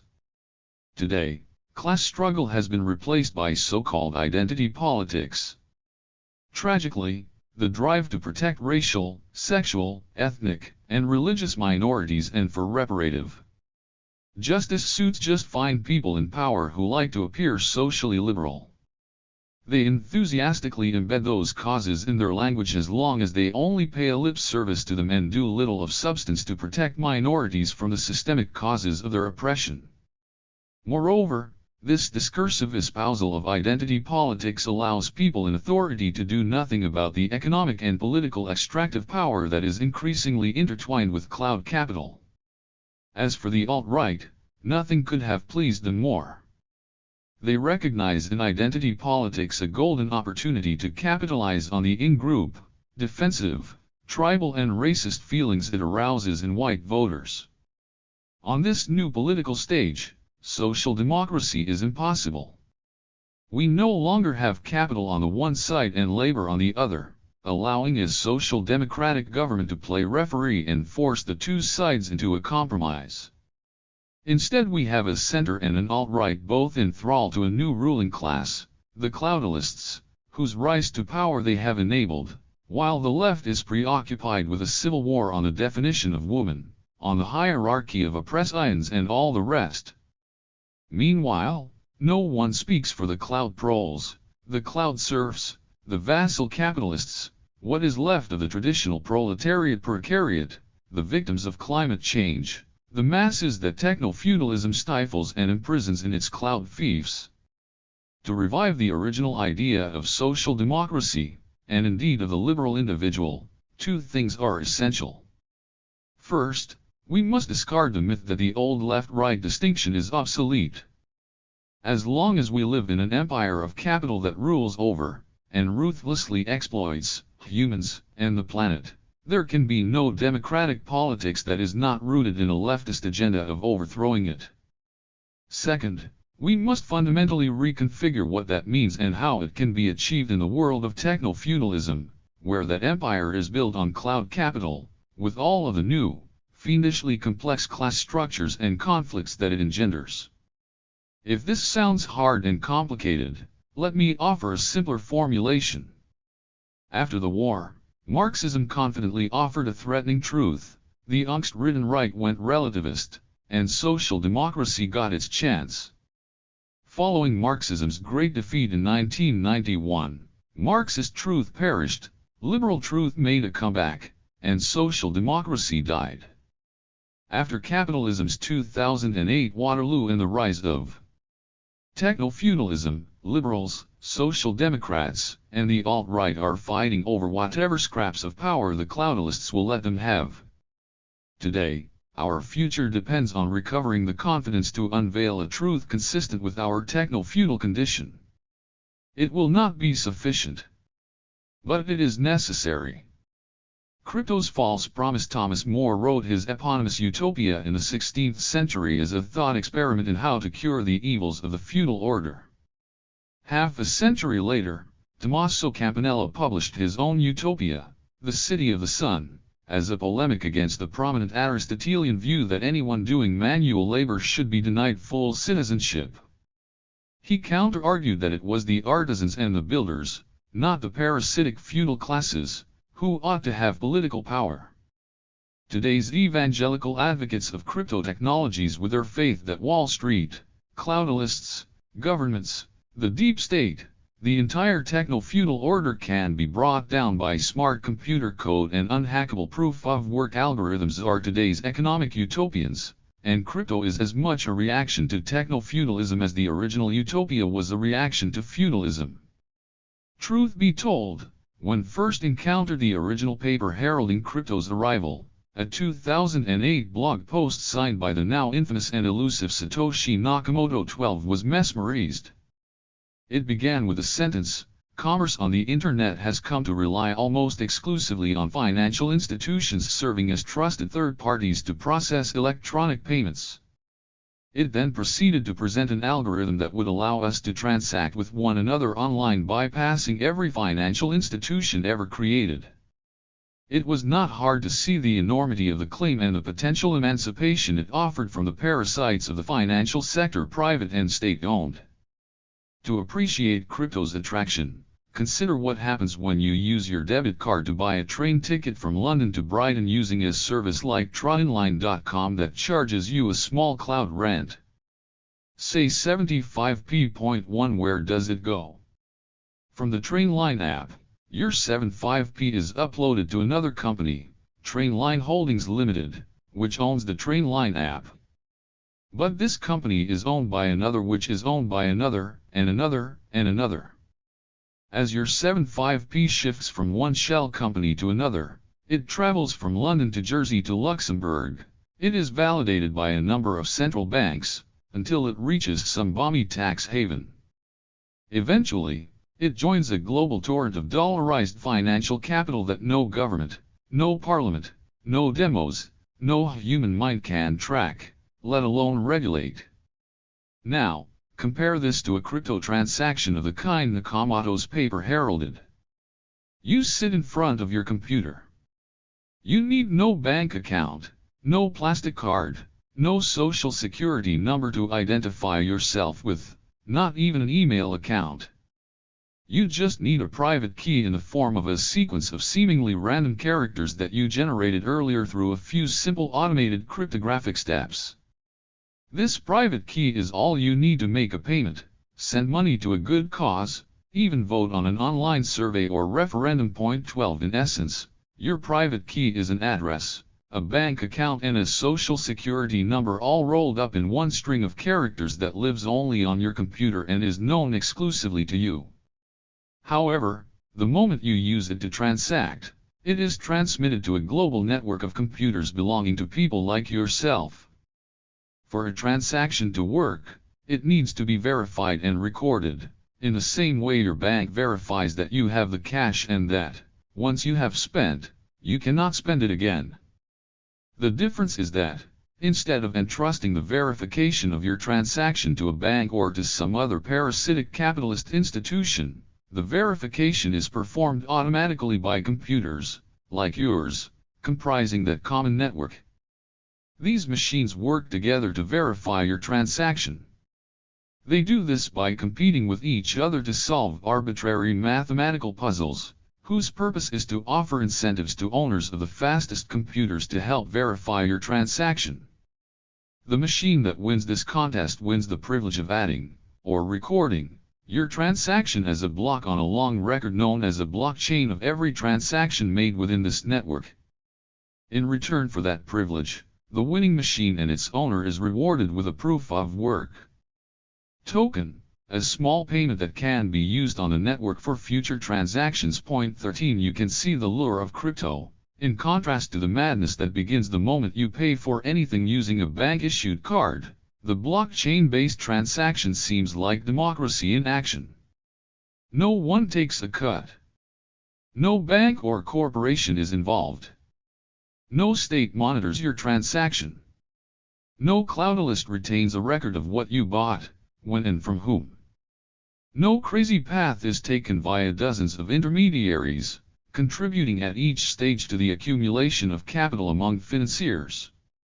Moreover, no one owns the network of machines that help complete your transaction and, therefore, no investors are watching, checking that the pie is growing and their cut of the cloud rents along with it, ready to pull their support the moment confidence in the enterprise begins to wane, not least because this cloud-based network generates no cloud rents. Crypto's birth in 2008 could not have been timed better. In the year that capitalist finance almost died of its own hubris, Bitcoin inspired a wide spectrum of people seeking alternatives, sworn libertarians, the anarchists, and socialists who made up the Occupy Wall Street movement, the so-called cypherpunks, a medley of cryptographers and coders who had been worrying about privacy since the 1980s. But soon cracks began to appear, and it was the libertarian faction of the crypto movement who ultimately gained the upper hand. For them, enemy number one had always been the central banks, which they portrayed as a sort of Catholic Church, insisting on acting as intermediary between humans and their sacred prophets, with themselves in the role of a latter-day Martin Luther pushing for a Protestant Reformation. Thus, the crypto movement, which had also initially attracted anarchists and socialists, became a supremely volatile currency market, in which anyone sufficiently expert in the new blockchain technology issued their own coins whose dollar value they tried to boost before cashing in. Their ideological contempt for fiat, or state-created, money turned out to be a ruse for issuing their own fiat money. By the time, in 2017, one Bitcoin traded for more than $20,000, the early emancipatory promise of crypto had vanished. Using similar blockchain methods, model Kate Moss sold a digital photo of herself in the form of a Bitcoin-like string of characters for more than $17,000. Jack Dorsey, then Twitter's chief, raised the stakes by selling code linked to an image of the first ever tweet for $2.9 million. To top the madness, Mike Winkelmann, an artist known as Beeple, managed to sell at a Christie's auction in New York a string of characters linked to a photographic collage of his earlier works for a stunning $69.3 million. Mocking them all, a Brooklyn film director received $85 for a string of characters attached to an audio file of him flatulating, hopefully in the face of this crypto folly. It could not have been otherwise. Betrayal of its early emancipatory promise was hardwired into the nature of cryptocurrencies. Nakamoto's ambition had been that Bitcoin should take off as a parallel currency. To succeed, people would need to want to use Bitcoin to buy train tickets, drinks, and even houses. But to engineer the scarcity that he believed was necessary to give Bitcoin value, Nakamoto built into the Bitcoin code a fixed upper limit in the total number of Bitcoins, 21 million to be precise. Its limited supply meant that as soon as the demand for Bitcoin rose, so would its exchange rate with dollars. At some point, when the dollar value of Bitcoin rises above some threshold, it makes sense to keep your Bitcoin and use dollars to buy train tickets, drinks, and houses, as well as more Bitcoin in the hope that its value will rise further. It was inevitable that the moment a cryptocurrency began to succeed as a currency, it would stop working like a currency and would turn instead into a pyramid scheme, with its early adopters growing richer as more and more people bought into it. Besides this crypto aristocracy, the only true beneficiaries of crypto technologies have been the very institutions that crypto evangelists supposedly aim to overthrow: Wall Street and the big tech conglomerates. For example, J.P. Morgan and Microsoft recently joined forces to run a consortium blockchain, based on Microsoft data centers, to improve their joint power to dominate financial services. Similar blockchain projects have been announced by Goldman Sachs and the Hong Kong Central Bank, by the World Bank, indeed by MasterCard and Visa themselves. 44 Rather than inching towards utopia, crypto has become another tool of cloud finance and engine for the accumulation of cloud capital. Blockchain is, no doubt, a fascinating tool. When first encountered it, wrote that it was a brilliant answer to a question we have not discovered yet. But if the question is how to fix capitalism or dethrone technofeudalism, this is not it. Both are encompassing and exploitative systems that by nature have the power to co-opt technical innovations to their own ends. Under capitalism, crypto serves financial capital. Under technofeudalism, it aids and abets the logic of cloud capital accumulation. This does not mean that crypto tech will not, at some point, prove useful to progressives.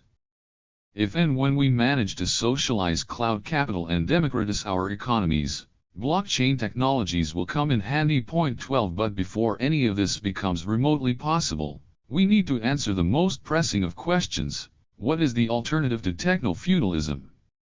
And if social democracy is impossible and crypto a false promise, how will we build it? Imagining another now. One reason that we, the left, are wallowing in perpetual defeat is our failure to answer the killer question once put to me in a pub by a self-described Cockney Tory who had heard that a socialist was in the house: if you don't like what we have, what would you replace it with? How would it work? I'm all ears. Convince me. Didn't even try. Not just because of the din in the crowded pub, which meant could barely hear myself think, but primarily because lacked a convincing answer. My consolation was that was in excellent company. Karl Marx, not exactly a man lacking self-confidence or imagination, refused to go beyond vague references to the socialism or communism which he predicted and wanted to replace the empire of capital. Why? Marx's own excuse for offering no socialist blueprint was smart: it is beyond the capacities of middle-class intellectuals working in the British Library reading room or chatting in their posh living rooms. Rather, it is the proletariat who, in pursuing their collective interests, should and will create socialism as they go along, or so Marx said. Today, we know from both the Soviet and the Western European experience with social democracy that this was wishful thinking. A bottom-up socialist blueprint has simply not transpired anywhere. But what was my excuse? Trying to conjure up the blueprint for a realistic utopia is damned hard, not to mention risky. Nevertheless, without a convincing answer to that killer question, the prospect of recruiting people to the cause of reclaiming our minds, bodies, and environment will remain hopeless. A few weeks after that pub encounter, came across a review of a book had written, the one addressed to your granddaughter, about how capitalism works. Copyright. It was by a political opponent, Ireland's finance minister at the time. He surprised me with some kind words for the book but, predictably, was scathing towards my call for systemic change, an exhortation for the creation of an authentic democracy and the collective ownership of technology and the means of production, he wrote, sits very poorly alongside his appreciation of entrepreneurship and individual initiative. Oops, thought, the man is right. The time had come to stop hiding behind my little finger and to flesh out a blueprint for a convincing alternative system, one that combines collective ownership of the means of production, personal freedom, room for innovative thinking and technological progress and, yes, authentic democracy. The task was clear and daunting, had to explain how production, distribution, innovation, land use, housing, money, prices, and a host of other stuff would work in a society that has socialized land and capital, including its algorithmic, AI-powered, cloud-based variety. Would have to explain how international trade and money flows would work. What democracy would mean and how it would function. Between you and me, nothing short of panic describes my state of mind as sat down to write a book that seemed like a duty bordering on purgatory. It took me a day or two to hit the wall. Every idea I had for how companies would be run, or how money would be issued, immediately crashed on the shoals of my own objections. Progress was impossible. Then, had an epiphany. What does an author do if he disagrees with everything he writes? My answer was to write a novel populated with characters that each represented one of the various perspectives that were jostling for influence in my mind. Eventually, managed to boil it down to 3 characters. Eva, a former Wall Street banker, would keep a check on my blueprint from a liberal, technocratic standpoint. Iris, a retired anthropologist, would bring to the novel the Marxist feminist perspective that you would love. And Costa, a brilliant technologist disillusioned by his experiences working within big tech, would shed light on the role of cloud capital. But one more issue still needed resolving. The guy at the pub wanted to know how his life would differ under my system in the here and now, with the technologies currently at hand, with our existing human stock, warts, and all.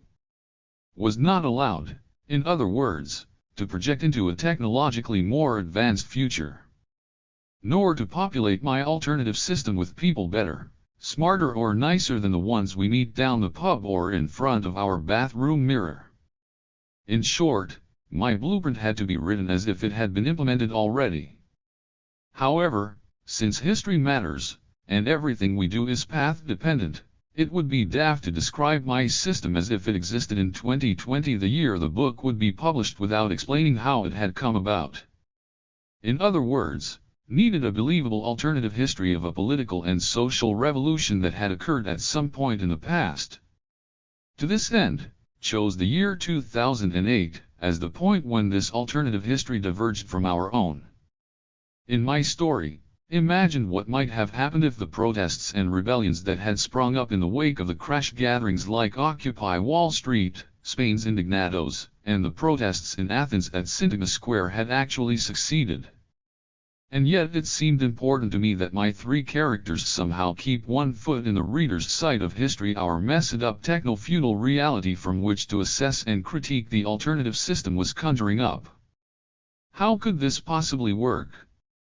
Minds uninfected by science fiction might find this preposterous, but having misspent, as you well know, part of my youth immersed in science fiction, where parallel universes and wormholes are commonplace, the die was cast, would imagine 2 parallel realities.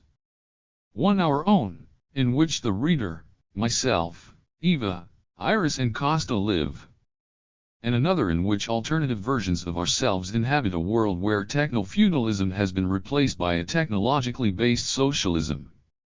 The drama would be precipitated when an invention of Costa's would open up a portal for written exchanges between the two, allowing the characters to offer one another descriptions of their alternative worlds. My answer to the guy in the pub, to the Irish finance minister, to anyone who wants to know what the alternative to techno-feudalism is that I'm proposing, can be found in the pages of the book that resulted, Another Now, Dispatches from an Alternative Present. What follows is the gist of it, without the various perspectives, objections, and debates of my three characters, but packaged simply in brief glimpses of my alternative to techno-feudalism. Ready to imagine another now? Democratized companies imagine a corporation in which every employee has a single share that they receive when hired, the way a student collects a library card upon enrolling at university. This share, which cannot be sold or leased, grants each employee a single vote. All decisions hiring, promotion, research, product development, pricing, strategy are taken collectively, with each employee exercising their vote via the company's intranet, which thus functions as a permanent shareholders' assembly. Equal ownership does not, however, mean equal pay. Pay is determined by a democratic process that divides the company's post-tax revenues into 4 slices, one to cover the firm's fixed costs, another set aside for R&D, a slice from which basic pay to staff is made, and, lastly, a slice for bonuses. Again, the distribution between these 4 slices is decided collectively, on a one-person vote basis. Any proposal to increase one slice must be accompanied by a proposal to reduce expenditure on one or more of the other slices. Competing proposals are put to a vote where employee shareholders rank each proposal in order of preference via an electronic ballot form. If no plan wins an absolute majority of first preferences, a process of elimination takes place. The plan with the fewest first preferences is knocked out and its first preference votes are reallocated to the voter's second preference. This simple algorithmic process is repeated until one business plan has acquired more than half the votes cast. Having determined the amount of money the company will spend on the various slices, the basic pay slice is then divided equally among all staff, from persons recently employed as secretaries or cleaners to the firm's star designers or engineers. Which leaves one important question unanswered: how do they decide the distribution of the bonus slice between staff? The answer is via a variant of the voting scheme made famous by the Eurovision Song Contest, in which each participating country is given a set number of points that it can allocate to the songs of every other country. In this spirit, once a year, employees are each given 100 digital tokens to distribute among their colleagues. The idea is simple: you allot these tokens to those colleagues whom you believe to have contributed most during the previous year. Once the tokens have been distributed, the total bonus slice is allocated in proportion to the number of tokens each employee has received from their colleagues. The impact of legislating such a corporate governance system would be the equivalent of a large comet crashing into techno-feudalism's bedrock.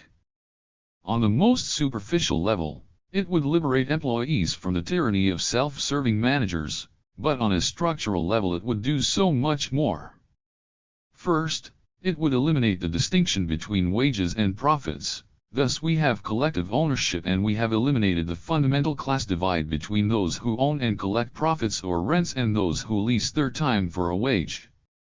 We have also abolished the market for shares. Only an employee can own a share in a company, and only one share that can't be sold or leased, thus cutting the umbilical cord that links finance and share market speculation.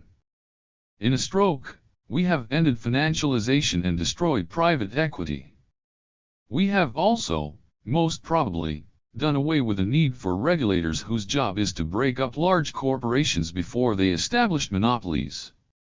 As collective decision-making becomes unwieldy in companies beyond a certain size, say 500 people, it seems wholly likely that the employee shareholders would not form them and, in the case of already formed conglomerates, would vote to break them up in smaller companies.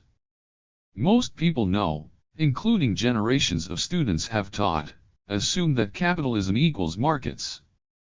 That socialism must mean the end of prices as signals to producers and consumers.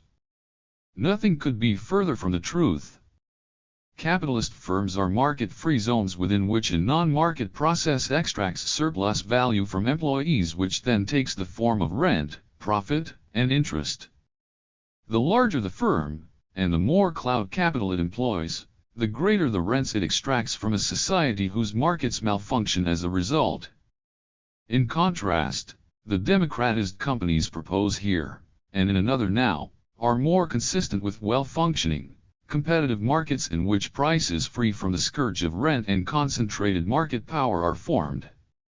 Put differently, doing away with capitalist firms, through terminating labor and share markets, paves the ground for truly competitive product markets and a process of price formation that powers up the great engine of entrepreneurship and innovation which conventional thinking, wrongly, associates with capitalism. 18 What would all this mean for the cloudalists? The various Bezoses, Zuckerbergs, and Musks would wake up to find they owned a single share in their company, granting them a single vote on every single item of the continuous time agenda of the Amazon, Facebook, Twitter or Tesla decision-making process. They would have to sway a majority of their fellow, equally empowered, employee shareholders. Control over the firm's cloud capital, including the almighty algorithms at their center, would be democratized, at least within the bounds of the company. Even so, cloud capital's potency would be no less great. Its nature as a produced means of behavioral modification would remain unchanged, and so the good society would need additional protections from it. One such protection would be a Social Accountability Act stipulating that every corporation be graded according to an index of social worthiness, to be compiled by panels of randomly selected citizens, the equivalent of juries, chosen from a diverse pool of stakeholders, the company's customers, members of the communities it affects, and so on. If a company's rating falls consistently below a certain threshold, a public inquiry may result in the company's deregistration. As second, even more pertinent, social protection is afforded by the termination of free services. We have learned the hard way what happens when services are funded by selling users' attention to third parties. It turns the users into cloud serfs, whose labor enhances and reproduces cloud capital, further tightening its grip on our minds and behavior. To replace the illusion of free services, our alternative reality features the micropayment platform. Let's call it Penny for your thought. This works a bit like Netflix's subscription model, but combined with a British National Health Service's principle of universal provision. App developers needing our data have to pay to get it from consenting users, who are protected by a Bill of Digital Rights that guarantees us all the right to choose which of our data to sell and to whom. The combination of the micropayment platform and the Bill of Digital Rights terminates, in practice, the current attention-grabbing market model. At the same time, anyone using an app pays the developer for access to it. The sums involved are small for the individual, but for an app with a large pool of users they add up. Would that not prevent some people from being able to afford digital services they need? No, because of the way money works in this alternative system.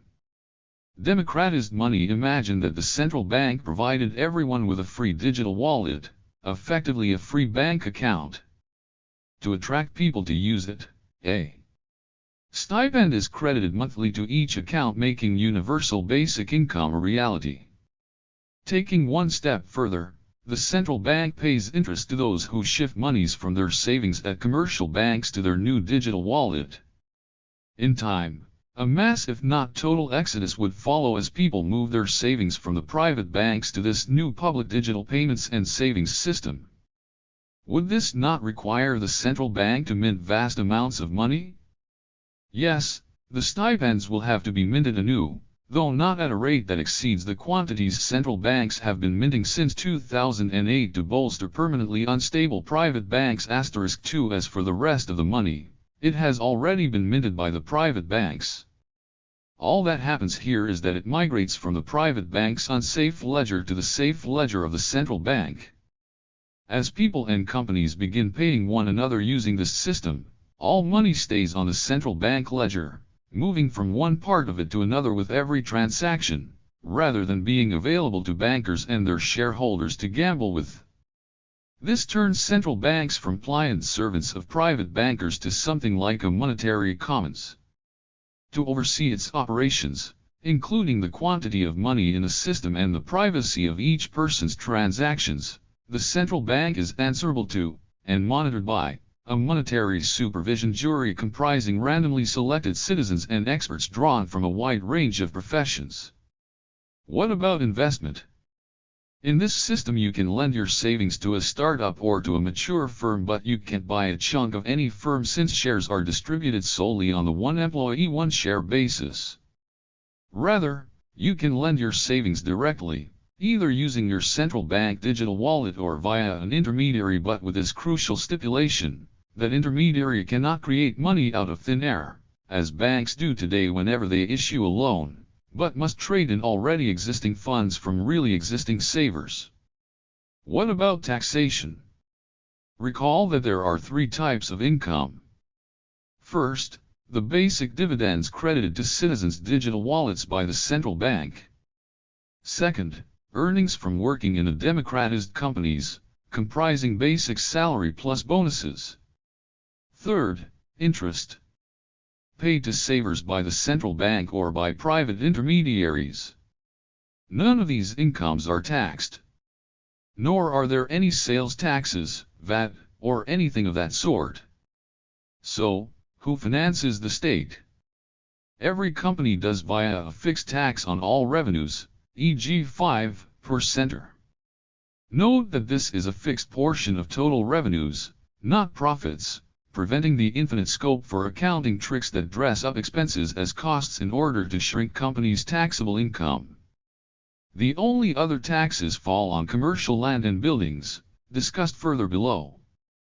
When it comes to international trade and payments, a new international financial system guarantees continual wealth transfers to the global south, while also restraining trade and financial imbalances of the type that inflate bubbles and cause financial crashes. The idea is that all trade and all money movements between different monetary jurisdictions such as the UK, Germany, China, and the United States are denominated in a new digital international accounting unit, which called the cosmos. If the cosmos value of a country's imports exceed its exports, the country is charged an imbalance levy, in proportion to its trade deficit. Equally, if a country's exports exceed its imports, it is also charged the same levy in proportion to its trade surplus. This terminates the mercantilist motive for one country persistently to extract value from another country by selling to it goods of greater value than those it imports from it, and, subsequently, lending them the money to continue buying from it, a form of vendor finance that places the weaker country in permanent debt bondage. Meanwhile, a second surge levy is charged to a country's cosmos account whenever too much money moves too quickly out of, or into, the country. For decades, developing countries were undermined whenever the smart money, detecting future economic growth, rushed in to buy land and companies before their price went up. As the money inflows surged, the prices of land and companies skyrocketed and false expectations regarding the level of growth set in, thus inflating bubbles. The moment the bubbles burst, as they inevitably do, the smart money rushed out of the country faster than it had rushed in, leaving nothing but ruined lives and economies behind. The purpose, therefore, of the surge levy is to tax these speculative money movements to stop unnecessary damage to the weakest of countries. Point 22. Proceeds from these two levies are then used to fund direct green investments in the global south. The one employee one share one vote system has revolutionary effects. It brings to an end share and labor markets and the empire of capital. It democratizes workplaces and it organically diminishes the size of conglomerates. The reconfiguration of the central bank's ledger as a common payment and savings systems has similarly revolutionary effects. Without actually banning private banks, it pulls the rug from under their feet by liberating us all from our dependence on them to make payments or to store our savings. Moreover, the basic dividend provision revolutionizes our way of thinking about work, time, and value, liberating us from the oppressive moral equation of paid drudgery and virtue. Finally, the cosmos system balances the international ebb and flow of goods and money, preventing the exploitation of weaker economies by the more powerful ones while funding green investments in the parts of the world they are most needed. These are the fundamental building blocks of an economy liberated from the tyranny of capital and, thus, denying technofeudalism the foothold it needs to take us over. The question now arises, how exactly do we free our societies from the tyranny of rent, the ancient ground rent variety, which survived capitalism's defeat of feudalism, and the cloud rents on which technofeudalism relies? The cloud and the land as a commons. The coffee is almost ready. Your laptop is booting up. Before long, coffee mug in hand, you are perusing the morning's news feed from a media site run from your neighborhood library. The first item on the news concerns an upcoming local referendum. The second is beamed in from Brazil on the struggle to compensate its indigenous peoples for decades of illegal logging. The third relates a debate within the current membership of the Monetary Supervision Jury on whether the central bank should lower the interest rate savers receive or, alternatively, increase everyone's basic dividend. It is a little dry for your taste, so, careful to avoid the sports pages, you click on your favorite section devoted to archaeology, which is constantly updated by researchers from all over the world. Ah yes, now this gets your pulse racing. Your newsfeed and its accompanying sections are compiled by an algorithm calibrated and maintained by the local public media center, which is, in turn, owned by your municipality but controlled by local people selected through a combination of lotteries and elections. Sometimes you get bored with their news feed and turn to a digital world map full of dots, each one representing other local public media centers whose news feeds you can access at a click. Every time you visit a media center outside your area, a tiny payment leaves your central bank account and helps fund the good people who offer you a window to their world. No ads, no behavioral modification algorithms. As for these tiny payments, they are insignificant in comparison to the basic dividend paid to you by the central bank monthly. Besides, paying them makes you feel good. They buy you and everyone else civilization. They offer you a bay window onto the world, to cooperative media centers strewn all over the planet trying their hardest to provide good, diverse, exciting information, knowledge and a touch of wisdom as your local media outlet advertises its wares. Your coffee mug empty, it is time to go to work. You tap on your phone's travel app, also provided by your municipality, and then tap again on work. A list appears of fares offered by various driver cooperatives, alongside information on where and when you can catch the nearest bus or train. You recall with a brief shudder the days of Uber and Lyft, those cloud thieves that exploited drivers' labor, turning them into cloud proles, and passengers' data, turning you into a cloud serf. The bad memory dissipates when you remind yourself that, these days, the driver owners and the public transport staff control the algorithms, not the other way round. And you set off with a spring in your step now that you are no longer employed by a capitalist firm, owned by opaque shell companies, that treated you like a cross between a robot and human fodder. Life is still a minefield of worries, especially as we may have wrecked the climate irreparably, but at least work is not systematically soul-destroying. At work, you have an app on your phone that gives you access to all sorts of shareholder-employee ballots, some of which you vote in and some of which you choose to skip. If you have an idea for a new way of doing things or a new product, you post it on the company's ideas board and wait to see who, among your colleagues, wants to work with you to develop it. If no one does, you can still go ahead and repost the idea once it is better developed. Things are not perfect. Human nature always finds ways of messing up even the best of systems. Your colleagues, if they summon a majority, can vote to have you fired. But the atmosphere at work is now one of shared responsibility, which reduces stress and creates an environment in which mutual respect has a better chance to flourish. On your way home, as your cab exits the commercial zone, you cast your mind back to the sad ages when, to have somewhere to live, people had to choose between mortgage debt, bondage and renting, between life in thrall to either the banker or the landlord, between predatory mortgage rates and rapacious rents. Now, Every region is run by a county association that oversees the division of land between commercial and social zones, so that rents collected from the former fund the provision of social housing in the latter. As is the norm, the people who officiate at the county association are selected randomly with the help of an algorithm that guarantees fair representation of the various groups and communities within the county. Home is no longer a constant source of anxiety but somewhere you feel able to put down roots for the long term. I'll leave you to imagine the rest of your life in this alternative present, while explain a bit more about this most crucial aspect of it, the ownership of land and property, the oldest of foundations of both the feudal and capitalist systems, and the sharing of power. The key to the rent-charging system in the commercial zone is a permanent auction subletting scheme, a mechanism designed to ensure that communities can extract maximum rents from their commercial zones with which to invest in their social zones. Pass works a little like the famous trick for fairly distributing a cake between two people: one person cuts, the other chooses. In the same spirit, Pass creates a permanent auction that pits current occupiers of a commercial space against prospective occupiers.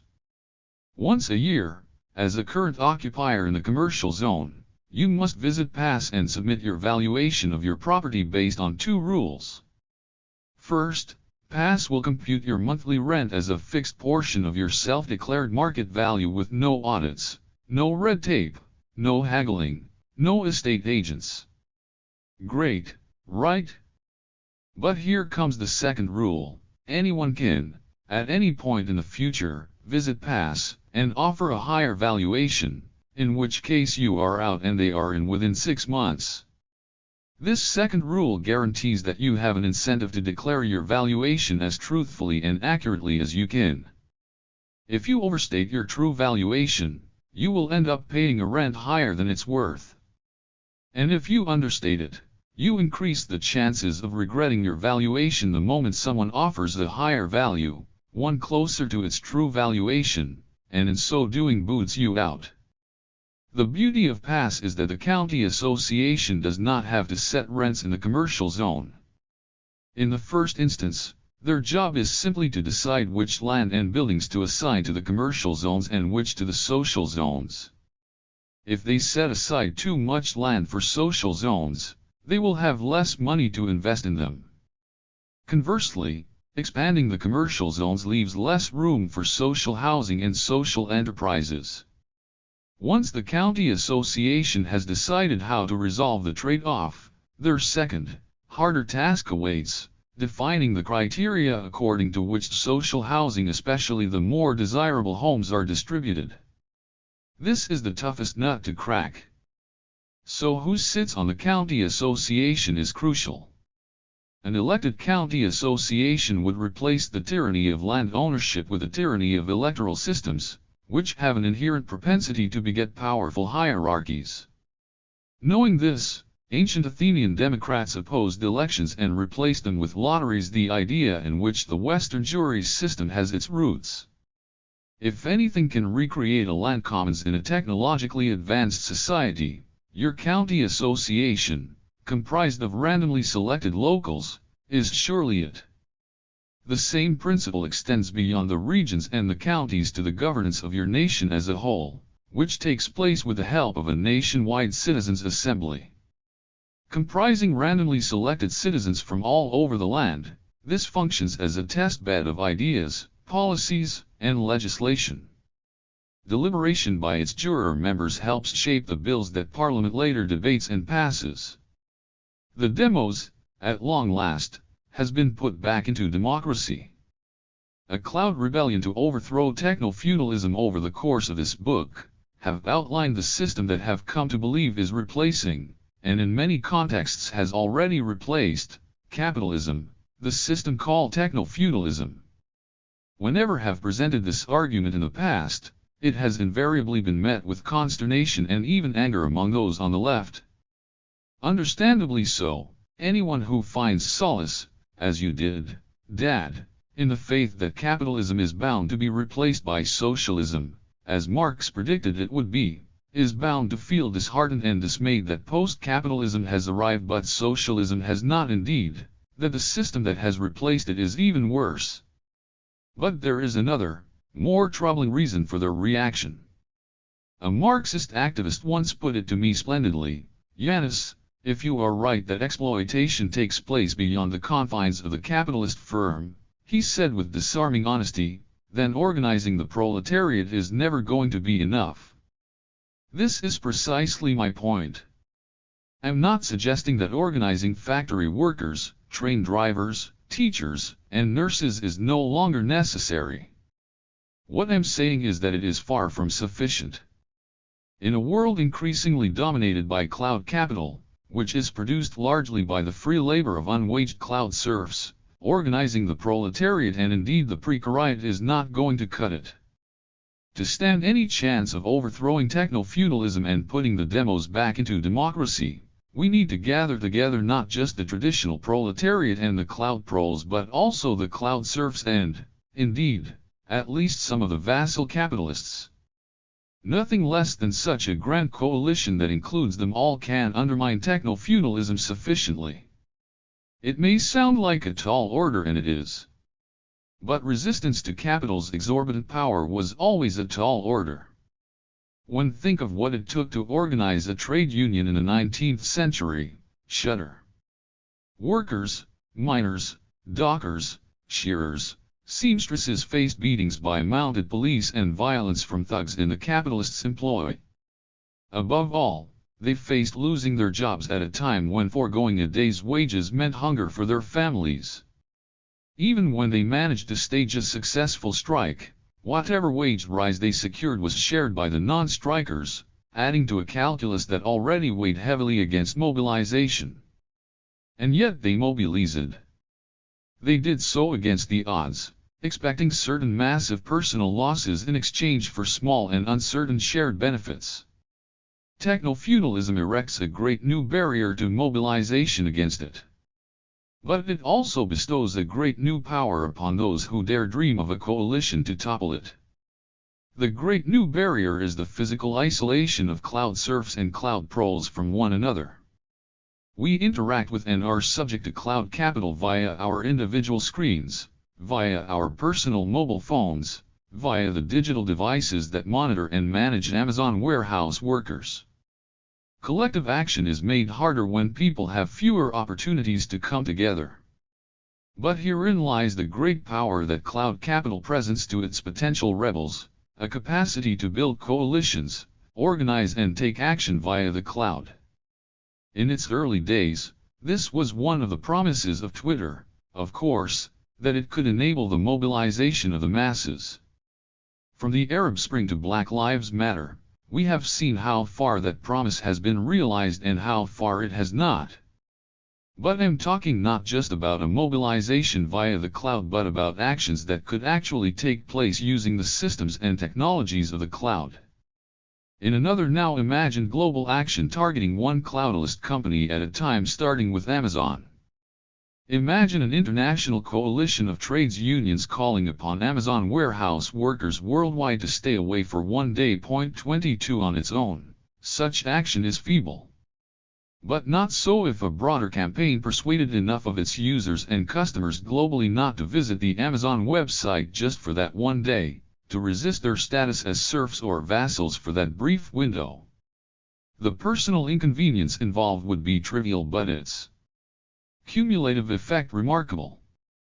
Even if it were only mildly successful, causing say a 10% drop in Amazon's usual revenues, while Amazon's warehouse strike disrupted deliveries for 24 hours, such action might prove enough to push Amazon's share price down in ways that no traditional labor action could achieve. This is how cloud proles and cloud serfs can unite effectively. It's what call cloud mobilization. The beauty of cloud mobilization is that it stands on its head the conventional calculus of collective action. Instead of maximal personal sacrifice for minimal collective gain, we now have the opposite, Minimal personal sacrifice delivering large collective and personal gains. Point 22. This reversal has the potential to pave the way towards a coalition of cloud serfs and cloud proles that is large enough to disrupt cloudalists' control over billions of people. Naturally, actions of this sort against one or even several major cloudalist enterprises won't be enough. The cloud rebellion and vision will need to recruit to its cause many diverse constituencies, including, for example, anyone who loses sleep when their water and energy bills arrive. Smartly calculated, targeted payment strikes could be used to cause an equivalent drop in the private utility companies' share and derivatives prices. Timed well, these peaceful guerrilla strikes could do a lot of damage to the political and economic cloud of conglomerates whose fates are increasingly fused with that of cloud finance. The rebellion could gather international support as well if it used, say, a consumer boycott in the United States specifically to target a company for its squeezing of workers in Nigeria or the destruction of natural reserves in the Congo. Another campaign could involve inviting nominations from all over the world for companies with a worst record of 0-hours contracts or low pay, big carbon footprints or poor working conditions, or those that are in the habit of downsizing to boost share prices and then organizing a mass withholding of pension contributions to the pension funds that own shares in those companies. Merely announcing the targeting of a pension fund would be enough to send its shares crashing and to cause an exodus of worried investors from equity funds related to it. Inspired by WikiLeaks, imagined in another now a group of rebels writing and uploading digital viruses whose purpose would simply be transparency, to trace and reveal to the world the hidden digital connections between cloudalists, government agencies, and bad actors like fossil fuel companies. How and whether this is possible, do not know, but am convinced that if by whatever means these institutions knew that they had billions of eyes trained on their actions, they would be powerless, and as the scales fell from those billions of eyes, the coalition would summon further allies and support. None of this is either easy or inevitable.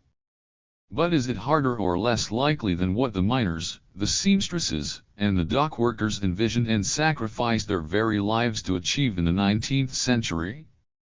The cloud takes, but the cloud also gives to those who want to reclaim freedom and democracy. It is up to them, to us, to decide, and to prove, which is greater. Back to your question, when last time your younger self was onto something? Private capital, you surmised back in the 1940s, can only be owned by the very few. As long as it is privately owned, it's in its nature to concentrate. But concentrated capital means concentrated power. Which means that, unless society takes capital over, it's all feudal, freedom, autonomy, social democracy, liberal democracy, every single one an empty word in the business of embellishing and prettifying an inevitable tyranny of capital. When in 1981 the socialists won the Greek general election by a landslide, you were glad we no longer had to fear the secret police. Nevertheless, as everyone around you was getting drunk on the spirit of the moment, you remained defiantly pessimistic.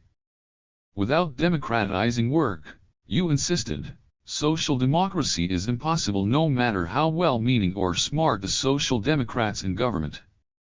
History came down on your side, but not in a way that pleased you. Our greatest defeat was, of course, not the failure of social democracy in Greece or anywhere else.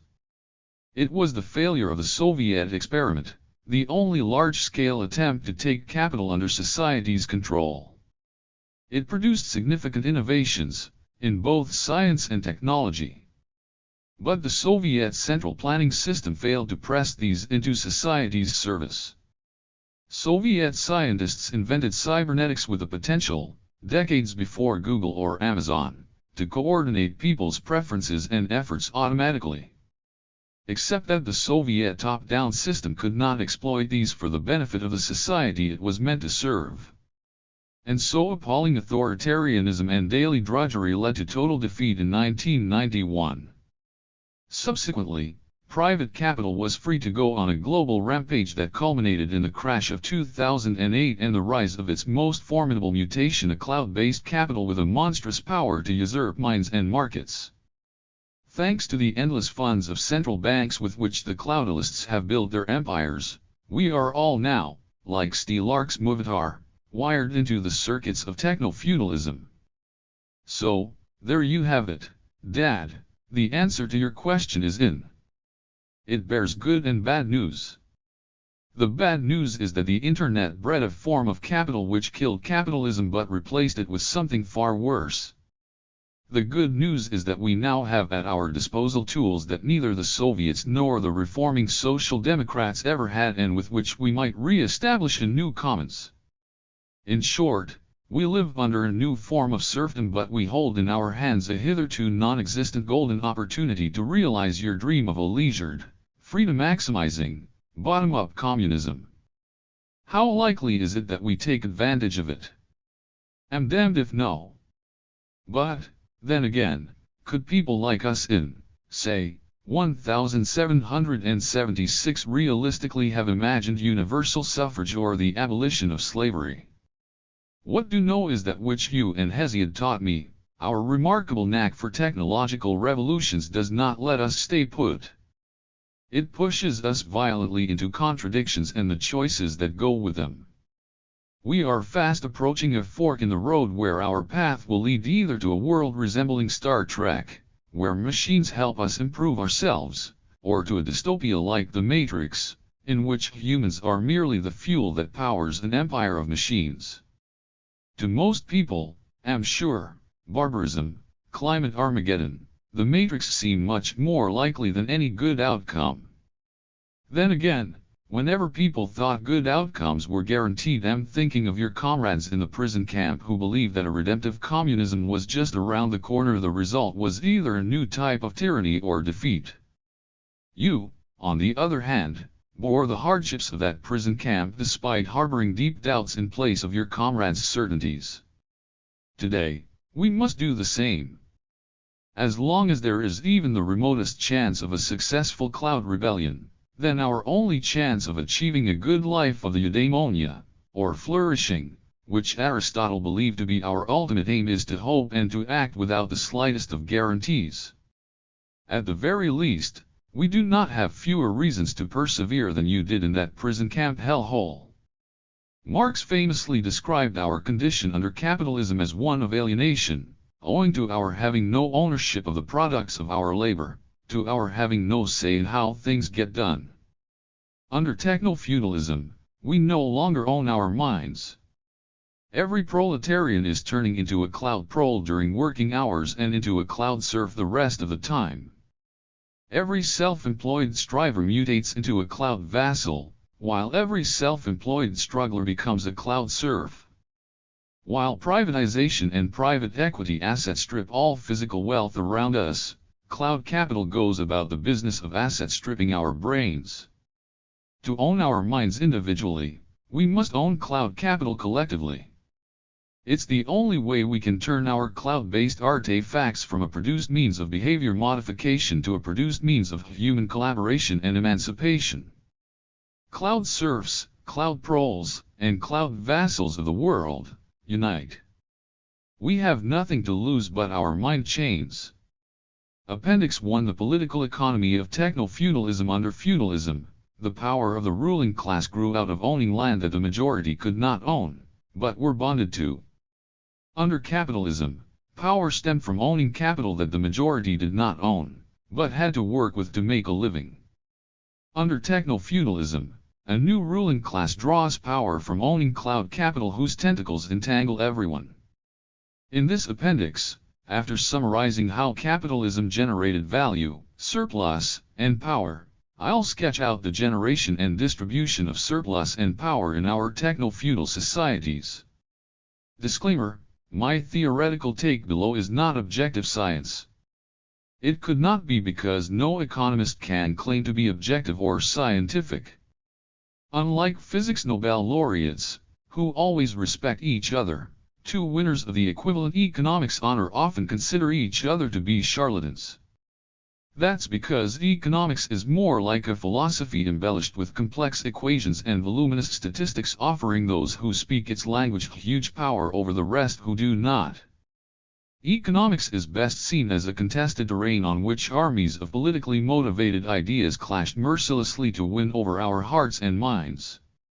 For the record, the analysis below is in the tradition of the classical economists, e.g. Adam Smith, David Ricardo, Karl Marx with splashes of John Maynard Keynes, John Kenneth Galbraith and Hyman Minsky. 1 Capitalism. Key to understanding how capitalism produces wealth and distributes it is by virtue of value, labor, and capital, each possessing a dual nature. The duality in their natures was the source of the great surpluses from which capitalist profits sprang. These profits, along with debt, funded the formation of capital whose accumulation shaped the modern world. 1. Commodity production. Commodities are goods or services produced exclusively to be sold, rather than to be experienced or gifted by their producers. Under capitalism, buying and selling was confined to markets. 1.0 Markets. A market is any decentralized trading site where buyers and sellers meet freely and spontaneously. Note, they can be less or more competitive, oligopolistic, or oligopsonistic, tending at its limit to monopoly or monopsony. Markets wither when the number of buyers and the number of sellers both shrink, tending to one on each side. Note, under technofeudalism, trading is centralized and takes place not in markets but in cloud fiefs created and run by the algorithms of cloud capital which match buyers and sellers. See 1.2.3 below. 1.1 Values. 2 natures. 1.1.1 Experiential value. 1.1.2 Exchange value. Experiential value flows out of any experience humans value, from drinking a glass of cold water when thirsty, to enjoying a beautiful sunset, to solving an equation or humming a song, to shopping, to feeling appreciated. Experiential value is, thus, an intangible, unquantifiable, subjective, quicksilver value. It always existed, and always will as long as humans are sentient, independently of how we organize production. Exchange value is the quantifiable value of a commodity under capitalism. More precisely, the exchange value of a unit of some commodity is measured by how many units of other commodities it can be exchanged with. It is reflected in the price of a good or service which has been produced for sale, not to be experienced or gifted by those who produced it. Note, the greater the competition between several sellers, the closer the price of a commodity reflects its exchange value which, in turn, is determined by the total experiential labor expended in its production by every human involved, directly or indirectly, in producing it. 1.2 Labor's 2 natures. 1.2.1 Experiential labor. 1.2.2 Commodity labor. Experiential labor is the elusive, unquantifiable, quicksilver, and occasionally magical aspect of human work that, during the production process, breathes into a thing or a service the capacity to impart experiential value to whomever gets to experience or consume the final product or service. 2 Focusing on commodities.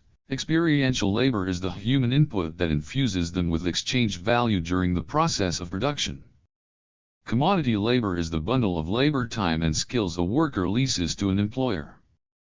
The exchange value of commodity labor equals the sum of the experiential labor that other workers have put into the commodities that a wage worker's wage can buy. In the same way that price is the reflection of a commodity's exchange value, the wage is the reflection of commodity labor's exchange value. 1.3 Capital's 2 natures. 1.3.1 A produced means of commodity production. 1.3.2 A social relation that affords its owners extractive power over non-owners. A produced means of commodity production takes the familiar form of physical capital, e.g. machines, factory, or office buildings, tractors, etc. Because they are commodities produced exclusively to assist in the production of other commodities, they can be thought of as physical artifacts purchased as labor productivity enhancers. More abstractly, they can also be thought of as previously expended, or dead, Experiential labor now crystallizes in physical means of production. A social relation that affords capital's owners extractive power over non-owners. Besides its physical presence and function, capital provides its owners with the social power necessary to extract surplus value from workers who do not own capital. Note, there is nothing mystical or puzzling about the physical nature and function of fishing rods, tractors, or industrial robots. However, capital's nature as a provider of extractive power is less obvious. The extractive power it affords derives from the social relations between people with property rights over means of production and the rest. The asymmetry in capital ownership leaves those who do not own capital no alternative but to sell to capitalists their commodity labor, for a wage, and, in the process, to generate surplus value for the capitalists. To illustrate, recall how Mr. Peel lost his extractive power over the English workers he had transported to Western Australia once they gained autonomous access to means of production independently of Mr. Peel. Capital's second nature, its extractive power, originates from such asymmetrical access to produced means of commodity production. 1.4 Surplus value is the difference that an employer retains after producing and selling a unit of commodity X. More precisely, it is the difference between the value infused into a unit of X by the experiential labor necessary to produce it and the value of the amount of commodity labor that the employer had to buy to produce that same unit of X. 42. Distribution revenues from the production and sale of commodities turn into four main types of income: wages, interest, rents and profit. 2.1 Wages. In the same way that prices reflect the value of commodities, wages reflect the exchange value of commodity labor. Note, the greater the competition between several employers, the closer the wage reflects the exchange value of the worker's commodity labor. Thus, in labor markets dominated by one or few employers, the wage falls short of the exchange value of the worker's commodity labor, which translates into a type of monopsony rent retained by the employer-registered trademark. 2.2 Interest. Capitalists must borrow to purchase labor, land, and capital goods before production begins. To break even, their revenues must cover, in addition to all their other costs, the interest financiers charge them. 2.3 Rents. Rent is any price paid by a buyer above the price which most closely reflects the exchange value of the commodity. An equivalent definition of rent is as monies paid for a commodity in excess of the minimum price necessary for that commodity to have been produced. Four types of rent are prevalent under capitalism: 2.3.1 Financial rent, 2.3.2 Ground rent, 2.3.3 Monopoly rent, 2.3.4 Brand rent. Financial rent refers to payments to financiers in excess of the minimum interest necessary to motivate them to provide the loan. Financial rent also includes returns from speculating in share, real estate, and derivative markets, in private equity, etc. Ground rent predates capitalism and comes close to the everyday use of the word rent, any payment for leasing land over and above the minimum that would be necessary to motivate its owner to lease it. Monopoly rent obtains due to low or non-existent competition, which allows a seller to extract from consumers payment in excess of the commodity's exchange value. In common parlance, the monetary equivalent of monopoly rent is known as a markup that the seller can charge the customer over and above a commodity's exchange value. Brand rent is a form of monopoly rent which the seller can extract from consumers who are motivated to pay for a branded item or service more than its exchange value, e.g. in pursuit of status signaling or ownership of positional goods.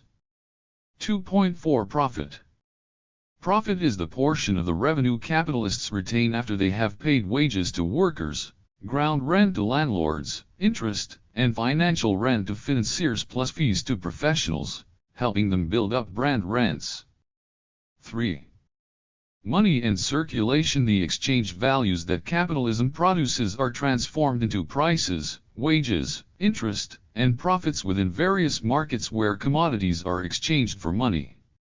For production to begin, private monies are spent by firms on inputs such as commodity labor, physical capital, buildings, and land, and other commodities needed as raw materials. Financial sector debt. L. Capitalists. Production. Labor process within a capitalist firms. E. Exchange wages value ground force surplus interest and rent value financial rent profit and monopoly rent and brand rent. Figure 1. The production and distribution of value under capitalism. Within the firms, due to the twin natures of labor and capital, surplus value is generated which the firm's owners retain. Once commodity output is sold, the firms end up with more money than they started this cycle with. These monies then turn into incomes. The augmented private incomes, plus public expenditures and new consumer debt, return to markets in the form of consumer and government consumption. Lastly, unspent capitalist profit, plus new corporate debt, funds the new cycle of the production process. And so on. The two linchpins holding capitalism's circulation process together are 3.1 Profit and private debt as capitalism's main fuel. 3.2 Markets as values decentralist distribution mechanism. Profit fuels capital accumulation, motivates capitalists, and lubricates capitalism's cogs and wheels. While private debt allows capitalists to finance the large fixed costs involved in building up new plants and networks of physical capital. 2 Markets are the decentralist price formation mechanisms in which exchange values are realized in the form of money prices, wages, nominal interest rates, rental rates, etc. See also 1.0 above. 4. Capital accumulation. Capital goods, like all commodities, are produced within capitalist firms utilizing waged labor and previously produced capital goods. Capital accumulation thus occurs at the micro level. However, the rate at which capital accumulates within firms depends on macro forces that are irreducible to the micro level. 4.1 Micro determinants of capital accumulation. These determinants include the level of investment, R&D investment, innovative designs, managerial strategies, etc. 4.2 Macro determinants of capital accumulation. A capitalist's motivation to accumulate capital depends on the anticipated level of demand for her or his output, which, in turn, is largely determined by the level of aggregate demand. The latter depends on E. the expected investment expenditure by all other capitalists, which, in turn, depends on the capitalist class's animal spirits, and E. the government's spending. 5. Crises. 2 main forces cause capitalism to enter into crises. 5.1 Falling rate of profit. Falling profits depress the capacity of firms to invest in new capital, consequently limiting future surplus value. At some point, the weakest firms go bankrupt. The workers fired as a result reduce their consumption, which, subsequently, depresses further the profit of firms that just managed to hang on, some of which also go bankrupt, thus precipitating a doom loop, a domino effect of bankruptcies causing, and being amplified by, related financial and real estate sector slumps. 14 5.2 Debt crises. During the good times, the financiers' rents rise geometrically if not exponentially. Caught up in a gold fever-like mentality, they lend burgeoning sums to capitalists which they borrow from the future.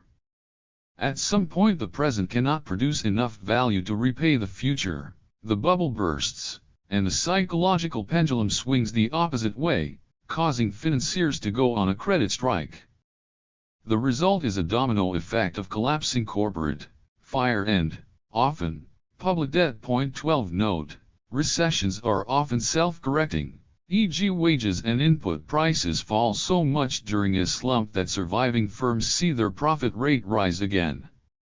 However, when the crisis is deep enough to call banks and to depress capitalists' animal spirits, only state intervention can save capitalism via stimulus, loose monetary policy and bank/corporate bailouts. 6. Social classes. 6.1 Class. A group of persons in a community identified by their location within a system of social production in which some class succeed in appropriating part of the product of the experiential labor of members of another class. 6.2 Class system: the collective social expression of the way in which exploitation is embodied in a social structure. 6.3 Class society: any society built around a class system is a class society. It is in the nature of every class society that one or more of the numerically smaller classes, by owning and controlling the dominant factor of production, manage to extract value from the other classes, and, thus, to accumulate wealth and power. 6.4 Capitalism's class system: a capitalist class system comprises capitalists and proletarians, plus a middle class that is squeezed with every capitalist crisis or technological revolution. Note: under feudalism, land was the dominant factor of production and ground rent was the main income stream on which political and social power was built. Feudal class societies contained a variety of subservient classes but only one dominant factor of production, yielding a single ruling class and a uniquely powerful income flow. Under capitalism, land was replaced as the dominant factor of production by capital, the fief was replaced by the market, and ground rent was replaced by profit. 7. Types of extractive power: prior to capitalism, every system of authority relied on three types of extractive power. 7.1 Brute force: the power to command by exercising different forms of physical violence. 7.2 Political power: the capacity to determine who is represented in the forums where collective decisions are reached, what is being debated, discussed, and decided upon in these forums, and what issues remain unspoken, tacit, buried across society. 7.3 Soft power: the power to shape what others think, are prepared to tolerate, to wish for, and, ultimately, to do. Capitalism introduced a fourth type of extractive power, which helped it reshape the world.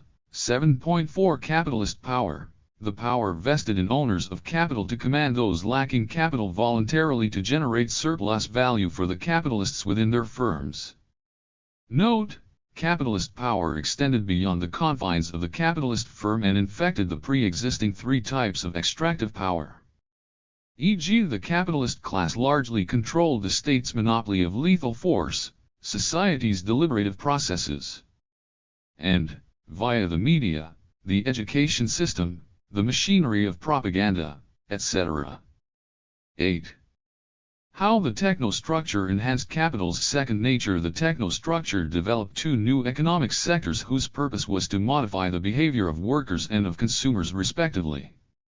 These highly professionalist behavioral modification sectors significantly enhanced capital's power. 8.1 Labor Command Service sector: located in and around the workplace, these professionals applied well-researched, scientific management procedures to speed up the labor process and to squeeze more experiential labor out of a given quantity of commodity labor. Their techniques included tailorist organization of the factory floor, sophisticated surveillance, Fordist production lines, Japanese management practices, etc. 8.2 Consumer Command Service sector: brimming with advertisers, marketers, copywriters and creative types. This sector helped maximize brand rents by manufacturing consumer desires for the large firms' branded products, thus underpinning their power over both consumers and smaller competitors lacking access to this sector. The development of these two sectors was mirrored into two brand new markets.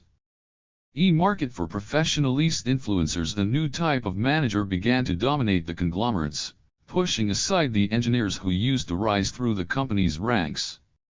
A whole market for their services, and for training them, extended from traditional industrial sectors to Wall Street and even to public administration. Market for people's attention: the consumer command service sector was dedicated to capturing the attention of television and radio audiences before selling it on to advertisers.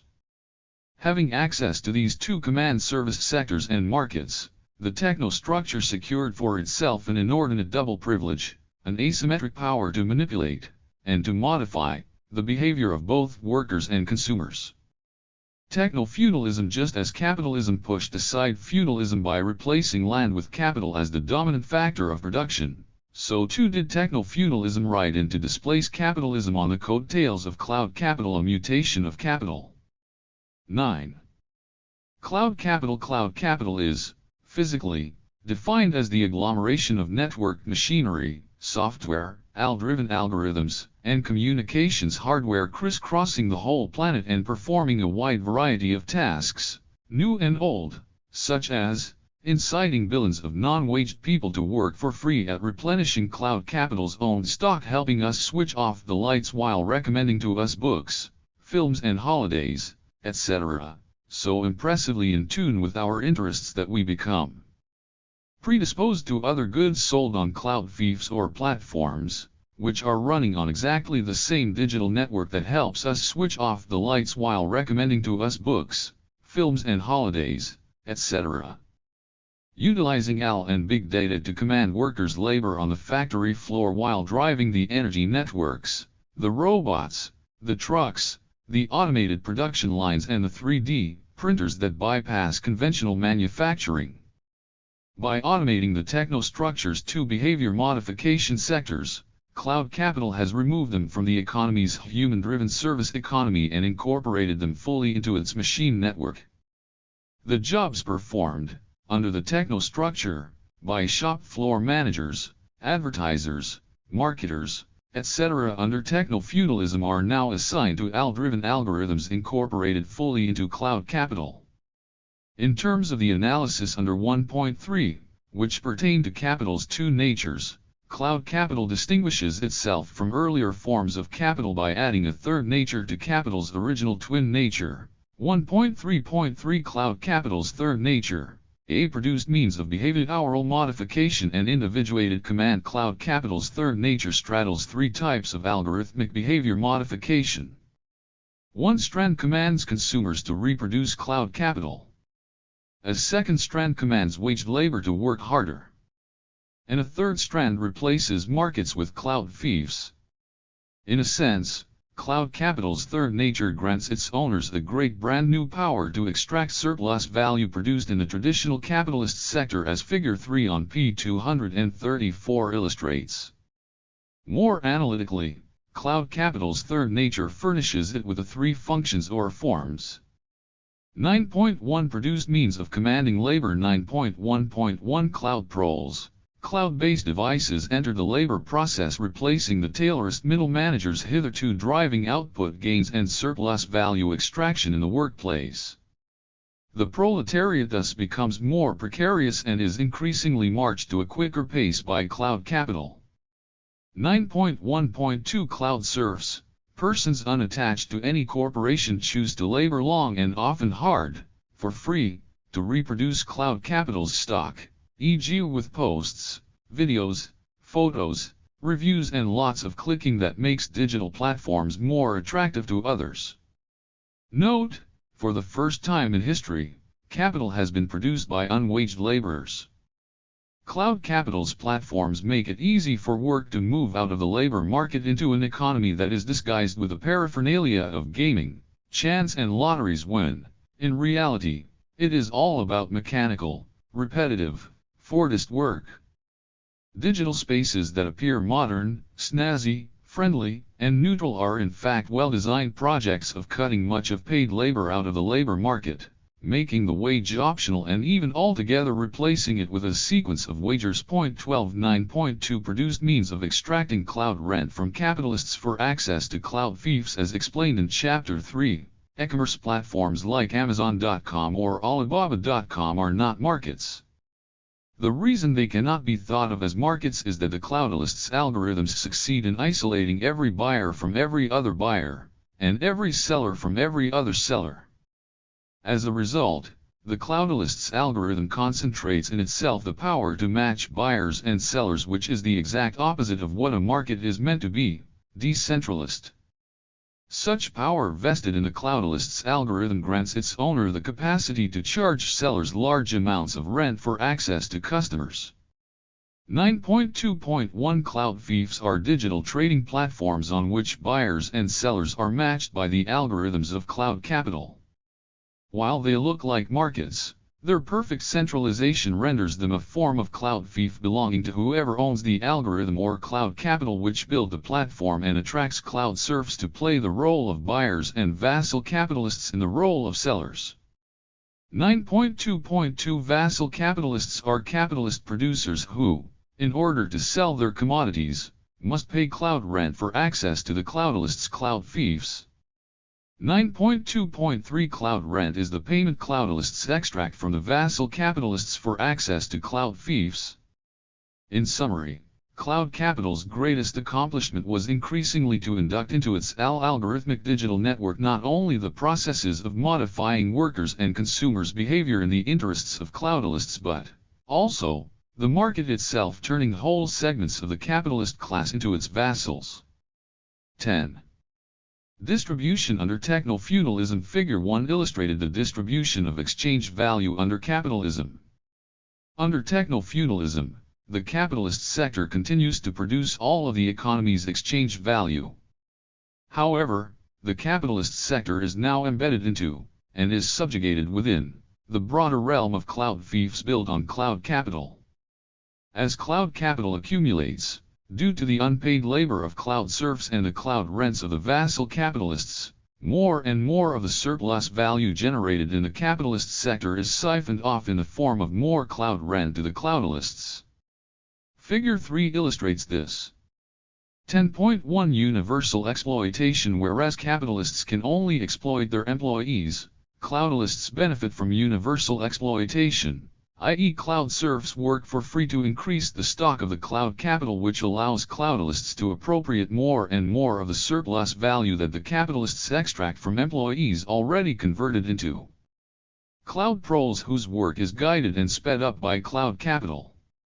Cloudalists capitalist sector cloud rent for access to financial sector cloud capital debt cloud fiefs or the realm of capitalists. Number 3 Cloud capital inhabited by cloud production serfs labor process within capitalist firms including conventional proletarians, the precariat, exchange wages cloud proles, value the leftovers of the middle class, the unemployed ground force surplus interest and capitalists rent value financial rent profit and monopoly rent and brand rent. Figure 3, the production and distribution of value under Technofeudalism. Number 1 Cloud serf, unpaid labor helps reproduce cloud capital. Number 2 Cloud capital modifies the desires, beliefs, and propensities of cloud serfs i.e. their consumer choices. Number 3 Cloud capital also speeds up the work rate of waged labor within the capitalist sector.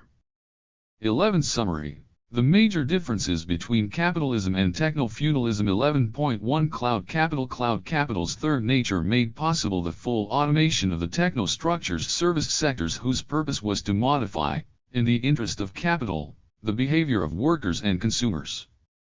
The result was a new type of capital which became a produced means of, on the one hand, commanding labor and, on the other, of extracting cloud rent from capitalists for access to consumers.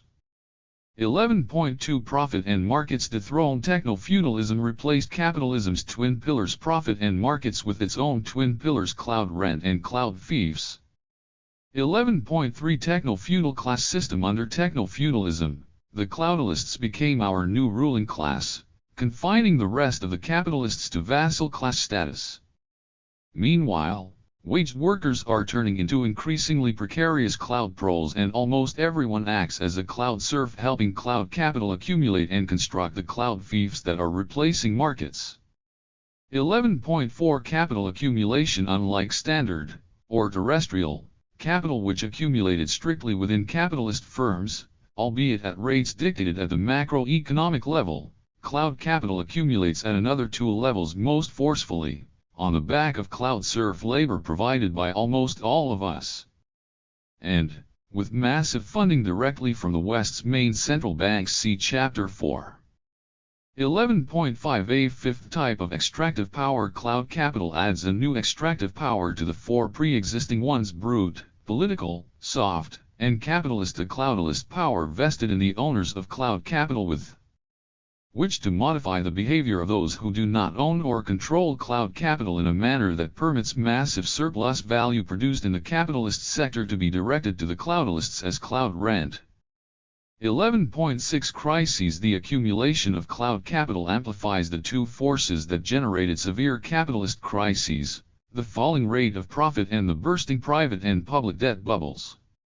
Under technofeudalism, the decommodification of labor along with the depression of the income share of cloud proles combine to squeeze society's aggregate spending power or aggregate demand.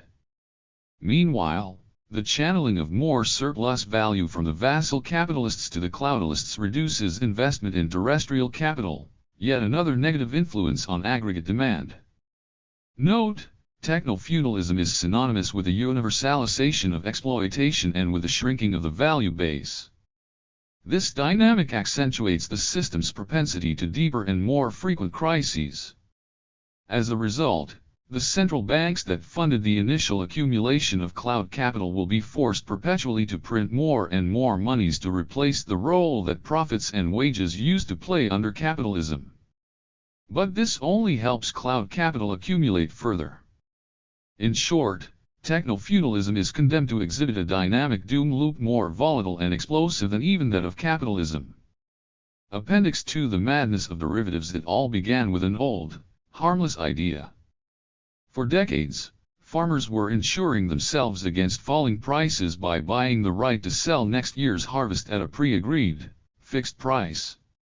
It was nothing more than an insurance contract. The wheat farmer paid a premium to insure against a catastrophic drop in the price of wheat. The first mutation of this idea into something more sinister was when the thing that was being insured stopped being a thing and became a bet, a wager, a gamble.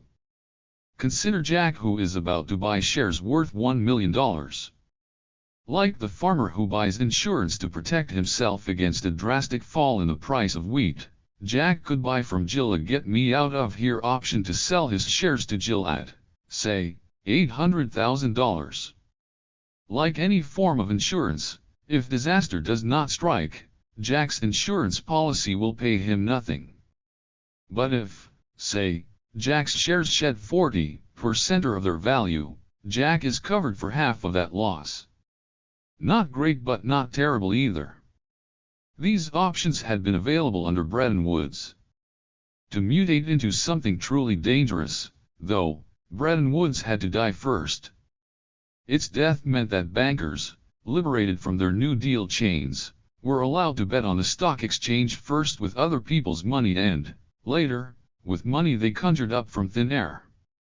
Soon, Wall Street was going gangbusters, especially after 1982.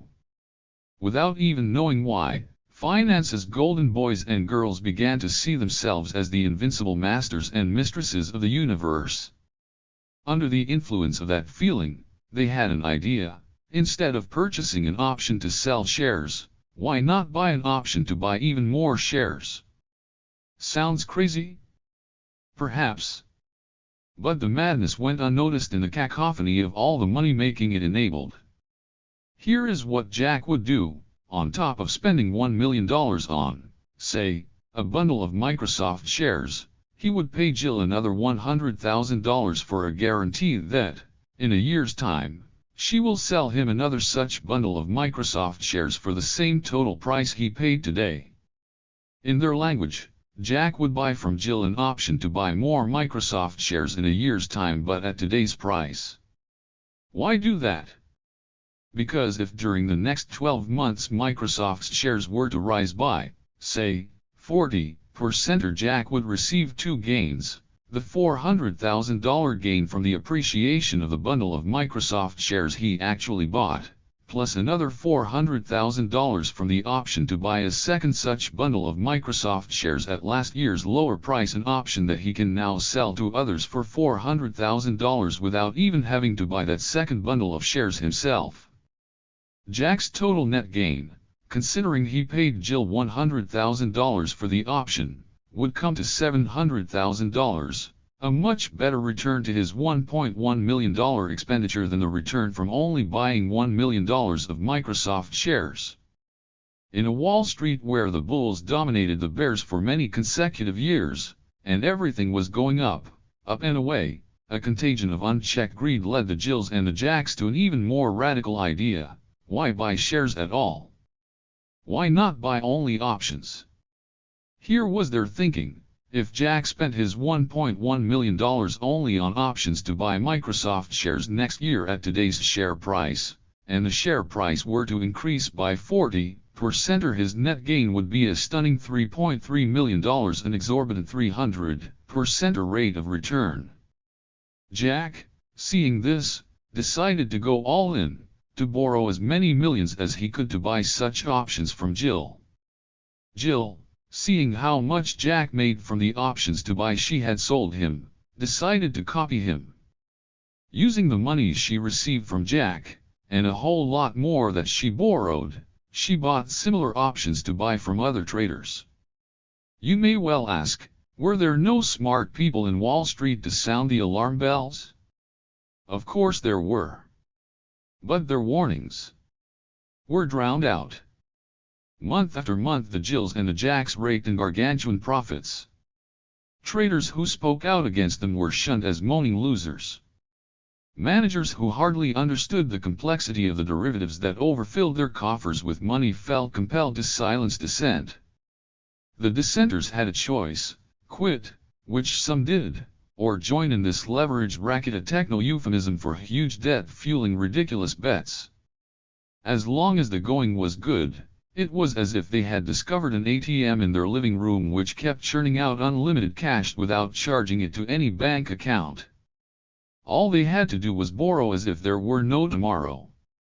Unsurprisingly, by 2007, 10 times more money than humanity's total income had been placed on the roulette of, mostly, Wall Street and the City of London. In this new Gilded Age that Nixon's shock occasioned, the technostructure faced stiff competition for the best and brightest minds. Physics PhDs from the best schools, dazzling mathematicians, even artists, and historians were flocking to Wall Street. Power was shifting fast from the Fords, the Hiltons and the Drapers to Goldman Sachs, Bear Stearns, and Lehman S. To catch up, large parts of the technostructure adapted by joining in. When auditors entered the bankrupted General Motors in 2009, after this financialization bubble had burst, they discovered that a company famed for producing cars and trucks had been transformed into a hedge fund buying and selling options with some car production on the side to keep up appearances. Influences, readings, and acknowledgments. One influence that led me to technofeudalism. The word came from John Kenneth Galbraith's 1967 book The New Industrial State. In it, Galbraith coined the term technostructure to denote the de facto merger of U.S. government departments and corporations whose interchangeable band of professional managers, marketers, analysts, financiers, and engineers stood out as a class quite distinct from capitalists and workers. While Galbraith's technostructure never threatened to undermine capitalism, there are clear trajectories leading from it to our techno-feudal order half a century later. By 2018, I was already testing the waters with my techno-feudal hypothesis in various papers and talks. Meanwhile, the debates on the impact of big tech were reinforced by the notion of surveillance capitalism made popular by Shoshana Zuboff's book The Age of Surveillance Capitalism, The Fight for a Human Future and the New Frontier of Power. 2 years later, Cedric Durand added to the excitement with his Technofeudalism, Critique de l'économie numérique. Both Zuboff and Durand treat big tech as monopoly capitalists whose digital platforms function like utilities, except that big tech use the cloud to harvest our data so as to boost their monopoly power over us. While sympathetic to their thesis, was convinced that a lot more was going on than Silicon Valley capitalists merely boosting their market power over us by means of cloud-based surveillance. One book from which drew much courage that was not wrong to believe that something more fundamental was in play, and that capitalism itself was in question, is Mackenzie Wark's 2019 exquisite Capital is Dead, Is This Something Worse? Cannot recommend it too strongly. Many of my ideas resonated loudly with hers, except perhaps one. Wark writes of a new vectoralist class in control of a vector that connects a supplier of materials to all stages of production and distribution in a manner that undermines, and usurps, capital. That's not how saw it. What she refers to as a vector choking capital seemed to me a new mutation of capital, a cloud capital so virulent that it created a new ruling class with feudal-like powers to extract wealth. Readers who know me even a little will not be surprised by the Star Trek reference I'm about to make. Believe it or not, my term cloud capital harks back to the 21st episode of the third season of the original series entitled The Cloud Minders. Written by Margaret Arman, the episode unfolds on Ardena, a planet where a ruling class lives luxuriously in Stratos, a city floating motionlessly atop the planet's clouds. Meanwhile, all labor is performed on the ground, and in underground tunnels, by the troglodytes whose minds are continually poisoned by a noxious gas which placates and stupefies them. The temptation to make the leap from Star Trek's Cloud Minders to Technofeudalism's Cloud Capital proved impossible to resist. Then, in 2022, felt vindicated when Brett Scott published his excellent neo-Luddite book, railing against plastic and digital money, entitled Cloud Money, Cash, Cards, Crypto, and the War for Our Wallets. Besides Mackenzie Wark, Cory Doctorow is another author whose arguments and ideas are closest to mine. Highly recommend anything he has written on his blog and in various magazines, plus, of course, the 2022 book he co-authored with Rebecca Giblin entitled Choke Point Capitalism: How Big Tech and Big Content Captured Creative Labor Markets and How We'll Win Them Back. Last but not least, must thank my editor Will Hammond, with whom working is such an unalloyed joy, and Judith Meyer, a friend and comrade to whom owe much of the little know about modern algorithms, coding, cloud tech etc.